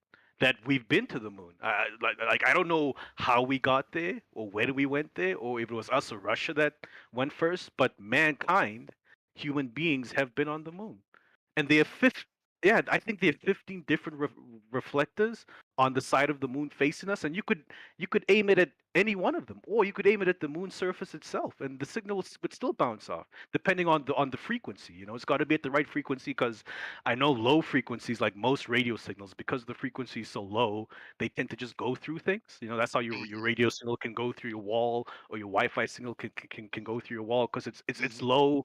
It's a low frequency, long wavelength. Yep. Yep. Yeah. Yep. So And but the, so but I these just things are ask, are you over. sure are you sure this isn't just confirming what you want to believe? Hmm. Because there's ways of reverse engineering even these things to make it seem like that's happening when it's not really happening. how do you do that then? Because I've heard a lot of people say no, but they can just reverse engineer to make it seem like this is what's happening when it's not. But it's words. You got to show that to me, because I don't believe what anyone really says. Like, if anyone's a skeptic, it's me. Well, I would say the that's only why I way studied to know for physics. sure is to do your own measurements and do your own tests Which is beyond what that. I do. Not That's just why be I satisfied. studied physics, so that I could prove certain things to myself, not things Well, regarding I've the heard shape you of say the you don't want to Earth. know if the Earth is flat or not. You don't want to Yeah, know. I don't or you care know. about the shape of the Earth. It's other things I Okay, care. well then that's the reason Other that this questions. discussion is a difficult one, because it's like you've decided already and you're not really interested in looking into it. Yeah, but we're not talking about the shape of the Earth now. We've gone away from that. We're talking about evidence and how you get evidence, and when you believe this evidence to be true, and how to perform science. We're not even Well, we're talking about the things shape of that the Earth confirm that shape to you, right? Whether people went to the moon, it's all tied together with the shape of the Earth. But we could go to the moon on a flat Earth, couldn't we? Why not? I don't think that the moon's a place you can go. All right, but you not thinking that has nothing to do with the shape of the Earth, and that's what I I don't don't like know. when people Maybe try and not. connect these things. Maybe, If but we it's can't go not. to the moon, Earth must be flat. That's Well, nonsense. no. I think that making it a declaration about the Earth being flat is part of the problem with this whole discussion. Like I said, like no one's declaring anything about the whole thing. The idea that we could know what the whole thing is may be just a false illusion that we could even do that because they showed us the ball. You know, I mean, the whole idea that we could go to, you know, a space that they say in the flat Earth lexicon, at least, is a second law of thermodynamics violation or whatever. You know, there's so many reasons and so many things about going to a place like the moon that are ridiculous on the surface. And the idea that people believe it still is amazing when you really look at the evidence beyond just the reflection off the mirror or whatever. You have to look at the evidence of I mean, I guess there's a new documentary they put together that's like, you know, got all these really awesome photography that could have been post-production type stuff that they did to make it seem more believable. But you know, Yeah, the original moon footage possibilities. and the No way doubt. it was presented is shoddy at best. I agree with you 100%. That's why I don't rely on moon landings and NASA and the original moon footage. I told you what it is that I place reliance on that tells me we've been to the moon. I'm very skeptical as well. I don't trust NASA. I've worked with people from there, but you know, NASA is an organization because it's a government organization at the end of the day. I'm very skeptical towards it. You know, I don't I'm curious rely what on kind of physics you NASA do for your job. for my job. It's Yeah. more mathematical modeling and theoretical physics. So I work a lot with lasers and things of that nature. It's a lot of experimentation. I'm not trying to say too much because I'm scared I might dox myself. All right. I might Okay. say I just something wondered that if you ever took the curvature into account with any of that. with any of the things, no, because it's all small scale experiments. I mean, I don't know an apparatus aside from LIGO, which I've been to, the one in Livingston, which would need to worry about the curvature of the Earth. And the way LIGO was constructed, it was constructed to negate the curvature of the Earth. So those arms, the vacuum arms, are built That's convenient. perfectly straight and flat. That's the claim they make, you know. Yeah. Well, it had to be the claim Yeah, because otherwise, yeah. topographically, it would show that it's But flat. at the end of the But day, that claim has nothing to do with the purpose and outcome of the experiment. But then you're familiar with Euclidean geometry, obviously. If you're using lasers and you see the grid systems in the cities, I mean, just all you have to do is look at a bird's eye view of a city and see that these are all straight lines. They wouldn't even look like that if it was a curvature. They wouldn't. You what couldn't would it use look like? grids like that. Saying that there What would be no straight lines. There's no straight lines on a ball, and everything's straight lines. Straight lines on a Euclidean ball. geometry. They just not flat. And Euclidean geometry works perfectly well with spherical geometry. Spherical geometry is almost as old as flat 2D Euclidean Cartesian geometry. You know, spherical geometry's been around That's forever. debatable. I don't want to get into that debate right now, but that's very debatable. But I mean, if you believe in Euclidean geometry, why not spherical? I don't understand. They come from roughly the same time period. Why Well, we would believe see one and spherical not the other? geometry. If it was a ball, we would see spherical geometry instead of Euclidean, right? We do see it, and we use it all Do the we? time. Yeah. Wait, do we see curvature? Well, I don't see any curvature anywhere. I see curvature, but if we don't Where? see, When? if everywhere, Where? When? everywhere. When I see things Give me disappear over one the example. horizon, when I travel long distances, Wait. Horizon I is see horizontal, curvature. right? The Yeah, but horizon the is fact horizontal. things disappear over the horizon, that Yeah, but that's already been that's not debunked. seeing We know curvature. that perspective does that It already. hasn't We know it that hasn't been perspective debunked does. for me. Perspective doesn't Well, do that. that's fine if you want to, choose your science. That's fine. But if Choosing. we're talking I'm about a literally horizontal telling you horizon, that the perspective horizon is doesn't explain horizontal. horizons going, the things disappearing over the horizon. Perspective doesn't explain that at all. Because It's you think you that that everything chooses. disappears uniformly and there's no angle of attack? No, it's because that's not how perspective works. It's not how it's defined. It's a very new type of perspective that's been made up recently, where things are able to disappear from the bottom up. You know, that's not perspective. Yeah. I've taken drawing classes. We all have. We know that things disappear that way because you draw them that way. And when you draw your vanishing point and your Things your disappear horizontal line and into everything. the distance. There's no artist that will ever tell you perspective makes things disappear bottom up. They'll tell you perspective just makes things harder to resolve the further away they are because of how the eyes work. But yet, I mean, that's been argued about in this It has. discussion for years now, It has. and it It hasn't has. been, I and totally there agree. hasn't been any new perspective, except for me, created in the last few years, just to, you know, Oh, yeah, just to but try what to I make it seem like it's flat. Like, do you think, okay, this is more interesting to talk about? If you're not interested in whether it's flat or not, and you don't want to look into it very much, but do you think then, what's your perspective on why this phenomenon happened? Like, do you think we're all just like believing in why something people still? discuss flat Do you Earth? think we want to think it's flat, and we're just like trying to like put stuff don't- out there to make other people think it, I- or do you think that we believe it, or do you think that we actually feel like that we've actually realized it? Because that's the difference. I think you guys think it to be true that the Earth is flat, which is fine. I don't have a problem with that. It's No, but okay we're if there are people that say that they know for a definitive fact the Earth is flat, because we've always had flat Earthers. We had flat Earthers before we had globe Earthers. You know, there was a period in time where the roles were reversed, and the majority of people thought it was flat, and the ones that thought it was the globe were like you guys. They were the ones being called crazy. They were the minority. They could only express themselves in these little groups, you know, these little servers, or that's the narrative, like, yeah. or like, you know, with Pythagoras and them in their little secret schools and things. They weren't able to talk about the Earth being a globe in public, you know. That's the narrative just we're how- given, right? That's the narrative we're given. But if you believe in Euclidean geometry and where it came from, then I mean, why believe that and not these other things? That's the No, it's definition not of about cherry belief. Euclidean geometry is just Euclidean geometry. It's not like I have to And believe in it. spherical geometry is just spherical geometry. I'm not saying just spherical geometry doesn't exist. I'm saying we don't observe it anywhere. We do, though. I mean, to say that Where? isn't true. Everywhere. With boats going over the curvature, where's your example of I mean, curvature? spherical besides the boat, geometry, like with a border region? basketball, that's spherical geometry. Like to say you don't see it. No, I'm talking or about to say on Earth. spherical On geometry Earth. only I'm talking on about Earth? on Earth. Yeah. Like with regards on to Earth. the shape of the Earth, there's whole science Yes, behind that's it. what we're talking about. Geodetic surveying, but you don't believe that to be true, or you say it's not true. You know it I'm not talking to be about true, things which is I fine. can observe for myself, not You just can- theoretical on the paper geometry. I'm talking about stuff that we can observe, that we can see. When you see when you go into bird's eye from view and you see the Euclidean grid spherical of a to city, the things grid I is can Euclidean geometry. I don't see any spherical geometry there, and you would if it was a ball. From a bird's eye view, Yeah, for a of city, a city grid. I Doesn't don't know really cities feel like a long enough conversation, or big right? enough where you would need to use spherical geometry. What are you know? trying to say, Merle? It just doesn't really sound like a conversation. Okay. Would you like to participate? You know, Basically, bro, what I, oh, sorry, go ahead, Mo. This is your big argument, Merle.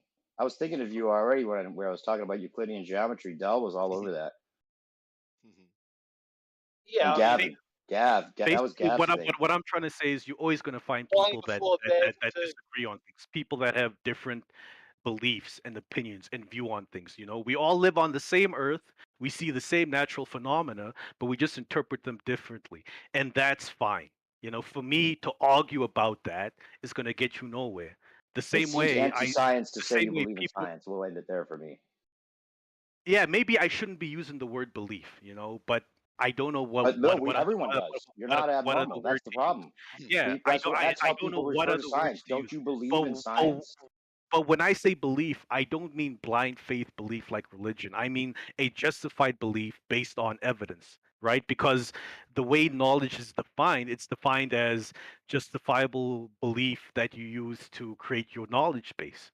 As long as that belief can be justified with empirical evidence, you know, that's what I mean by belief. I don't mean like just believing in a higher power and you blindly believe it without evidence. Well, the just problem, but see, the problem is, like I Yeah. said, if you've been paying attention to this discussion long enough, you'd see that there is a difference, and there isn't that empirical evidence to go along with the globe that people assume there is. It's not there. Otherwise, we would have all embraced it and totally accepted it because nobody wanted to become a flat earther. We're not just know that, deluding though. ourselves.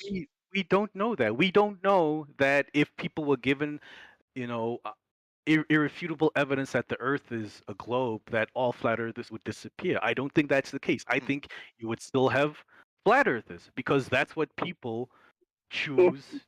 That's why I was just trying to get through to Yeah. you, because I think that it's a little frustrating just because there's so many people that are in this discussion talking about it still that are under the impression that it's something that we are just wanting to believe, which is though that interpretation is just wrong. Not all you of know? you, I mean, not all of you, not all of you. But what I'm saying is, even if we had that empirical evidence for even a flat Earth, it was proven beyond a reasonable doubt that the Earth is flat.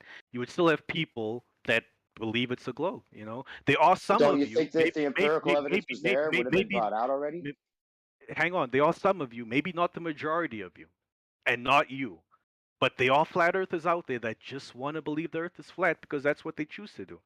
You know. Nah, I don't I think mean, so. they do exist. To sit here and say they don't exist isn't true. The same way they are globers I would say that want to believe not at the all Earth the, is. the They general want to believe consensus. the Earth is. It's not the general consensus, definitely. But I'm saying there are some of you. It's not the majority, and it's not But you. that's a but there bad are point some. to make. Then it's just not what's happening. What I'm saying. No, Nobody in here is believing in that goes into my whole point, which is it doesn't matter whether we find out at the end of the day what's really going on. There's some people who are just going to choose to believe the opposite. You know, it's like I know. and I always go back to the example in like the Matrix movie where Morpheus told Neo that even if you offer people the truth, they're still going to want to believe the lie or whatever it is they want to believe. If you offer people the blue and the red pill, there are people that are going to take the blue pill. They don't care about knowing the truth. And there are flat earthers and globers who are like that. You know, there are globers who will stick to the heliocentric model through thick and thin, like their life depends on it. You know, This is where you're going to get pushback, Nate, too, right? Mm-hmm. What you find acceptable for your evidence, right? Yes. Others aren't going to find acceptable, and that's where you're going to get the pushback from. You can And that's accept, fine. you can accept what you want, but you know we're going to point out the flaws that we see in that evidence that you accept. And that's fine, Banso. That's why I don't engage in this argument, because I know I myself will never be able to provide evidence that satisfies everybody. But as long as I'm satisfied, I don't care if people disagree with me or don't feel satisfied by whatever it is that satisfies me. I know for a fact, Banso, I will never be able to prove to any of you beyond a reasonable doubt that the Earth is a sphere. That's why I don't even bother trying to bring you guys evidence about it. You know, as long as I'm happy, then so what? You'll never be able to convince me the Earth is flat. So that's why I don't engage in those arguments. You know. Well, I found a contradiction when you were talking to Jeremy the other day, though. You were like trying to push him to find out what the truth of some debate was, and you were saying, "Well, I don't want to give up. I want to keep trying. At least I'm trying. I want to go out. I want to figure out what this is. I can't rest until I know what the answer to this is." And you just want to be satisfied with whatever it is. And it's the opposite case when you're talking about the shape of the Earth. You just want to be satisfied that it's a ball and not really know. You don't want to keep trying to figure it out.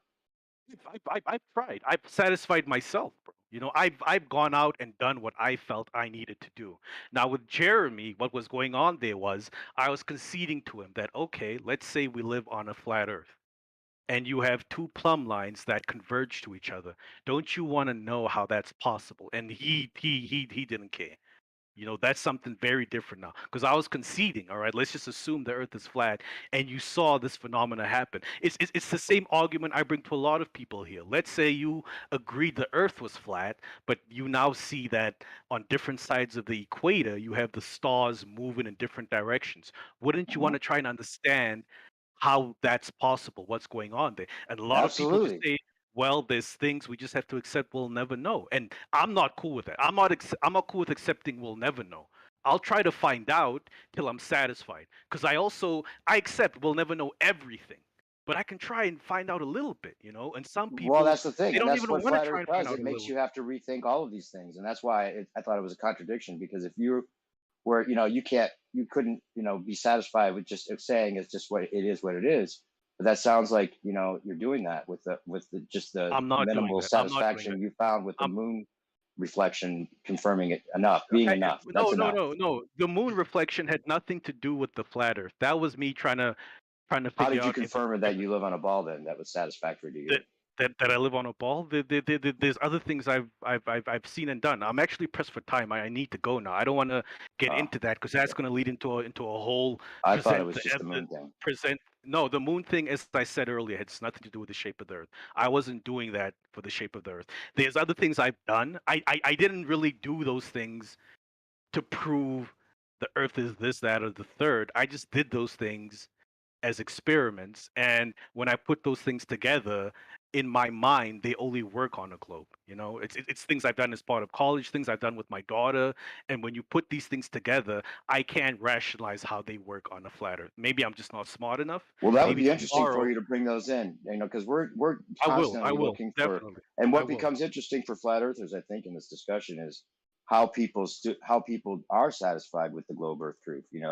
We're not looking to. We're not hoping that there's going to be something that makes us believe it again. But we don't think there is. We've given up. We were hoping for a long time that there would be something. So just that's the only thing I want to communicate. That it's not a belief. It's something that it's the loss of a belief more than anything. Yeah. I mean, like I said, I shouldn't be using the word belief. It's the wrong word to use. I'm trying to find another No, word. it's the right but word. That's all it is. The globe is a belief because you have no experience that confirms it for you, in my opinion. For some people, Other than I agree. observations that maybe Actually, convince for a bring you lot of to this people, I different. agree. I agree. The globe is a belief, and people just take it for granted, and that's why when they're presented with things that infer it might not be a globe, they have this negative response because a blind belief they held, which they never looked into themselves, is now being challenged. And that's for the majority of people. I'll give you that every day of the week. But I'm not the majority of people. People that have studied these things, that have looked into it, people like you guys as well, because of the fact that you don't agree with the mainstream narrative, you've been forced into a position where you need to start looking into it as well. And Oh, we that's have what been, and that's the thing is scientists that and that's what's so physicists funny and about this is surveyors that, do. And especially because you're a man of science, that's why it's interesting. It would be interesting to hear if what your confirmations are and how they add up, because that's one of the things that's so backwards about everything right now is it seems like the people that are really interested in pushing the science part of it are the flat earthers, when it should be the opposite, you would think. And the other ones have a faith in scientism rather than practicality about it, which you would expect coming into this would be the opposite way. But I know you have to go. I have to go too. But yeah, no, but I'll definitely be back later when we'll talk about it. I'll bring all right. the evidence that confirms for me it's a Cool. globe. That'd be Yeah, interesting. and then we can talk about it and go through it. But I'll be back Cool, a man. bit Yeah, I later. like you, man. You're a good guy. I know that. I can tell that. So cool. Sometimes he is. All right, man. All right, All right, man. guys. Check you guys later. All right. Oh, they're both gone.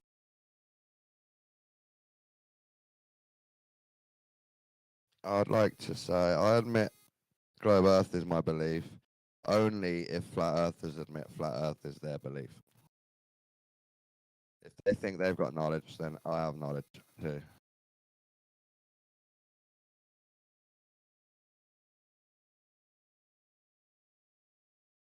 Man, he did all right. Is he still here?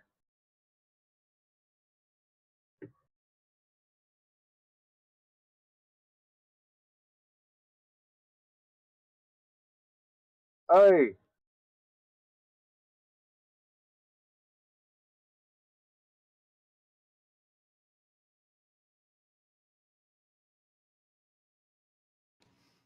What's up, Gypsy? What's up? I'm just working. Clearing some snow.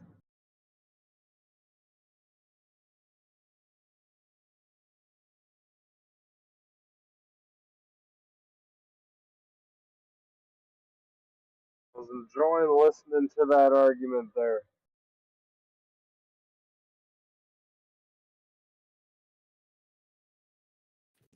Which side did you agree with most? Oh, I'm a Glovey. Like, there's no chance about it. I mean, no. Yeah. Globers!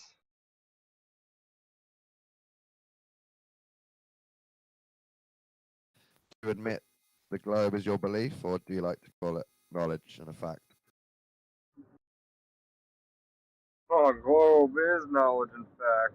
I got argument. If you don't know Yeah, who I am, I got arguments that you've never I believe you. heard.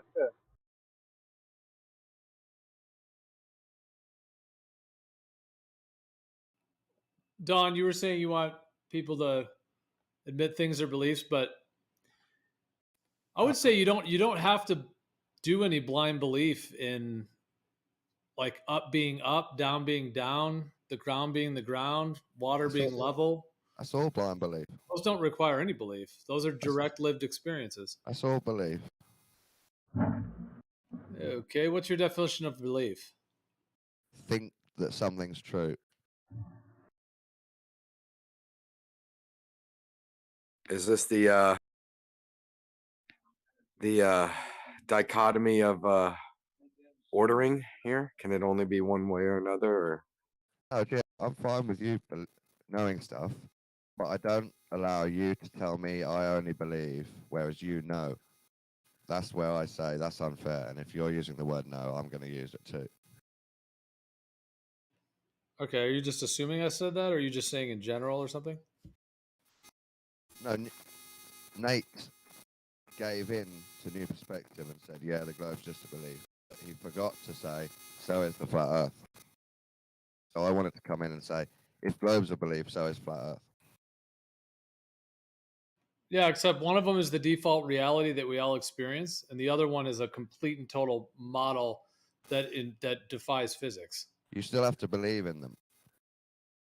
You don't have to believe that the ground is the ground, that up is up, down is down. That doesn't require a blind You belief. have to believe that that's the same across the whole earth. But that's what we experience directly. No, you haven't been across the whole earth. You didn't experience any of it. How much of the earth have you experienced or measured?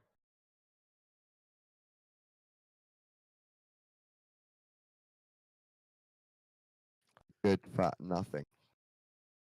Well, I mean, even if they use their photo from on top of a mountain looking out 100 miles, right? Square that off. Let's give them some extra. Let's say 1,000 square miles, right?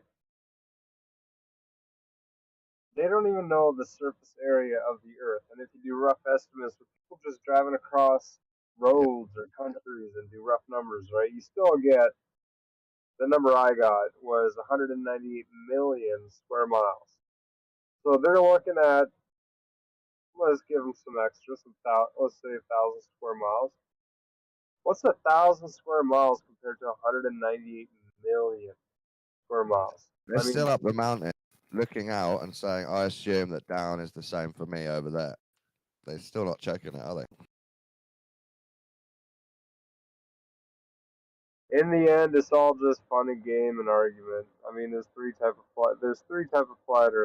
You got the ones who are heavily religious, who just have to believe it. You got the ones who are like just dumb as shit and just follow it. And then you got the ones who actually have some brain. I will admit, you actually got some fucking brain power to the ones who can argue multiple topics about this topic. So trolls. So you got heavily religious, the dumbfound, and then the trolls, who I will admit, again, they do got some brain.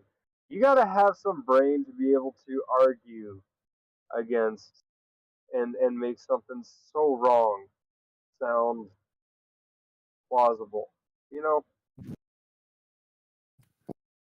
you reckon we could divide the globers into those three categories as well? Oh, you could put anything in the categories, but yeah, you know, that's just how you do it. You got to step back and you can't. It's a good way to explain this. I think I would If put there's a myself in the tree, clever troll category of globe earth. Yeah, if there's a tree, and the truth of the tree holding it up is the trunk of the tree on the ground, right? All these arguments make you get lost in the leaves, And you can get lost in the leaves. You know, it's easy with all these side subject category microscoping fucking discussions. But everyone seems to forget to step back and look at the tree and see the trunk of the tree. Instead, you can get lost in the Couldn't agree leaves more. and I really couldn't. and you don't even see the trunk.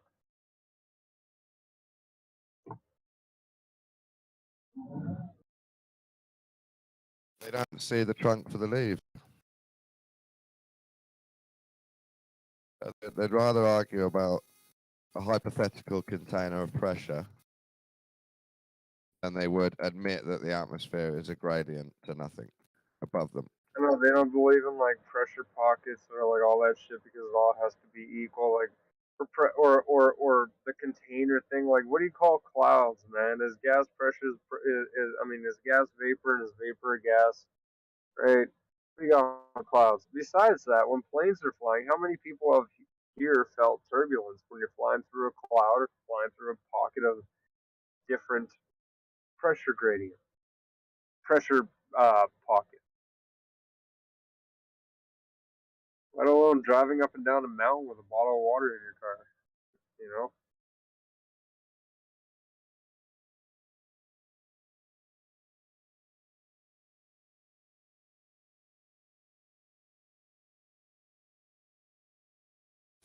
We happen to live in the demonstration, which is quite great.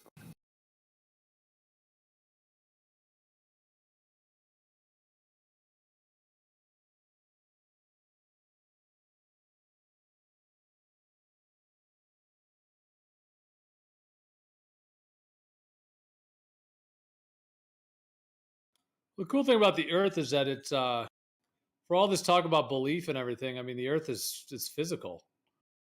It's right here. You know, meaning that like spirituality is much more just different because it's not necessarily always based on physicality, but this one is. So no matter what someone calls, if it's a belief or whatever it is, it's like the Earth still is what it is, and Yeah. and we'll see what happens in our lifetime. I know that you guys like Gypsy and whatnot is acting so incredibly confident that it's just totally a globe and all that, but we'll see. We will see if that assertion stands up to the test of times. So far, it's really been exploded the last 8 years, so we'll see if it can somehow prove itself. Let's say you're 85, Joe, and you're nearly dead, and Flat Earth hasn't become mainstream. It's still just a tiny thing with like 5 servers, 10 YouTube channels. Would you still be saying, well, let's see, one day it's going to be huge? Yeah, come on, Gio. We got to be looking for the truth in the middle, man. All right. Looking for what? The truth in the middle, you said? And then when there's 2 sides to a story, the truth is usually somewhere in the middle, right? And there's 2 extreme sides to a do story. agree with that sentiment. I mean, there's a guy on Coast to Coast right now literally talking about, he literally said the phrase NASA is lying. He's talking about, look at these pictures. There's something with antenna and it can't be like rock or crystal because it wouldn't grow vertical like that, blah, blah, blah. Then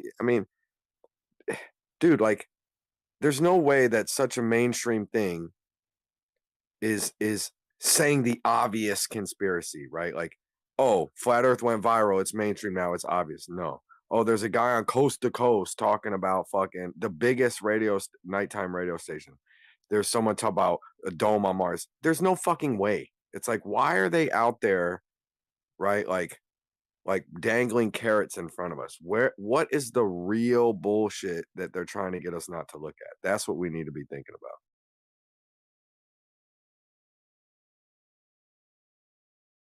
Coast to Coast is famous for conspiracies. Yeah, but it's almost as if it's the similar to like the who I want to put it akin to, like that motherfucker like Mark Sargent, like, stands out to me. But yeah, it's like it's famous for conspiracy, but it's almost like they're a distraction agency.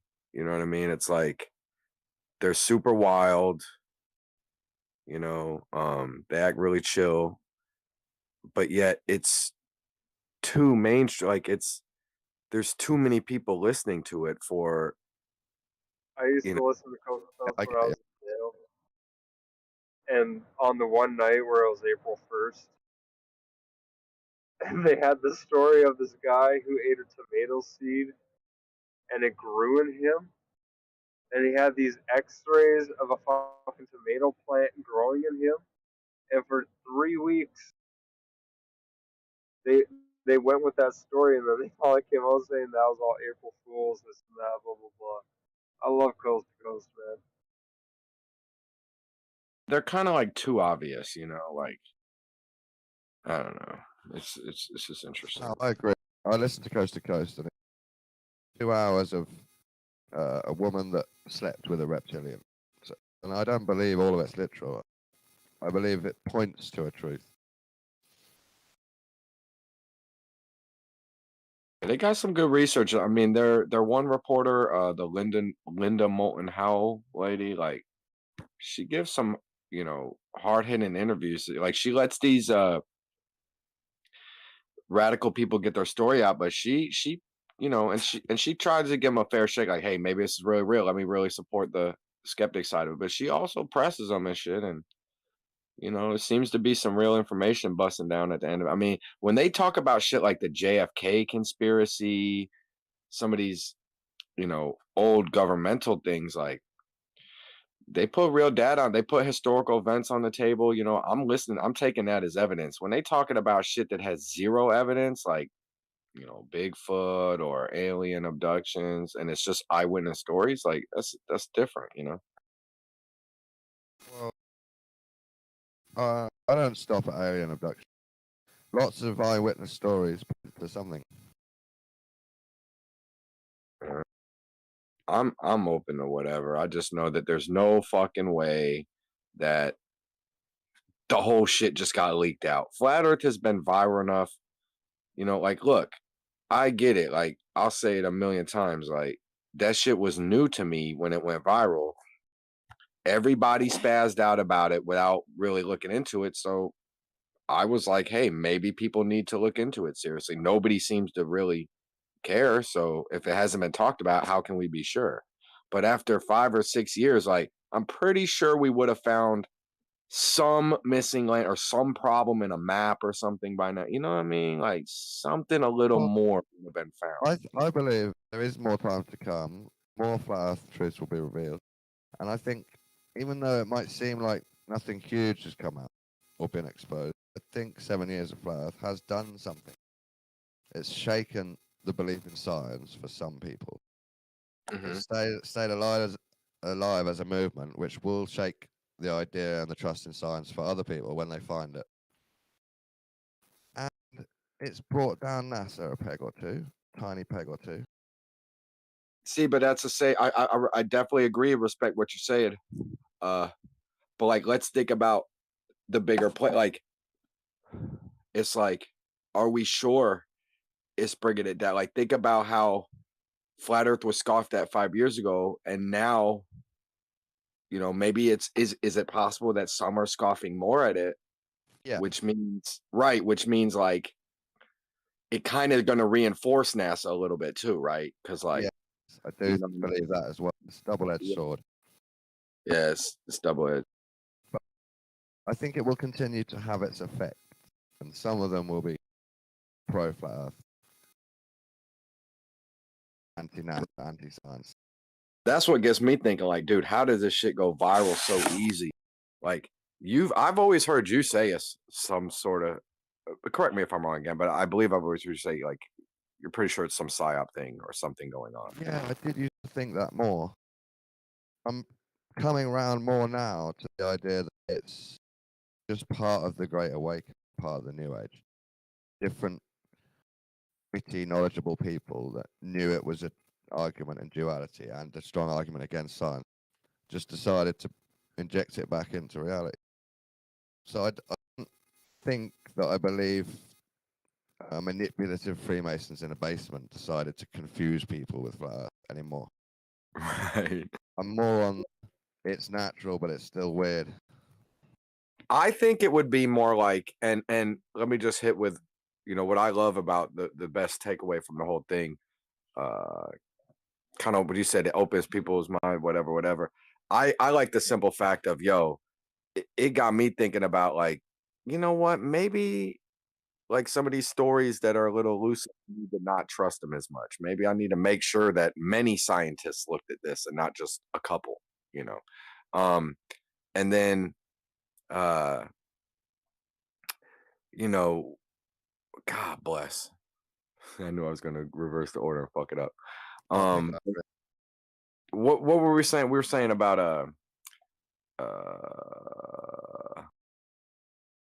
Got another point. I'll say it. Last thing you. What was that? That it's going to continue to have its effect. Yeah, it's gonna. Yeah. I mean, it's like, you said maybe not a few Masons in the basement, but I'm thinking like maybe more like, because for me, I keep going, okay, where are the holes still? Where are the holes? To me, still the biggest hole is like abundant space footage. Okay, so I'm like, okay, if that's the problem, and that's my opinion, of course, but it's where the puzzle's pointing to me. If abundant space stuff is the problem, and they're like pushing this flat Earth psyop, which goes, hey, NASA's stupid. Oh, wait, flat Earth is wrong. NASA's really smart. Look, NASA's really smart. Give them more money to play around in space. That's where I think it could kind of, you get what I'm saying? Like, yeah. Right. Whereas like maybe they're not playing around as much as they are. Maybe it's still bullshit. Maybe it's like, again, reinforcement, like, hey, flat Earth is stupid. They're really out there playing in space when they're really not, or like that could be the Masons doing. I think that seems pretty logical. Oh, maybe it's somewhere in the middle, like you were saying. So it's not an evil psyop to confuse. It's a half-natural psyop to make a Hegelian dialectic. So we've now got a duality. NASA's true and Earth's a globe, and we're special. Or everything's a lie and it's actually flat, and we've been lied to by humans. When it's really in the middle somewhere. Yeah, so now we've got a way to flip and flop and a discussion to have and to progress us to the future. But like red and blue, we've got politics in Earth now. Oh, I kind of get it. Kind of like a spark to start the wheels grinding and shit, where is back where same as they did with Apollo, man. The public isn't really, involved or aware, maybe. So it's just more awareness, just more funding justification, more. I would say evidence that flat Earth has the wrong effect is me, because flat Earth saying what it says is one of the main reasons how I knew globe was the truth after thinking about it. Because flat Earth has to make up so much stuff and has to say so many things that it doesn't know is true. That enforced me on the globe harder. Yeah, I feel you on that, man. That's only a few people like me. A lot of other people don't get that. Yeah, I mean, I've always respected your position on that. From how I hear you say it, it is a little touchy, kind of though. The phrasing of like, that's how I knew the global. It's what, because see, I'm a little more fanciful. I don't helps me be sure. I don't have decisions. I can't. I'm just. It's really weird, man. Like I have a real hard time. Like, what's the opposite of the cog diss? Like, for me, I smush them. Like, it doesn't give me the dissonance. I just always just find a reconciliation, or just, like find bliss in, both existing, and until I have it. It's like I find like, hey, okay, 99.9. But I still don't need to bet on it or whatever, like. Yeah. You've mostly got rid of your cog diss because you can think about it and come to belief somewhere. But I don't ever want to stop going like, well, maybe there's, special space material that does things to light closer than we think, and they're blah blah blah. Like, if I decide that I know they're not bullshitting, there's so much, less possible work or knowledge to be done or had. And I could be that way. I'm not a specialist that needs to focus on shit and needs to be, efficient and get stupid ideas out of my head. I'm just a layperson, you know what I mean? So I don't think that they never lie. Even all the bits that I believe, I think, are full of lies. I just generally believe that's the best explanation. But their story happens to be the best explanation and closest to the truth.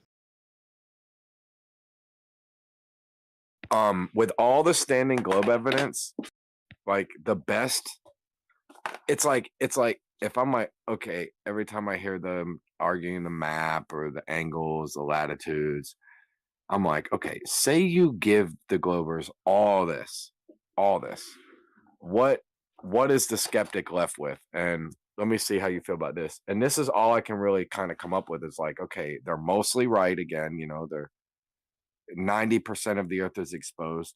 What isn't exposed? And maybe it's the middle down there, on Antarctica with, the Mike Horn blog and a Sir, whatever his name is, and a couple of these fanciful journeys that possibly happened. But that's all that's kind of left. I believe in that stuff. Yeah, it's like maybe there's like that part of maybe it's not an exact solar system and all this, maybe the earth is sitting on a table down there or fucking something stupid or whatever. Maybe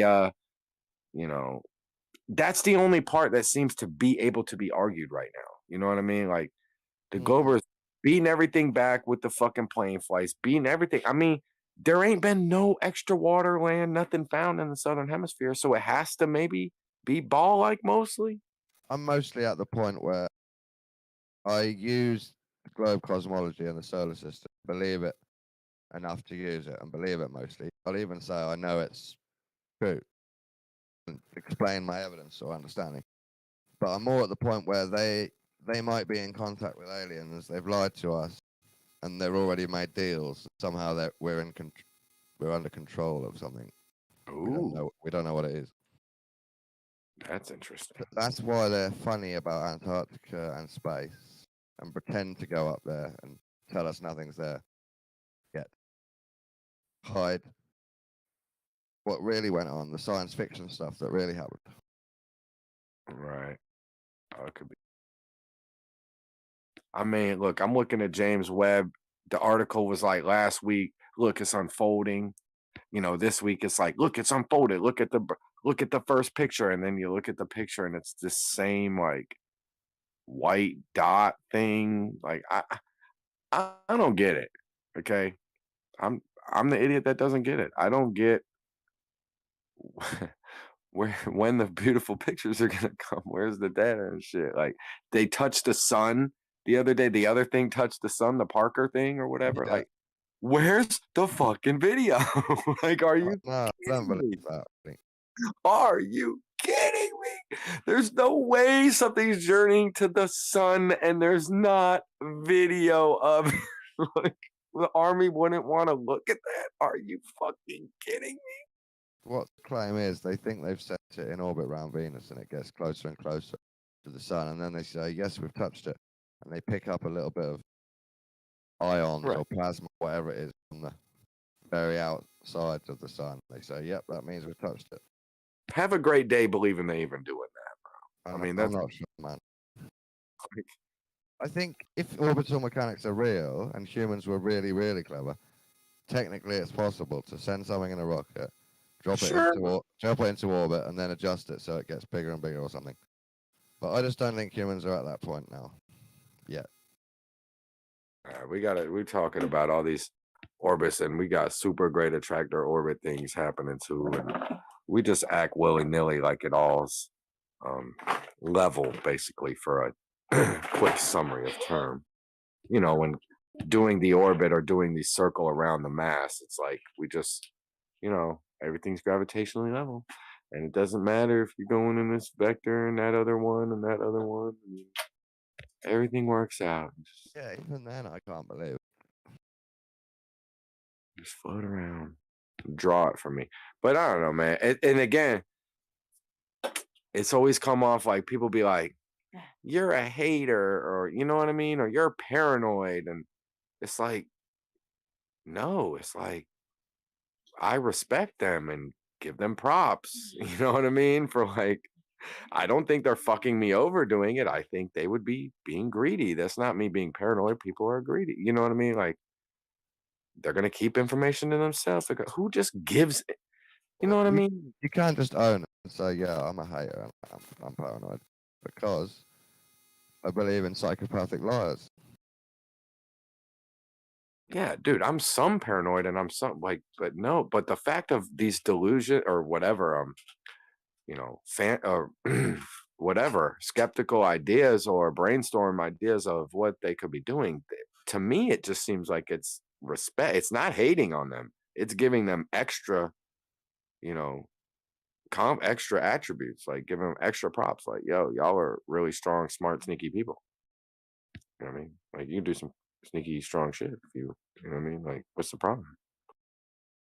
Seems normal.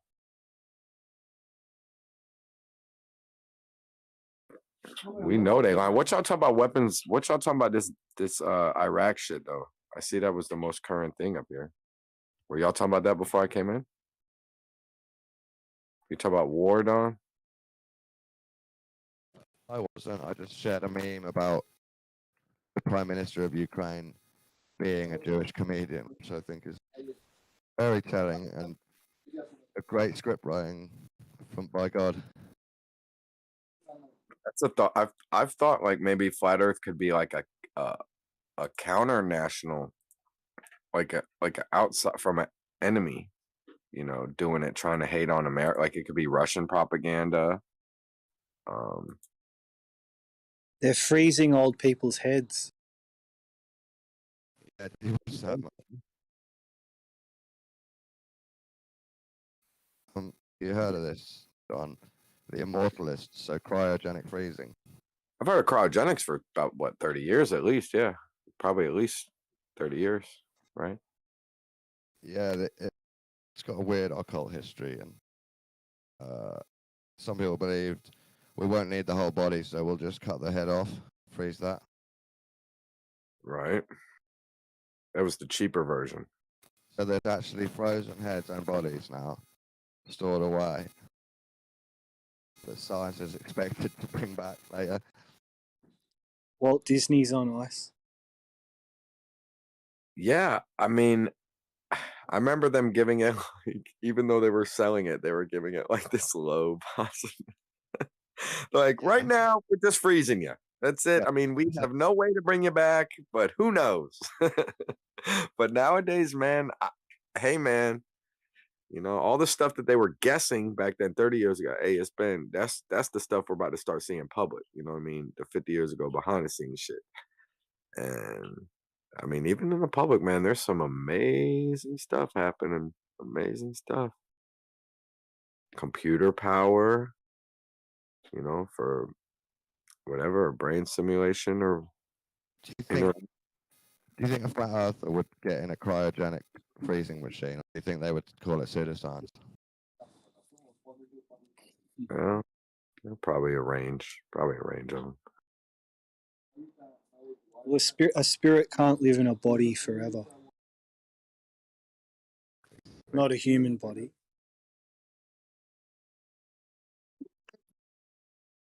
We're too powerful for the human body. What type of spirit do you have? An expanding spirit.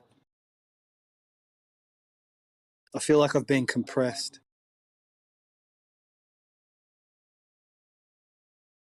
Like squashed. A bit. But the flat earth truth, as Jin calls it, unlocked the compression.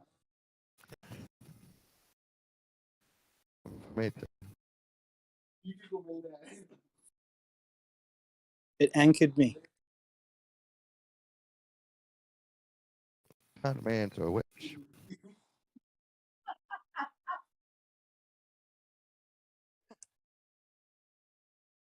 Changed my life.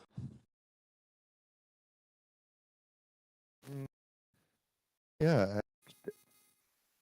I don't know if I want to say flat Earth changed my life, but it was one of the catalysts for my life changing.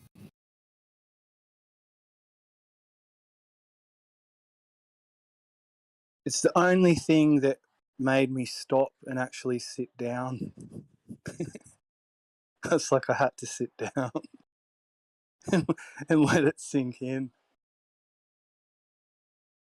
And it still hasn't sunk in. What purpose did you find? I guess that we must have one, but currently we're leading lives and roles that are well beneath our capability and potential. That's something I think. But we can do all this stuff, be scientists, be physicists, be astronauts. We can do all that stuff.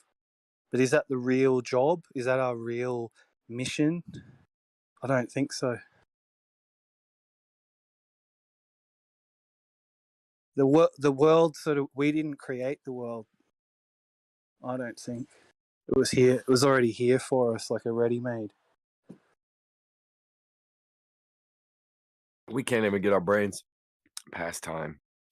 So I mean, yeah, go. I find the only purpose, like, you know, the sacrifice, the growth cycle, the transcendence, the beautiful artwork on the canvas of the universe of reality that could just be an item in God's inventory or a higher middle race inventory.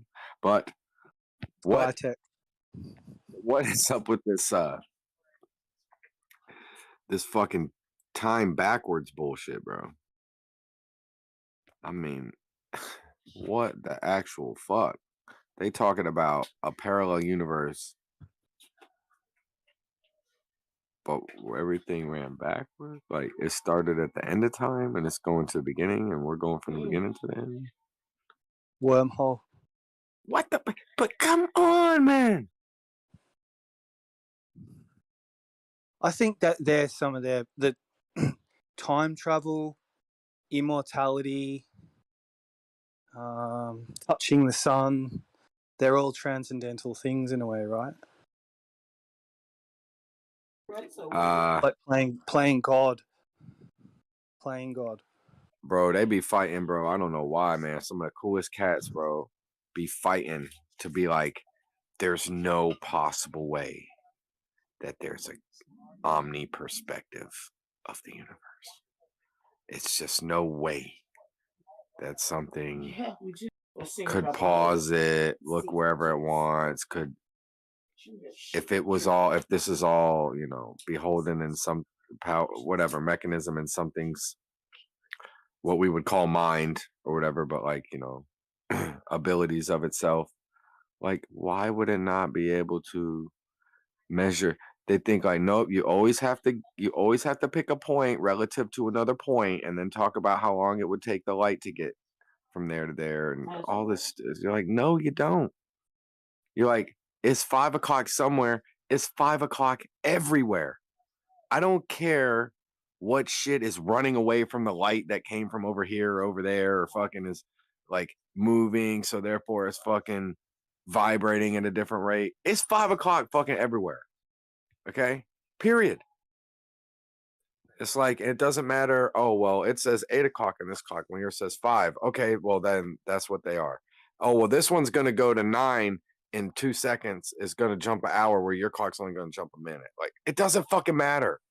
It's still fucking 5 when it's 8 over there. It's still 5:01 when it's 9. It's all the fucking same still.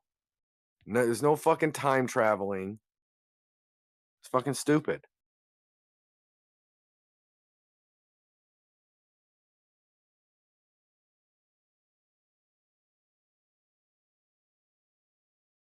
And the point is, why do they try to sell us extra fantasies to go along with the simple ideas and get people, like, you know what I mean? Like, for this exact example, I'd be talking about like a couple people, like I'd be talking to Kosho, and he'll be like, "No, there's no God perspective. There can't be." Period. I'm like, why is that? That's something that is learned. He learned that. You know what I'm saying? And now he defends that position from being just told it from that perspective of which he learned. It's a fucking joke.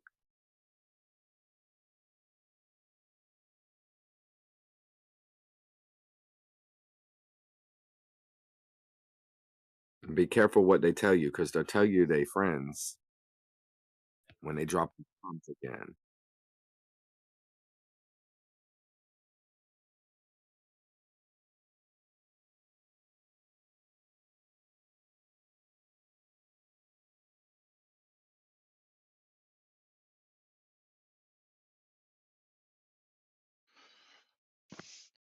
You learn what you learn, Don. We all learn, but it's how you discern, and we all have the ability to discern.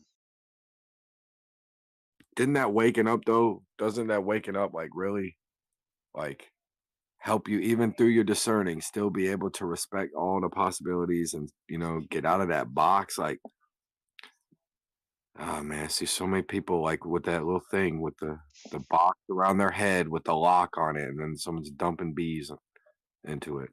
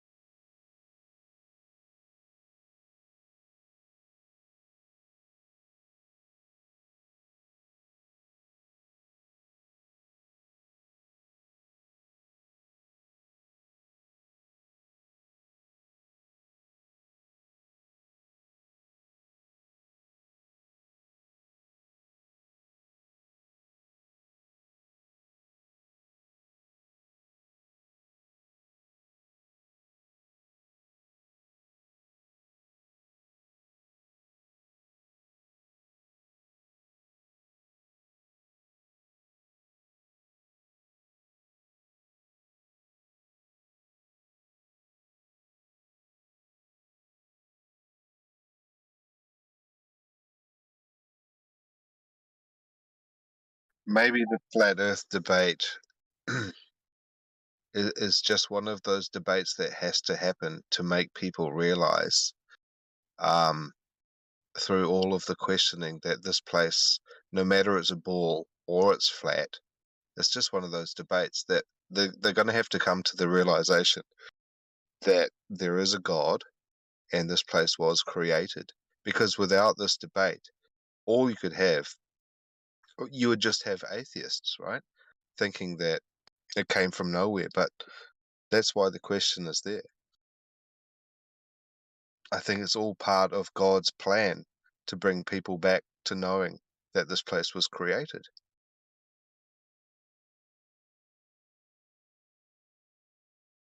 I mean, I could feel that. It's just But far too complicated. It's far too complicated to just happen, just like that old analogy of the tornado going through the junkyard. Now it comes an airplane with hostesses and fucking wine on board. That's not even as complicated actually as reality, how complicated it actually is. That's nothing compared to how it actually is. It's way more complicated than that. So the possibility that it's random and it wasn't created, that's not even a possibility. So I think this flat Earth debate is just bringing people back into the mind of knowing that there is, a creator.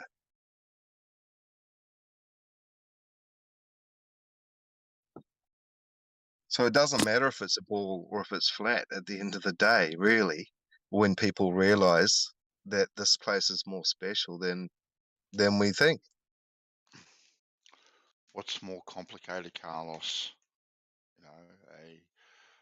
A big explosion and everything kind of attracts to each other and makes what we've got today, right? Because complications in that are immense. Or, the word, the breath of God, thought it into existence. That's quite simple.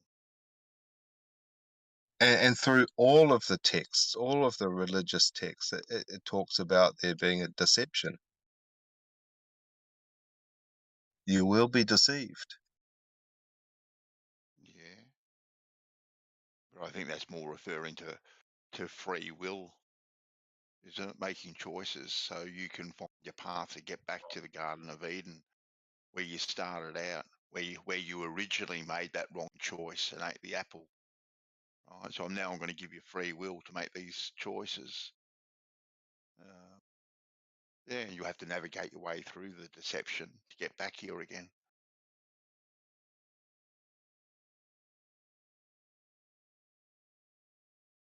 So that one sounds like we're God's quantum computers.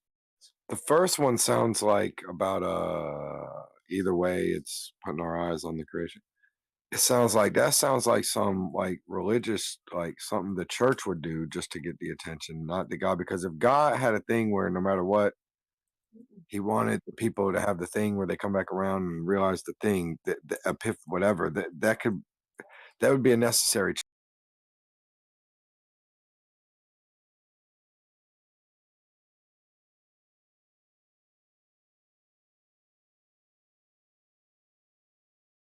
It's a necessary evil, to bring you back onto the path of knowing. It's like some dude growing up in the middle of a forest in the middle of nowhere with no interaction with any other humans, maybe except for their family or their tribe. I mean, they just look around them and there's nothing to tell them otherwise. There's nothing to tell them that this place is, random. It's all natural.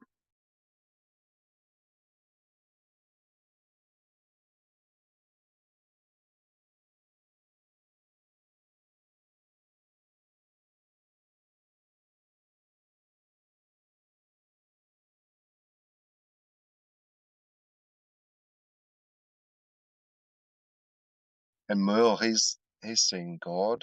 He's seen the other side. He knows.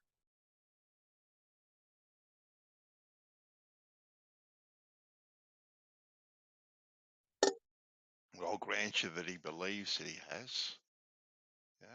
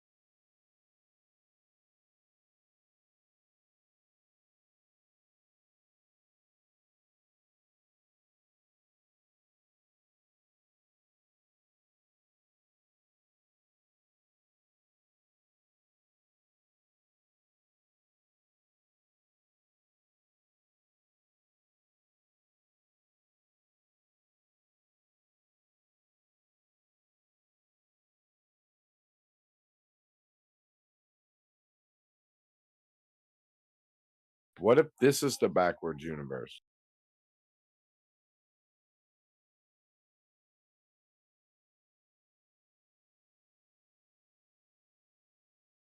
Benjamin Button universe.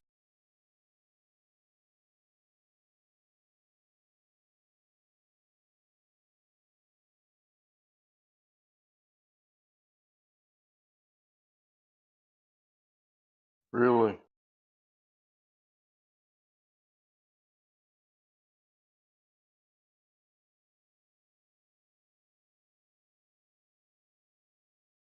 Well, everything had to be there at one time, maybe, to grow into something. So what if everything was really there? It was the end game, and we're growing into it backwards. Hmm?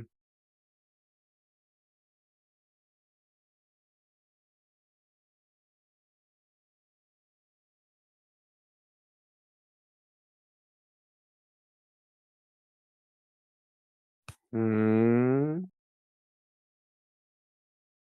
Yeah, I'm thinking about it. It's fucking it's tricky.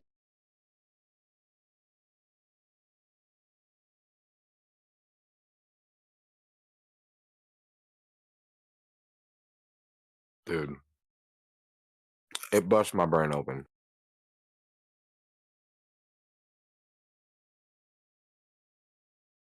But look, it was an episode on PBS Space Time, so it's gotta be at least halfway real. I should say, Very true. wait, serious, not necessarily real.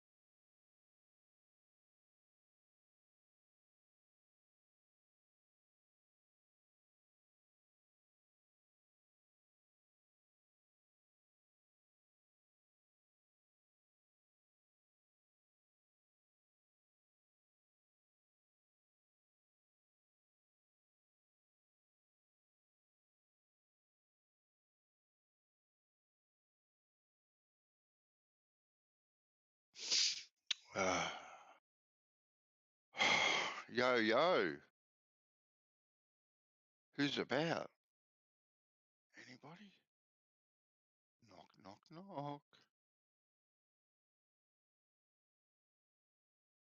Hmm. Interesting. The lights are on, but nobody's home.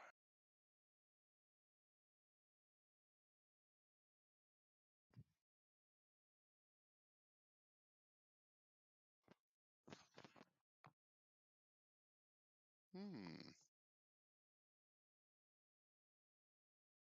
Hmm. Hmm. Hmm.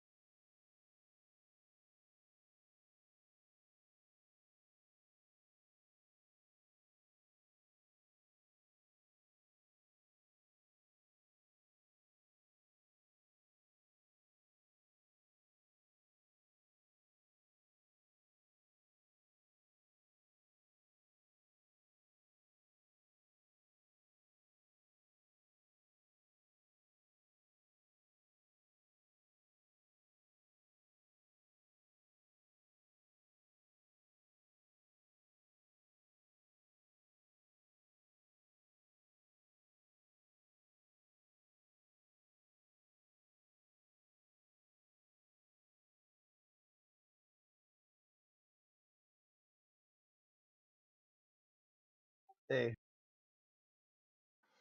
Hey, crit.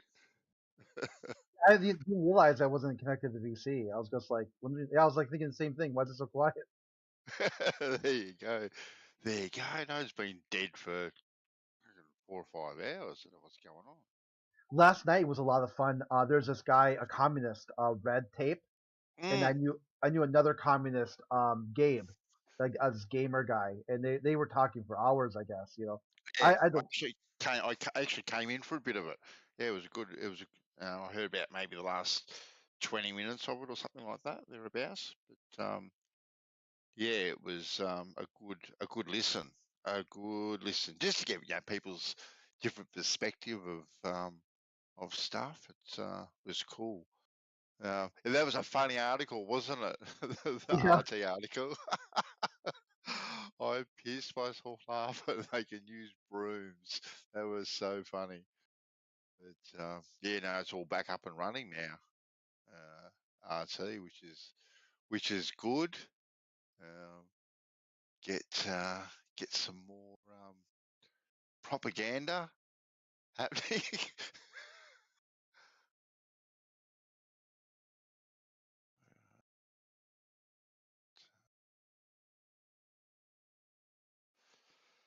Crazy. Oh no, it's down again for me. RT. Yeah. Oh, jeez. I'm It's like, serious. yeah, Oh, the man. hackers. They just won't stop. Bloody anonymous. Give me a break. Come on, peoples. That's crazy. You see, one of the world's biggest super yacht got seized yesterday or earlier today. $600 million or something. The world's largest, owned by one of the oligarchs in Russia. No longer theirs. Don't know what they're going to do with it though.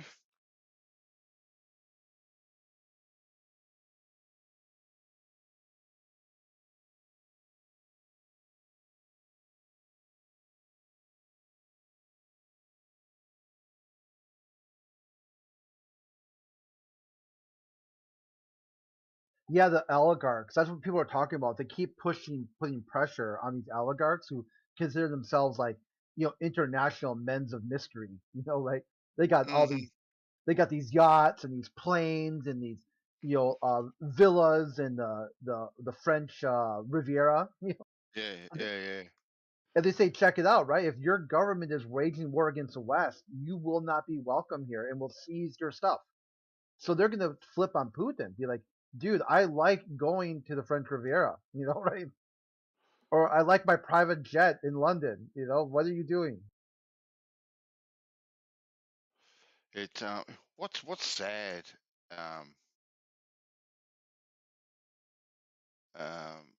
to read is how all the sportsmen have been cancelled. Football teams, Olympians, Paralympians,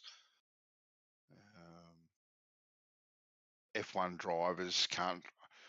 I think they can't drive in Silverstone, but they may be able to drive in other countries under a neutral banner. I think that's a little bit unfair, taking sanctions out on these sort of people. Yeah, because they said the Olympics was supposed to be a peacekeeping measure, a way where all the nations can come together and settle their kind of disagreements with athletes on the field. So it's almost like they're pushing for more conflict. They want to shut off all these pathways for peaceful resolution. All they had to do, all Biden had to do was say, as the head of NATO, Ukraine will never be part of NATO. That's all he had to do. Simple. A one sentence statement. That was it. That's all it took. That's all. Yeah, and then because they're saying that this is really about the military-industrial complex. They've like Trump and other people rolled back the global war on terror, and the police departments are now getting they had all the excess weapons, right? Like all the stuff that was being used in Afghanistan and Iraq then was being sold, the 1033 program. Well, now they need another war. The military industrial complex needs something to prop up their systems of spending. Ukraine. And at least if they had have come out and said that, Crit, like NATO will not be in Ukraine, won't be anywhere near Ukraine, and then Putin went ahead and did what he's doing at the moment, then you can point the finger at him.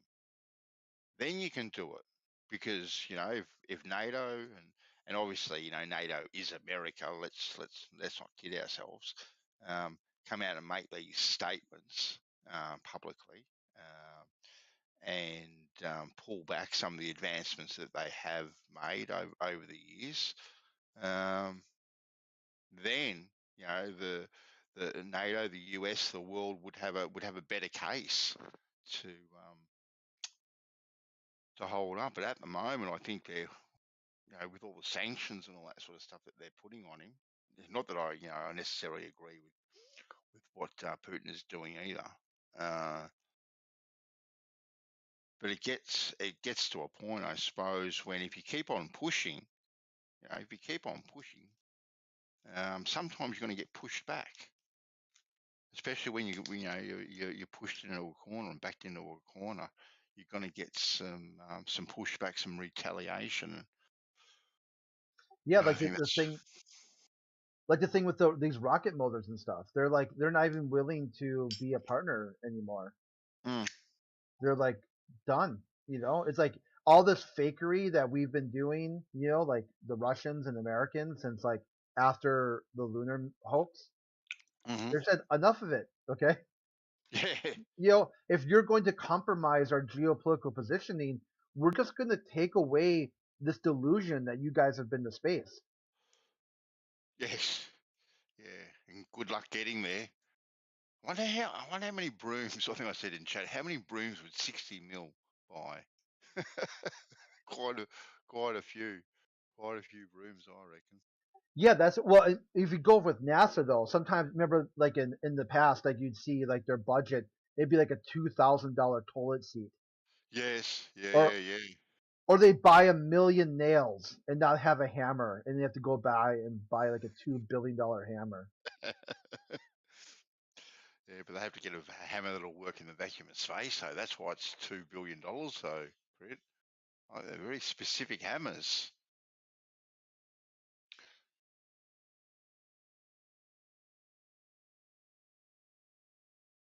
Who's this cucumber on my face? He's been around in chat a bit. That's Kev. He changes his name up every so often. Okay. How do you know it's him? You just check his profile, do you? Yeah, well, there's if you're on the computer, you can see what their number. There's a Discord ID number. Yeah. Yeah, even if they change their name or they change their stuff, it's still they keep the same ID. Too easy. Yeah, they think they're cloaked, and they're not, because these guys just fundamentally even lack understanding on how to present a cloaked, like a cloaked stock account or whatever. Yeah. And if you really get down to it, another way to do it is just do like a search for text, like a user search, and it'll come up that if he said something in the past, you could just like, oh yeah, that's the same guy who said that. Right, yeah. Damn. God. Too much effort for me. That's why I just ask. Because other people do it on my behalf. Yeah, like you can, like you go back and you look, like if you remember talking to Kev in the past, and you say like, oh yeah, I remember him saying that, and now it's a different name. Yeah. No, I've seen Kev in the chat before. Yeah. So I remember him. Definitely.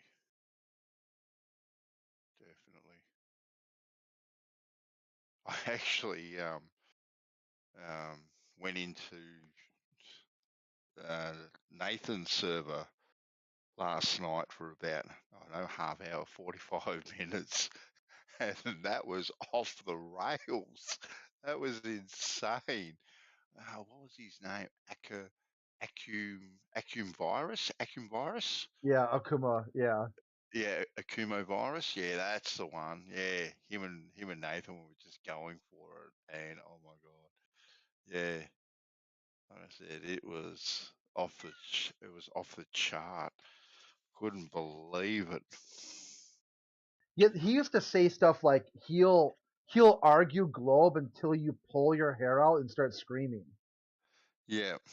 And I'm like, dude, that's not gonna work with some of us, okay? Like, Oh man, they were arguing tangents on a sphere, on a globe. How to get the tangent or something like that. Oh, God.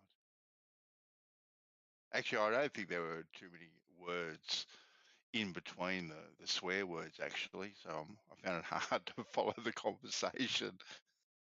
yeah, like Akuma virus, he once said that you could change pants without changing your pants. Like you could, like, but it's something to do. I screwed the quote up, but it's something to do about reference frames. Mm-hmm. Like they got it's like one of the numpty clips that QE has. It's something about like if you're inside one reference frame and you're viewing another reference frame. Yeah. Yeah, it's pretty. I mean, I don't. Yeah, I'm trying to remember exactly how it went because it's quite like you have to listen to it and you're like what this guy talking about? It's like how many pairs of pants do you have on right now? You know.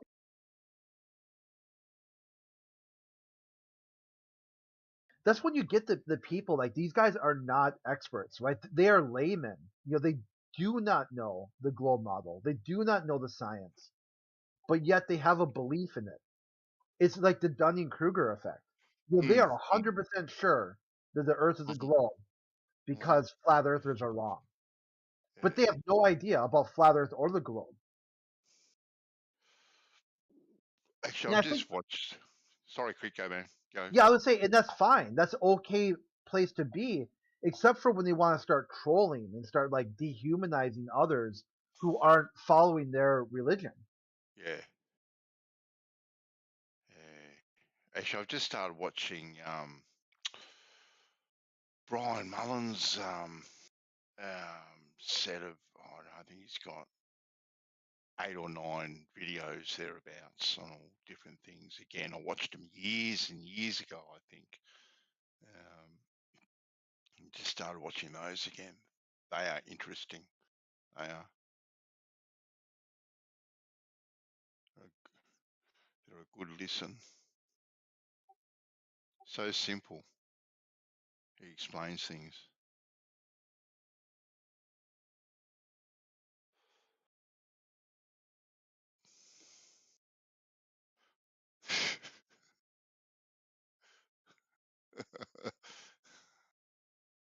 I know. I can think of some zingers sometimes. Oh, I know. Like, how does it work? Like, well, you know, hello. What are you asking, you numpty? I used to have this meme where it was like the Dumb and Dumber guys, and Yeah. one of them is like saying that he's saying that dinosaurs turned into oil, and the other one has a toy dinosaur. No, I'm sorry, I screwed up.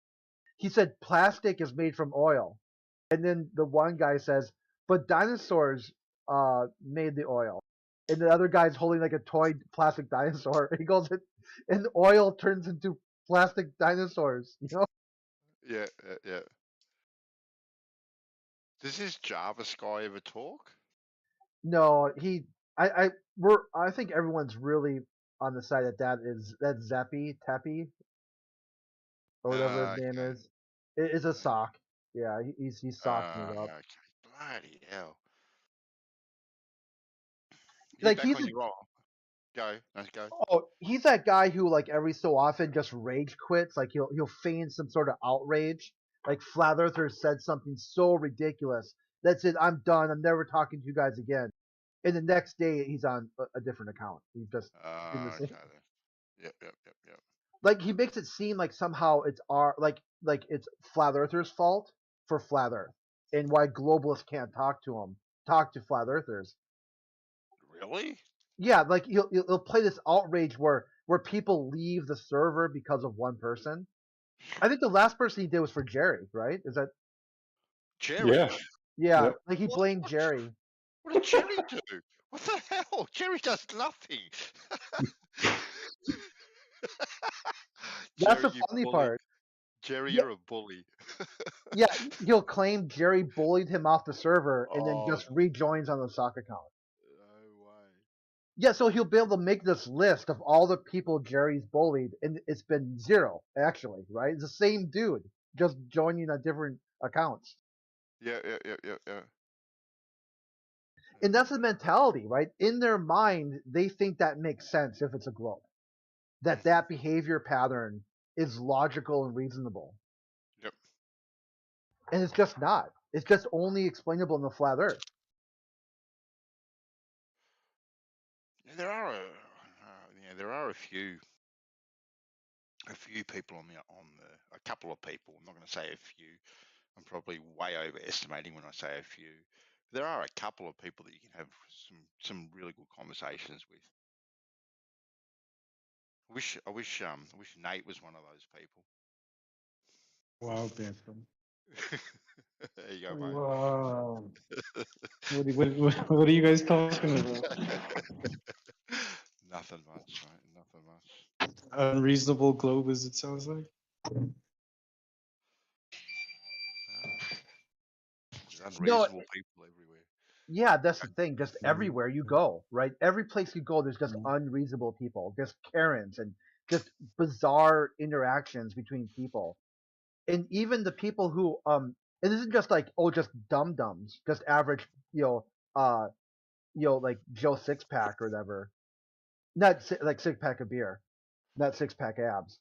So then, but the problem is that you see the same behavior patterns of the people in charge who act like they're exploring space for the betterment of humanity.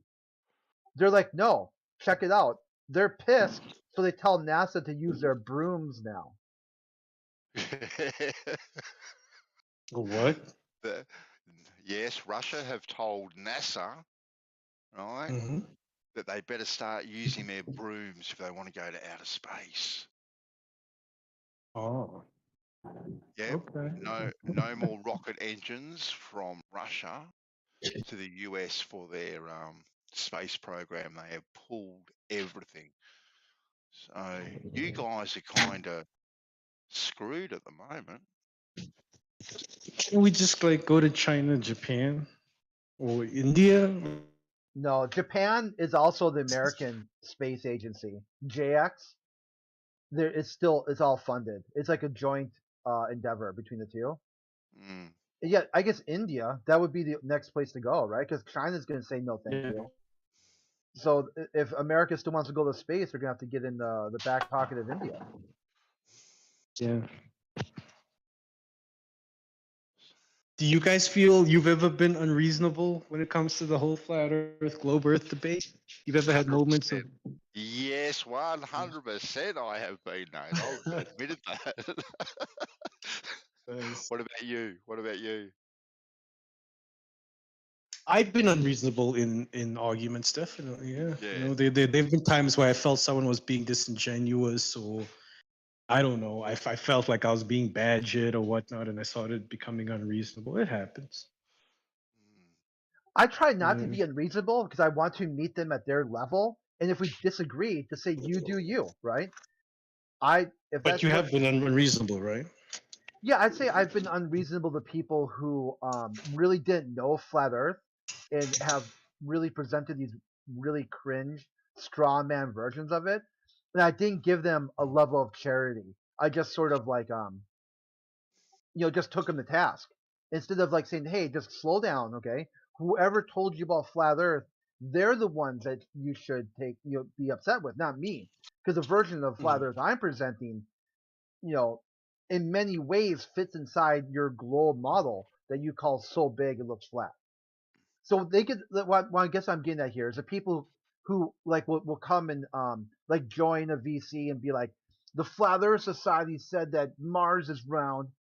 And I'm like, well, Oh. okay, go talk to them, right? Because I'm not talking about Mars anything.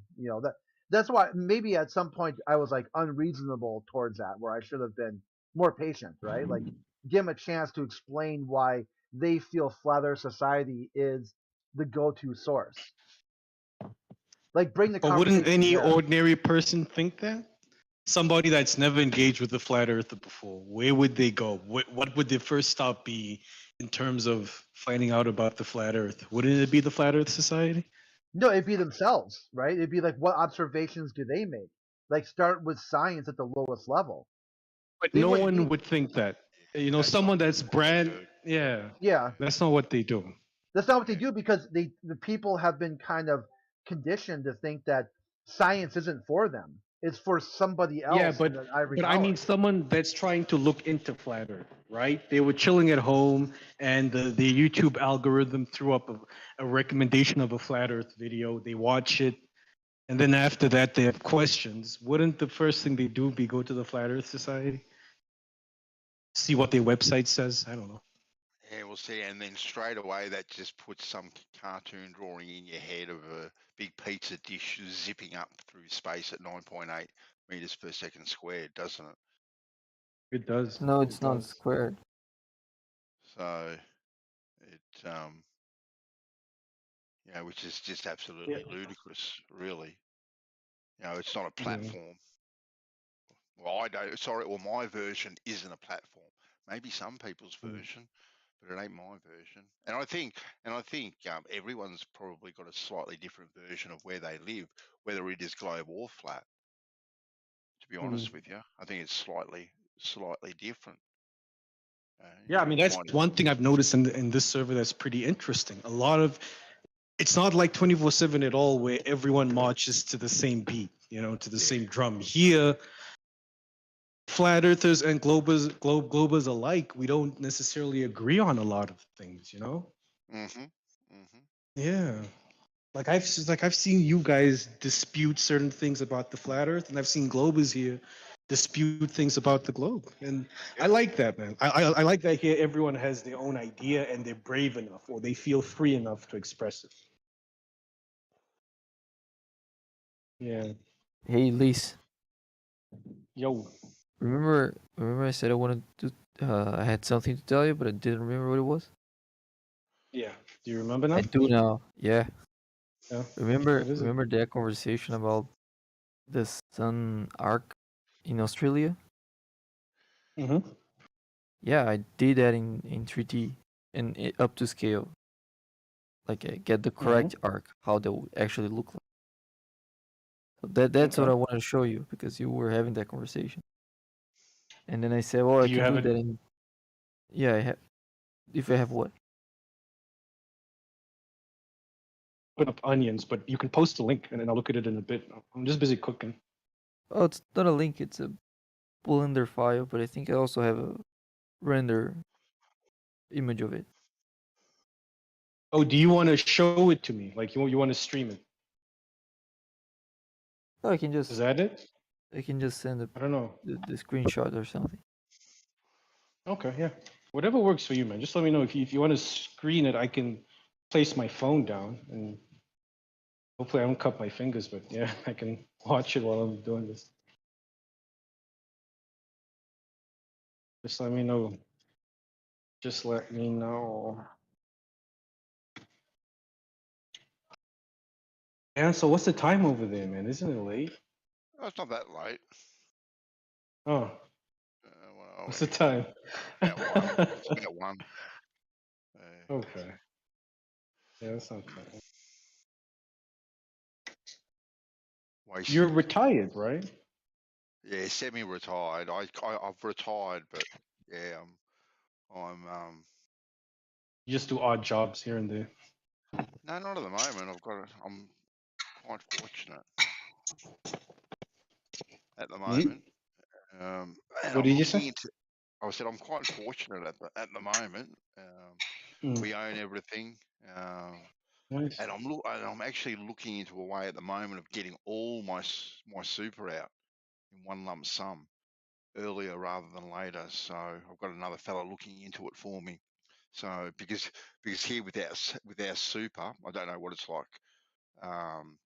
What do you call it? It's Super just something like a pension or something. 701k or your 101k or Oh, whatever it's called over Are you- there. yeah. We can't get it until we're 67. Yeah. That's some bullshit. Jesus, It is. 67? It is. Okay. I mean, do most Australians live to 67? And I'm going to live to 167 with my genes. So That's what's I've up. got good genes, mate. So Okay. All right, but let's say God forbid you passed away before that age. What happens then? Does it go to your family? Or? my family will get it, and I think the government will get about 20% of it, 25% of it. Death tax. Don't know. Yeah. Massive. That's It's bullshit. absolutely massive what they get. But yeah. But my partner, she works from home still. She's got a very good job. Very good job. So yeah, she's fortunate. A couple of years ago, because of what's happening, they moved her job to a working from home situation. And it's stayed that way. So, which Do is you good. mind me asking what she does? She is in the telecommunications industry. Oh wow. She rectifies problems. Nice. That's And what's up. corporate problems. Oh wow, you got you a Yeah. smart one, huh? Like, and beautiful too. Nice. Very Oh, lucky. congrats, Yeah. bro. Yeah. Okay. But yeah, so yeah, that. So I So can. you're trying to get it earlier. Is that possible? Yes. Yeah. Well, I don't know. There was a fellow on the server a few days ago that a friend of his that he's met has been successful in getting it, but it is a convoluted way of having to do it. You have to write certain letters to certain people. You've got to word them a very particular way. Oh my god. And oh yeah, it's look, he fell into it because he was looking into sovereign citizenship, but this has got nothing to do with sovereign citizenship, right? But this is how he came across this person, and one thing led to another, and he has seen the evidence. Apparently so. I haven't seen it, but he has seen the evidence where a few people have got their super. So he's trying for it at the moment. So I said, okay, then cool. If you're successful, give me the pro forma of what you've written, and I can just change your name for my name basically, and send it off to the right people, and I'll get that. And my partner, she'll do the same thing, and we might end up buying that Russian luxury yacht that's just been seized and cruise around the world. Nice. Yeah. So it should be on sale, on a liquidation sale. So we should get it at a good price.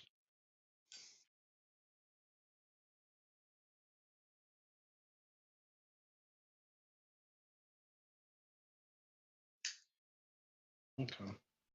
Yo, Bacon, I just saw what you sent me. Which way is north? The Where the arrows are No, the arrows are leaning pointing south. towards? No, they're They're pointing pointing south. south. Okay. Okay. So north is the other way. Okay. What are you doing? Star things, are you? Whoa. Yeah, there's this whole yeah, about how the sun would move over Australia and how it's not explainable on a flat Earth. Really? Well, on the popular flat Earth map, the Which is one a we all globe. reference. aren't.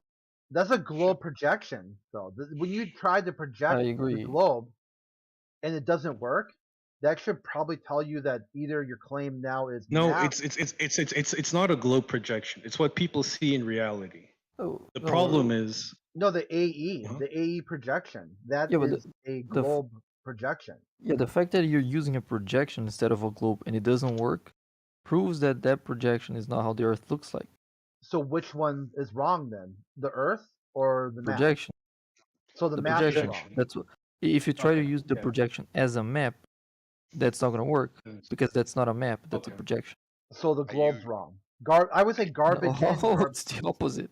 No, garbage in, garbage out. If you have a globe and you project it with math, and you don't get the result you wanted, only two Whoa, things wait, are wait, wait. wrong. What do you mean the results you wanted? just 'Cause you want- quickly?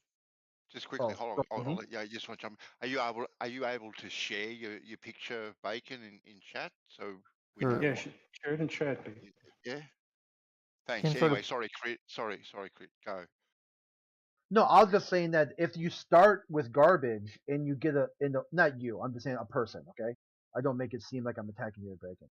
If a person starts with garbage and they go through a process and they exit with garbage, that's probably what happened. They started. No, none of them is garbage. They're only going to be garbage if you're using them to something they're not. So if you're Yeah, the using a globe. globe projection, as a mapping of the surface, that is not a mapping of the surface. So if you try to use it a mapping of the surface, that's garbage, but that's not what it is. For example, if I gave you the mapping of Australia and you use that in United Kingdom and you can't find yourself using that map, doesn't mean that map's wrong. You're just using the wrong map. That's not a map of the United Kingdom. So just Trying to picking a s- globe projection and saying that doesn't match reality, of course, that's not supposed to match reality, because that would be a flat surface Okay. with the globe projected on it. Here, I spelled out the logic right here. So you got the globe, which is garbage.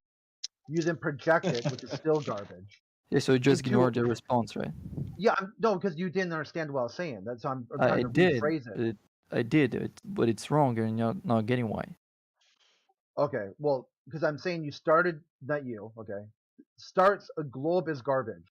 If you project garbage, you still have garbage. And then it turns Yeah. into a garbage claim about flat Earth. Yeah, but that map is not garbage. If you get any points on the AE projection, and you get the latitude and longitude of that coordinate, and you apply spherical math, that works exactly as it would work on a globe. So it's completely compatible with the globe. It's not gonna work if you use that as a flat surface. That's not what it is. That's a projection. So it's not The only thing- garbage. It's only garbage if you're using in a way it's not intended to be used, when it doesn't make sense. Do you understand that picture, Crit? That he posted? Yeah. Yeah, I guess it's supposed to be like if you were to take an Bacon. angle to the sun. Yeah, Bacon, maybe also post the flat Earth map with that line showing where the sun is moving. Well, how To, about to this? give Why them not context. just use coastline? If you want to look at which map here, this is the coastline of Antarctica as claimed by NASA. And then which one matches? This globe idea or the Let me see projection? what you posted. The globe projection isn't supposed to have accurate scale. No, but look, because you it's said a projection. no. Right here, they say that NASA says that the coastline of Antarctica is 33,000 miles. The globe projection, which was something closer to a flat wait. Earth. Coastline would be like the perimeter. Yeah, the perimeter. Yeah, but that varies a lot based on how accurately you're measuring it. That's the coastline paradox, right? Yeah, and that tells you something that the better No. map. Yeah, the better map for getting the coastline paradox is a conceptual idea that's closer to the flat Earth than the globe. No, It's still wrong. No, It's still no. garbage. It's nothing to do with. In both maps, you can get any number you want using trying to measure a coastline. If you just measure more accurately, you can double the number easily. Yeah, So they say trying it to goes use out to infinity. coastlines is just a horrible argument because you can make whatever map work. You just need the right accuracy. Yeah, but you're not looking at when you use Australia as a scale. Yeah, but coastlines have nothing to do with scale. The scale Yeah, of distance. that's not the right thing to do, Crit, because you can measure the perimeter of something and you keep on getting different values. We were talking about this paradox the other day. Do you remember Bacon? Yeah, actually, I remember Yeah. Jeremy brought it up, and then when he explained, he explained completely in a completely messed up way, and everyone Yeah. misunderstood what he meant, and Yeah. yeah. But maybe you could explain that to Crit, because that's what Crit's trying to do. He's trying to use the perimeter of something, or Australia as a Right. as a base. Yeah. And it's, So a gear. A gear has what's the name of the thing around the gear? The Cogs, teeth? cogs, Cogs and sprockets. Cogs? cogs. bells and whistles. What's the name of that paradox? Do you remember, Bacon? Yeah, I think wasn't it the coastline paradox? Yeah, the Is coastline it the coast? Yeah, Yeah, I coastline understand it. paradox. I totally get it. So can you explain what you understand by the coastline paradox? Just to be That sure. you'll just get an infinite amount of distance, so just that you keep making the scale smaller and smaller and smaller. You keep doing what? If you make the scale, like if you're measuring a curved line, and you measure it like with the same thing if on the map too. When people have like a road and they have a piece of paper and the road's curved, and you would like make a tick mark and then rotate the piece of paper, make another tick mark, rotate the piece of paper, make a tick mark again.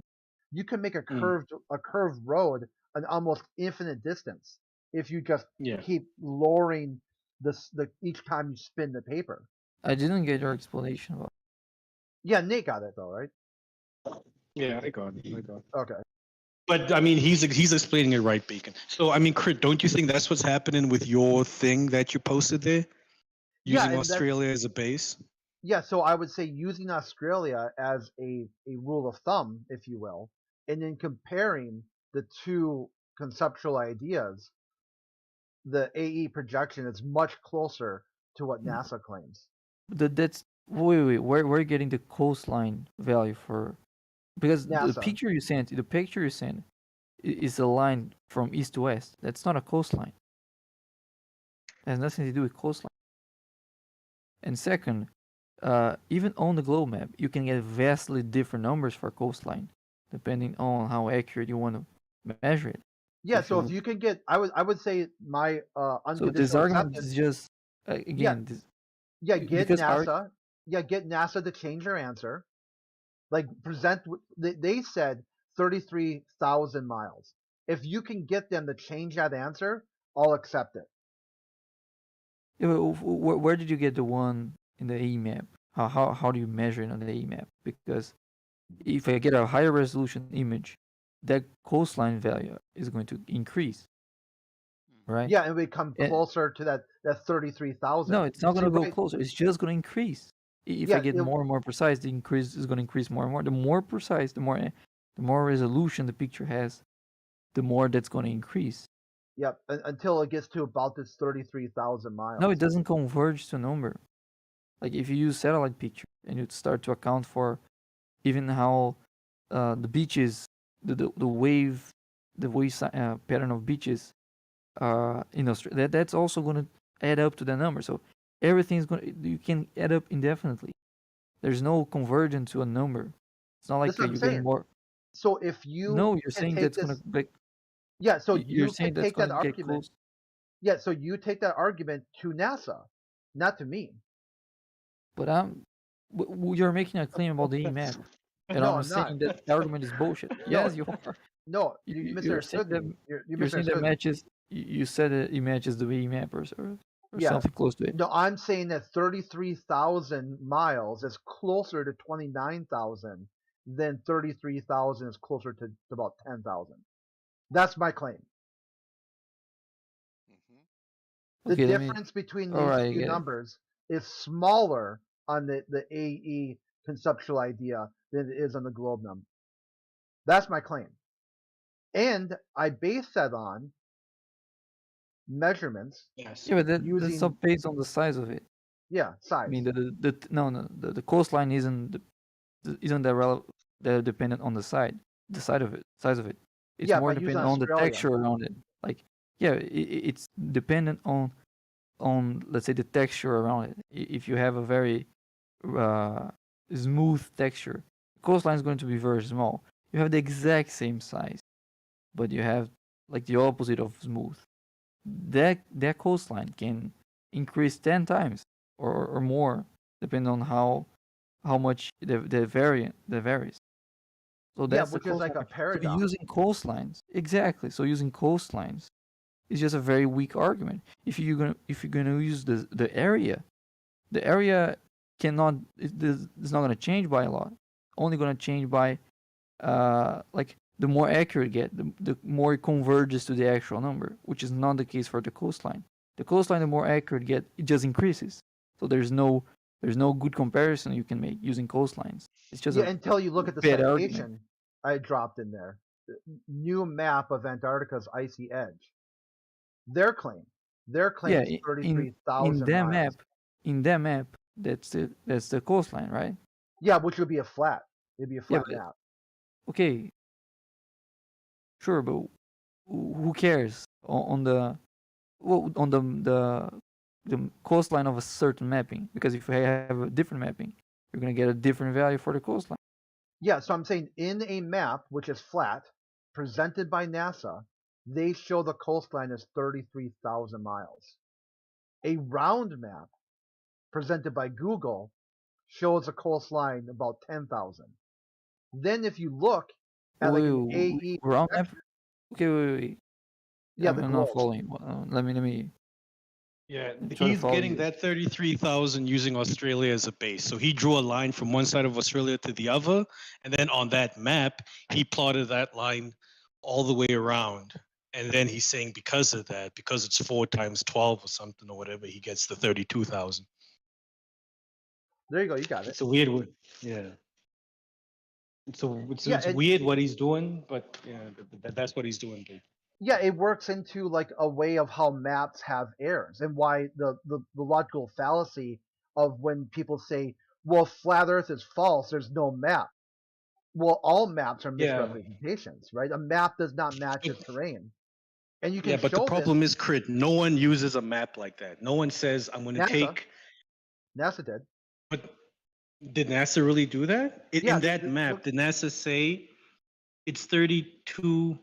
Yeah, the link is right there. It's still up to this day.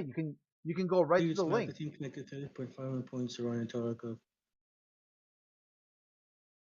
Yeah, they have a perimeter for Antarctica's ice, yes, but we don't use perimeters to scale things on a map. We don't use perimeters to figure out the distance between things on a map. That's not how maps work. No one is going to draw a line. Yeah, no one's going to draw a line from the west to the east coast of North America and then use that to plot things on the rest of the map. You know, we don't use perimeters in mapping. We call it like a legend, if you will, like a built-in. They ask like, why is there no? Like people present flat Earth There's a maps. legend, yes, but the legend isn't based on perimeters. Well, I mean, you could do it that way if you have a flat map that presented by that's NASA. the worst way You to do it you would get lost then. Yeah, You would get because very lost. That's the worst way to do it because you have the coastline paradox. The Yeah, and that's what I'm resolution talking that about. you're using So I offer a very changes simple dramatically solution. the value you're gonna get. Yeah, so That's I offer just a very bad way to compare So a maps. very simple solution is just contact NASA, tell them this map you produced in 2010 is wrong because of the There's no coastline paradox. solution because there's no problem. You're creating a problem where there isn't. You're just comparing maps in a way that it doesn't make sense to compare maps using. I mean, yeah, we're not arguing that the perimeter of Antarctica is 32,000 miles. It most likely is. But you can't use that to now map other things, you know? Yeah, until you look at the AE projection, now suddenly it does match. It matches much closer. But actually, if you get I think we're missing each other, Chris. Yeah, I know. That's what I'm saying. And I think that the solution here is getting Mm-hmm. NASA on the same board as you, because then I don't have a source, a citation anymore. I don't think we're contradicting NASA here. Yeah, we totally agree with NASA. The perimeter of Antarctica is 32,000 miles. That's fine. Okay, well there you But- go. Now you look at the AE, and you've got Mhm. a something you can use. Because now it's much closer. Now, how can you get the AE to match that? But 32,000 miles is just the perimeter. I can't use that to do anything else on the map. I can't use that to figure out distances between any other points on the map.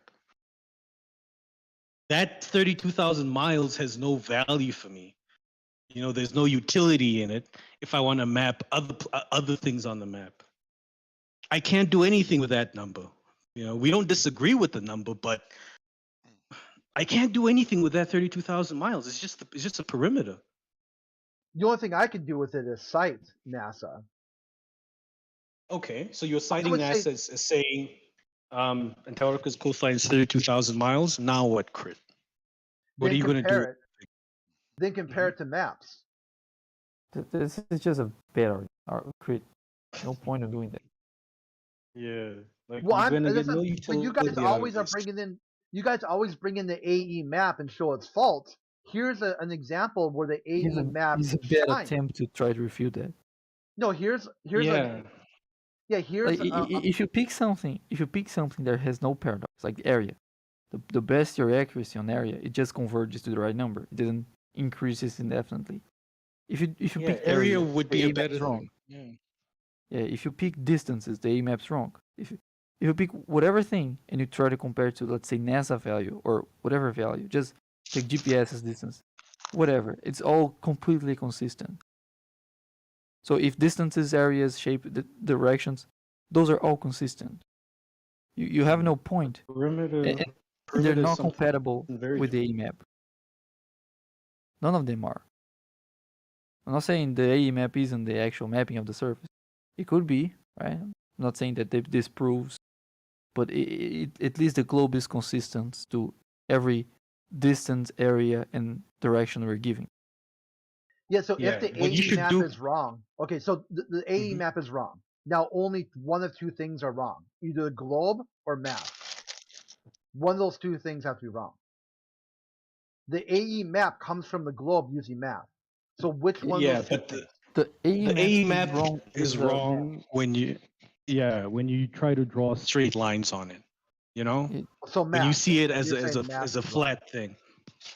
So I was saying if you're using the AE projection as a map, it's wrong. If you use the AE As a projection flat as a map. projection, it's right. That's what a Yeah, if projection you use it as is. a flat map, it's totally wrong.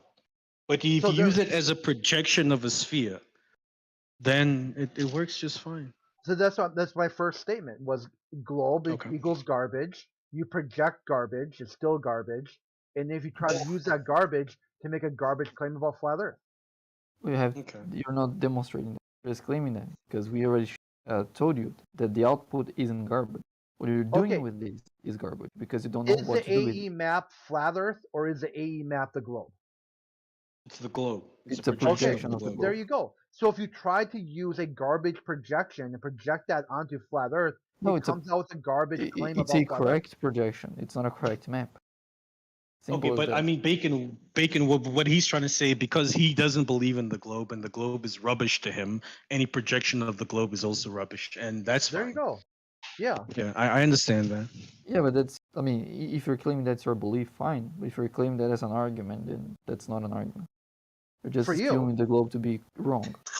Yeah, for Well, you, that- but I can cite no, no. NASA. That's quite the opposite claim. that But you just NASA isn't backing up what you're saying. It is. No, it's not. You're using the coastline. You're using perimeter. That's not how perimeters Yeah. work. 33,000. Perimeter doesn't do anything for you. That's what we're trying to tell you, Chris. That you cannot use a perimeter to map anything. You know, and because of the coastline paradox, that even tells us that the more accurately you measure perimeter, the more the number increases. Which is what I said you guys should present to NASA so they can correct their information. But we're not disagreeing with Information NASA. isn't wrong.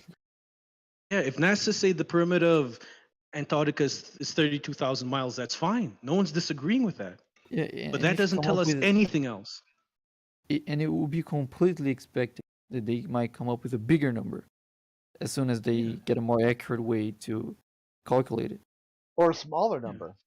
No, it's not gonna get smaller. Well, It- about 10,000 would be like the number if the globe is right. No, I mean, you just explained the coastline paradox to us, Crit, and the way you explained it, the number doesn't get smaller. Well, still, no. The issue is that that drives into the fact where globalists start saying, "Where's a flat Earth map?" There can't be maps. Maps do not represent the terrain. That is that's Because already a paradox. they could. This They claim could. They about like could represent. there's They could no represent the accurate terrain. map of flat Earth. There's no accurate map of the globe either, There is. There's the globe. which is not accurate. It is. The globe is accurate. It Well, is then accurate get enough for NASA to slash change your navigation. answer. Then go with that. No, that's Well, not a problem. That's not an inaccuracy of the globe. That's just your claim. yeah, The so, globe because has NASA says. Sorry, go ahead, Piggy. no. I was just going to say, because NASA says the perimeter is 32,000 miles, it does nothing to the globe. It doesn't change anything about the globe. It doesn't affect the globe in any way. Yeah, if they make claims about distance, then you have a point. They make claim about directions, you have a point. Or Yeah, all area. that. It's all go. Oh, can you give one example of an Yeah, I area just that did. doesn't match? No. Area, distance, Yeah, direction. I just Can did. you use I one of them? used Australia, and then showed you the distance around Antarctica. That's a That's perimeter, not a Yeah. distance. Yeah, that would be a distance. That's a This- perimeter. That's not how far two Yeah, points are. that's even just a straight line from one side to the other side of us. Like, I don't crit. Like, what's being done there? That's you shouldn't go around showing that to people. You know, no one's gonna take that seriously. Well, that's what the point though is that you're fundamentally missing is you guys do take the AE map seriously for flat Earth, but when you reverse the logic and apply the AE map to the globe, some of you guys run from it, and No, that's no, the no. breathtaking part for me. It's the opposite. The opposite. We're. It's not about the map or about the globe. It's about using perimeter. I would reject using perimeter to invalidate the A map as a map. I would say that's not a good way to try to. Yeah, that's the only issue count. we have, crit. Yeah, Perimeter. exactly. It's not about being the globe or being the A map or being whatever. You're trying to use perimeters to validate maps. That doesn't work because of the coastline paradox. Yeah, the map. The dead No mapper value. does that. Using the Yeah. map. No is what map the maker problem is. uses perimeter. If you wanna you know? if you wanna use distances, I'm with you. And if you show that they match better the E map than the globe, I'm with you. And if you do that with area, I'm with you. If you do that with directions, I'm with you. But if you're doing that with perimeter, I don't care what's your position. If you're a glober or if you're a flat earther, that's just a non-argument. Doesn't work. Okay, It doesn't make any Yeah. sense. so go to NASA, get them to change their answer, and I But they're lose my not citation. doing it. Why? They're not comparing maps using perimeter. You're doing it, not NASA. Yeah. We have no issue with NASA getting that figure for Antarctica's perimeter. We have no issue with that. You know, it's just the perimeter. You can't do much with perimeter on a map. You know, no one uses perimeters in cartography and map making. Like, Yeah, until you look at state boundaries and stuff. That's another thing that comes into fact. Some of the states here in America are squares and rectangles. Doesn't work. I'm not sure what you mean now. We lost. Yeah, that's another part But too, yeah. where you add on like to get like a square, like the four corners on in America here. There's this spot where four states all meet in one point. Like, Do yeah, you what is know- it? Texas and What do you think? Yeah. What do you think the surface area of a stomach is? Hold on, what's the argument right here? Were you guys arguing that a perimeter is not a distance? Something like that. No, I Joe. don't know. We, I we just- were all, I could have swore I just heard somebody saying a perimeter is not a distance. Well, no if one you- said if that, you- if you Jeremy. listen Like- and to you the like sound like you aggressively. you sound like you just woke up, bro. Number one. I Number did, and two, I heard somebody nobody saying said. perimeters. I Yeah. did No one just said woke up that. and I heard somebody Well, they- saying perimeter is not a distance. You He did. misheard. You misheard, bro. No one said I perimeter. don't know, dude. I've No, been we- listening we're for No, talking he about- said that. He said we- that, but then they've dialed it back. They rolled it back. Yeah, I know. I They might can have said it. say- I might have said Yeah. it. Yeah, but let me explain. I mean, in context, when you're comparing distance to points, like I have those 2 points. What's the distance between 2 points on the map? That's what I'm referring to as distance. Okay. There's That no doesn't in. make You don't need an in con. You don't need an in context for this. It does. That's your problem. For a You perimeter never to want be a context. distance. There's no. There's. I thought you were done. My bad. Go ahead. No, okay. So if you're comparing distance between points on a map, that's something. If you're comparing perimeters, that's another thing. And I'm trying to show that distinction. That's all. Okay. There's no context. My bad. My bad. Go ahead. Go ahead. No, he's done. He's What do done. you mean? I was Georgia. done. You're I done. think you have a Okay. I de- thought you I were think done you have a last time, delay. and I thought you were done this time. Fine. I'm But going. I have stopped speaking. I think you have a delay. Go in, Jeremy. Go Go on. in. Okay. So I don't need. You don't need context to know if a perimeter is a distance. This is the mathematical geometric thing. There's no context needed. It either is or it isn't. It's the distance between what? Is a perimeter a distance? It's a distance Distance between what? between what? Yeah. What is the distance between, Jeremy? Perimeter. If you have a perimeter, do you have a distance? What would it be the distance between? Yeah, I'm not Why does that have to denying be a that. distance between something? Because Yeah, that's so what it's we a, define distance as, the space oh, between two places. it's a distance around. Or we're referring to distance in between. That's the context, and that's relevant. If you want to ignore the context and just use the raw words, then sure, go ahead. But it's just semantics, and no one cares about this type of discussions. They're just annoying. So a and distance is a perimeter then. they're just strawmans. So a distance that's is not a No what one is we're perimeter saying is a that, distance, Jeremy. right?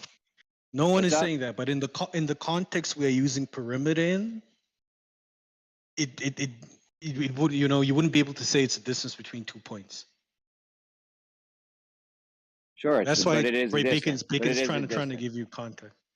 But Okay, it cool. is a It's a distance. distance. Now what? Cool. You won, Jeremy. You won. It's a distance. You happy, bro? I just want to Damn. make sure I woke up to I woke up to nonsense, bro. I woke up to nonsense being said.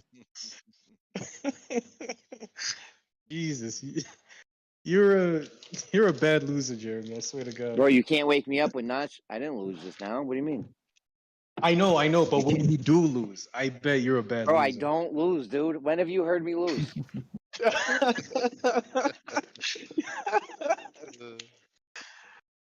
Yeah. But just to give you context, Jeremy, we were discussing something Credit posted where he's saying NASA made a claim about Antarctica's perimeter. And he's trying to say because of that claim, there's something wrong between the globe and the AE projection. And we're saying perimeter doesn't matter. Like no one uses perimeter to draw maps. And we even brought up the fact that because of that paradox you brought up a few days ago, you remember the coastline paradox? That proves no one relies on perimeter because the more accurate a measurement you get for perimeter, the more that number increases. So, I mean, no one uses perimeter to measure any sort of map or any distances between places or the area of anything, No one uses perimeters for map making. So we're just trying to explain to Crit that if NASA make the claim about Antarctica's perimeter, fine. We don't argue with it. We don't care. Like it does nothing for nobody. Maybe they should. They'd be more accurate. Yeah. How's your morning going, bro? Like, why are you waking up so late? Jesus. I took a nap. Got the kids off to school. Oh. Took a nap. Mad tired. Boy. I wasn't even gonna get up. I was on the verge of falling asleep, and somebody said perimeter is not a distance, so I got all fired up. Jeez, how do you fall asleep to flat Earth like arguments though? Does that like this shit would just keep me awake, Bro, I fall asleep to this shit, and I wake up to this shit. And no breaks, 24/7, finding the globe. I actually fell asleep earlier too. I've been watching this SCP thing on YouTube. It's pretty good. What's that? It's like these weird paranormal stories or something. They're not real. It's Oh. fiction, but it's like there's an agency that deals. It's kind of like Men in Black, but not with aliens, with paranormal shit. I don't know. Pretty Sounds good. like creepypasta or some shit. I don't know what creepypasta is. I never heard. Oh, you should look into it. It's these guys that tell all of these crazy, scary stories, man. And like it's like urban legends. You never know if it's true or not, but it's always a fucked up weird story. Oh, Something that no happened doubt. to somebody. Yeah. Yeah, I thought the SCP thing was true. The first one I heard, they were explaining how there was a basketball tape and like they kept playing it back, but like things kept changing inside the tape. It was like old VHS tape. I don't know, it was weird. I know it was not real by then, but to start it off, like they almost make it seem like it's real. Yeah. Do you believe in the paranormal though? Like are you a religious person, Jeremy? I never heard you talk about God and ghosts and things. Not really. I mean, I do think there's a creator, but Hmm. I don't. That's where it ends. Like, where can you go from there? Like, is there ghosts? I don't know. Do you communicate with this creator? No. You don't talk to him? Oh, if just talking one way to someone is communicating, sure. Yeah, like when you talk to a baby, you know, it's just a one-way conversation. The baby's not responding back to you. Just they're staring at you. Maybe a little bit scared. Yeah. Hang on, I gotta switch accounts.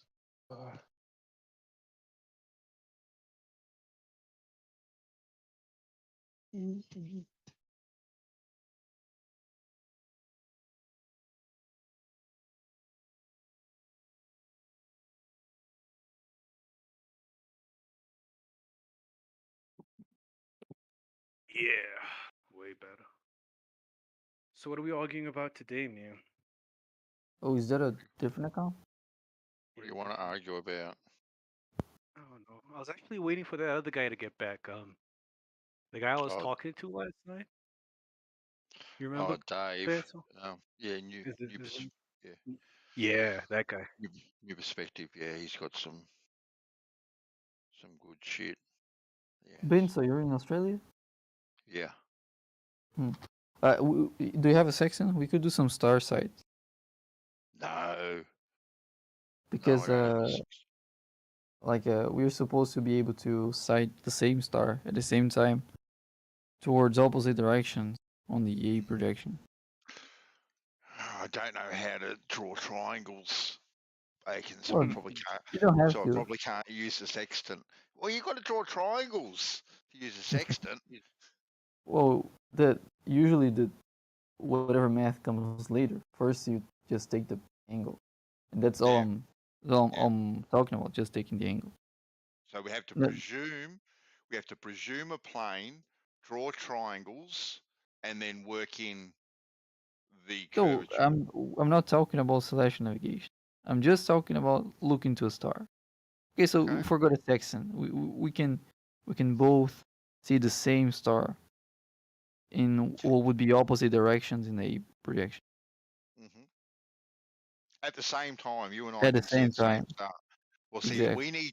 we need to do this right in South America, in Australia, and South Africa, all at the same time. Mm, I Yeah, don't. that's what Yeah, we but need to do. why? See, Because on a but there globe, you should be able to do that, shouldn't you? no, because first of all, to be able to see stars, you have to be night, right? And if you have three points more or less evenly spaced, you're never gonna get, and they're all between the tropics. You're never gonna get all of them to be in daylight in nighttime at the same time, right? If they're in between the tropics. I reckon you can get one on dawn and one on dusk. Pretty Yeah, much but then you marry can up. only see the brightest stars, and those might not be the ones that would be being shared between their field of vision. Like the ones that we would all be able to see are the ones that are more to the south, because their GP is like if we had like a southern star, they would be the closer to the three of those points. The GP of that star would be the closer to those three points. So maybe you would have a chance, but you don't. So that you have some stars near southern pole, but because they're near the southern pole, they're always closer to one of those three locations, and they're further from the other two. So if they're too far, they might be below the horizon. The one I checked is Mia Placidus. I know we can see them from Brazil and Australia at the same time. in the winter. But I haven't checked South Africa. I can take a look now if you want to. We need to check South Africa because I think I was in this conversation a couple of weeks ago when Moyoc was here, and he was under the impression that we may just be able to see the same one from the 3. Sure, but you understand why. But you understand why that's not supposed to be something easy to do on the globe, right? Because because you need you can have the sun up there, and if the points are even some more or less evenly spaced in the same, let's say, the same latitude, you're never gonna have the 3 of them in nighttime. Does that make sense to you? Yeah. You know what would be easier, Bacon? What would be easier? Measuring the divergence of plumb bobs. How is that easier? Well, that is measured with spherical axis. It's calculated with spherical axis. We need Oh, to everything is measure it. calculated. We need But to measure it. oh, if you're gonna use that definition, then almost anything is measured. Oh no. We need to physically measure it. Right? We need to get a straight edge. It's 3 meters long. Right? Why? Well, why does it? I mean, if I'm measuring the speed of a car, for you that would not be measuring, right? That would be calculating. So if I tell you my car is 60 kilometers an hour, you're not gonna accept that, right? Because I'm not measuring it, I'm calculating it. So you never accept any Car claims speeds about usually aren't speed, in right? contention, no. Yeah. Sure, I'm just exactly. But so if you don't put speeds in contention, but you're putting what was you referring to? Well, I'm not going to use my car odometer to Oh, it's very measure correct, right? If you're the using angles measured, divergence. if you're using angles measured with a theodolite as a calculation, then yeah, then you should, like, if you're putting that in contention, you should, and you want to be consistent, you should also put velocity claims or speed claims in contention. You should never accept anyone saying my car is at 60 kilometers an hour, because that's Maybe your car is going at 60.5 kilometers an hour because of whatever. Maybe it's going 59.3. It's not Sure, really so important. Nobody's worried about it, and it's not. yeah, but the claim isn't about how accurate you are. That's not the claim. Just a bad response, because that's not even the point here. What was the point? Point is, even if you take the margin of error, I mean, if you take a look at the spherical axis, all of those have error bars, and They've never made a measure. They've never made a spherical axis measurement. not under your definition, because that's all you want to do. You want to play semantics. Well, So not, I don't care not my about your definition. Hold on, bro. Yes, Not my definition. The definition. You need to measure. your interpretation of the short definition of it. Yeah. If Well, you whatever. take any reading of a page about the subject, it's not gonna match your interpretation of the definition. And that's a deeper explanation than just like the short version. But you prefer the short version, right? Because you can interpret your way and then play word games. But I'm not interested on those. No, you guys try to play your word games and make it all difficult and more complicated than simple But shit needs to be. regardless on if you label them spherical axis or not, that still demonstrate plumbs diverging, regardless of whether or not you call it spherical axis or not. And plums can't diverge on a flat Earth. I'm not saying that proves a flat Earth. That's what Ben saw asked. He said it should be easy to measure plumbs diverging.